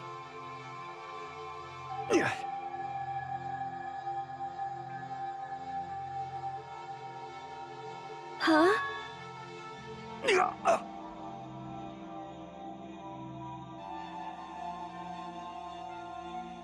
But...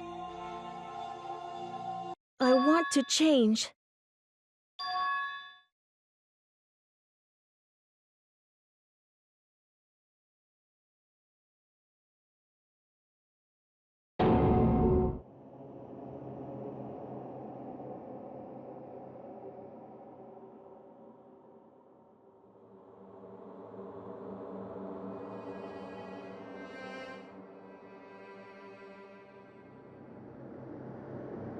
You piece of... What? What? Huh?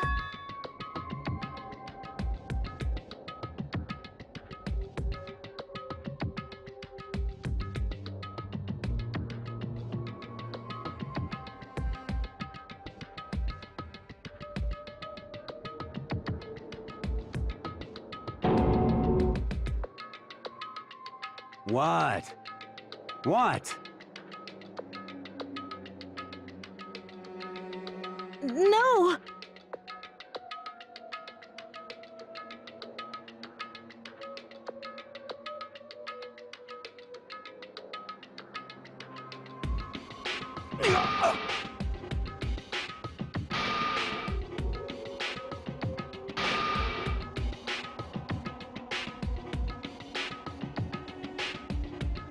What's wrong? Damn you! I just wanted to... Yeah, that's right.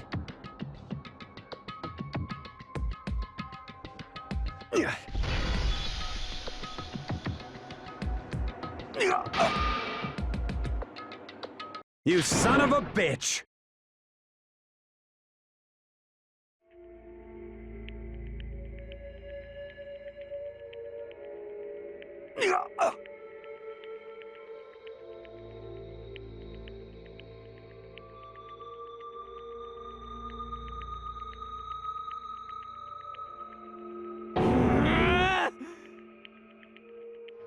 I killed him. I killed Chihiro. Even after all this time, I'm still just as weak as I've always been. And thanks to that, I did something I can never take back.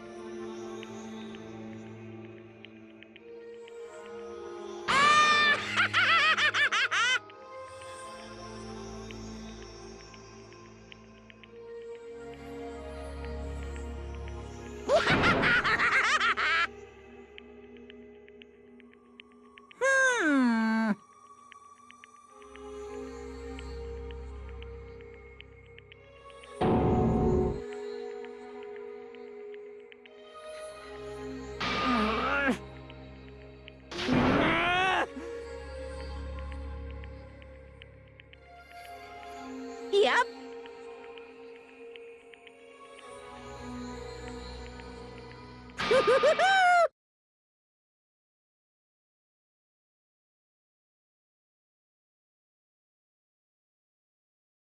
can't be.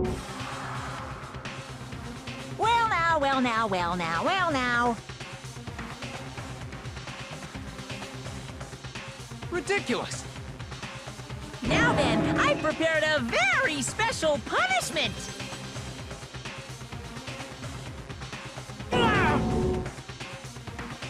Let's give it everything we've got. It's punishment time! Sorry, man. I couldn't keep the promise we made.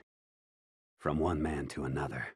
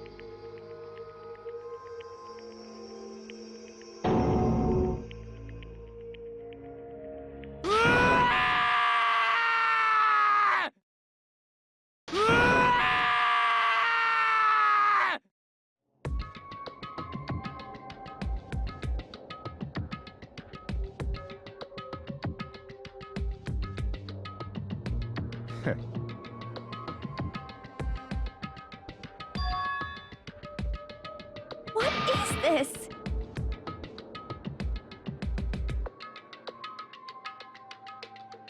Naturally. Hey.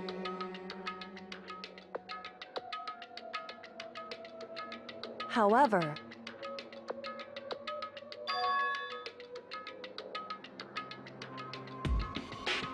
What?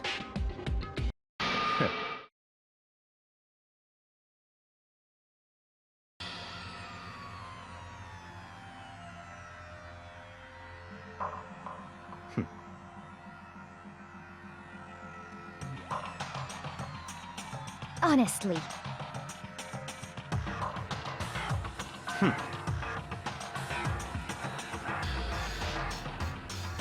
There is nothing to be done.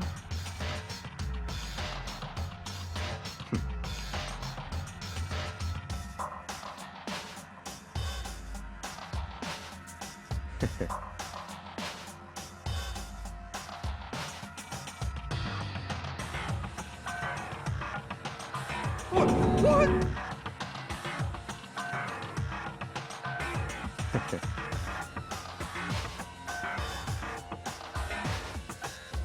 Well, That's right.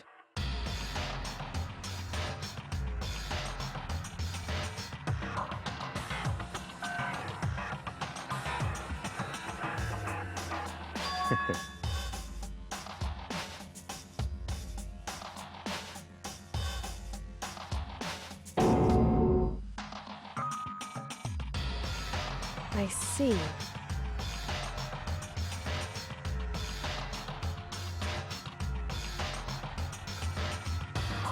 But...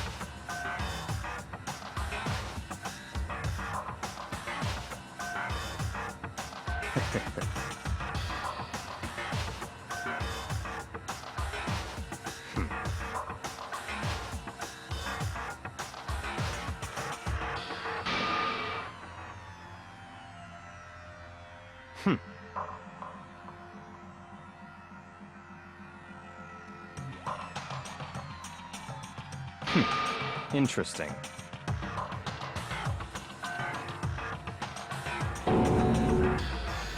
Correct.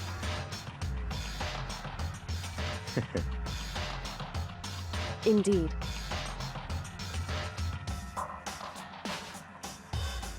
Hey. What's this? You...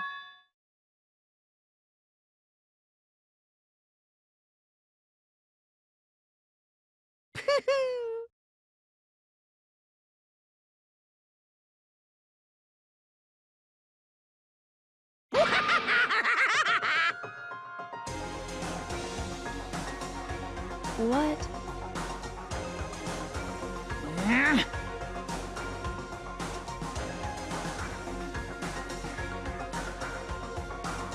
Damn. Huh?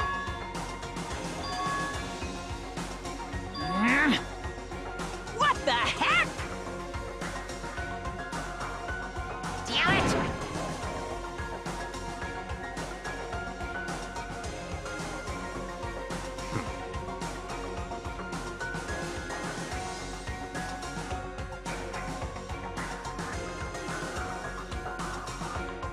Ooh, how exciting!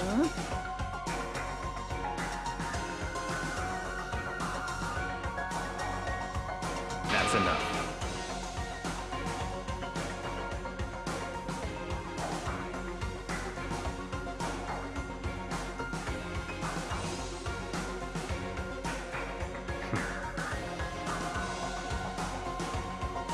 In the name of my family. You're getting all riled up!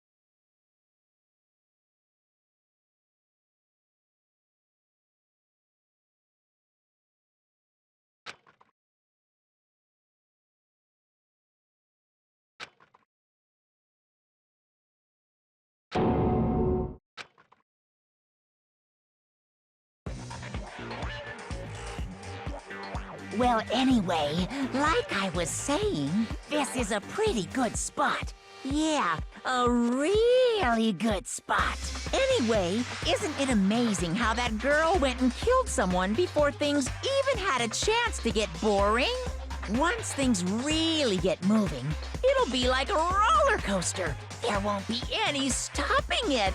Fear and despair charge forward at a speed nothing can hope to match. But I must admit, I'm disappointed.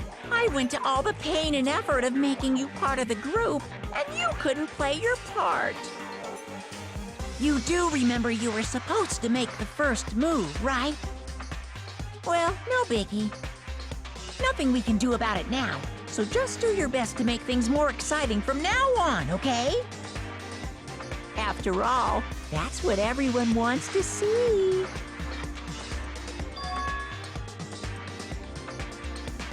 As long as you don't want to know my measurements, fire away.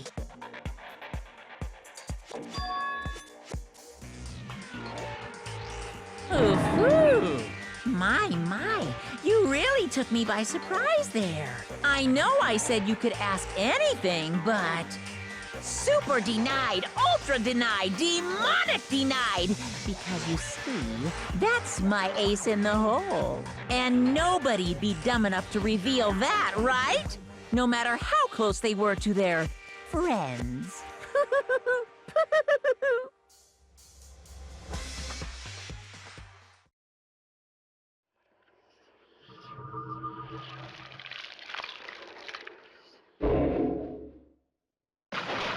You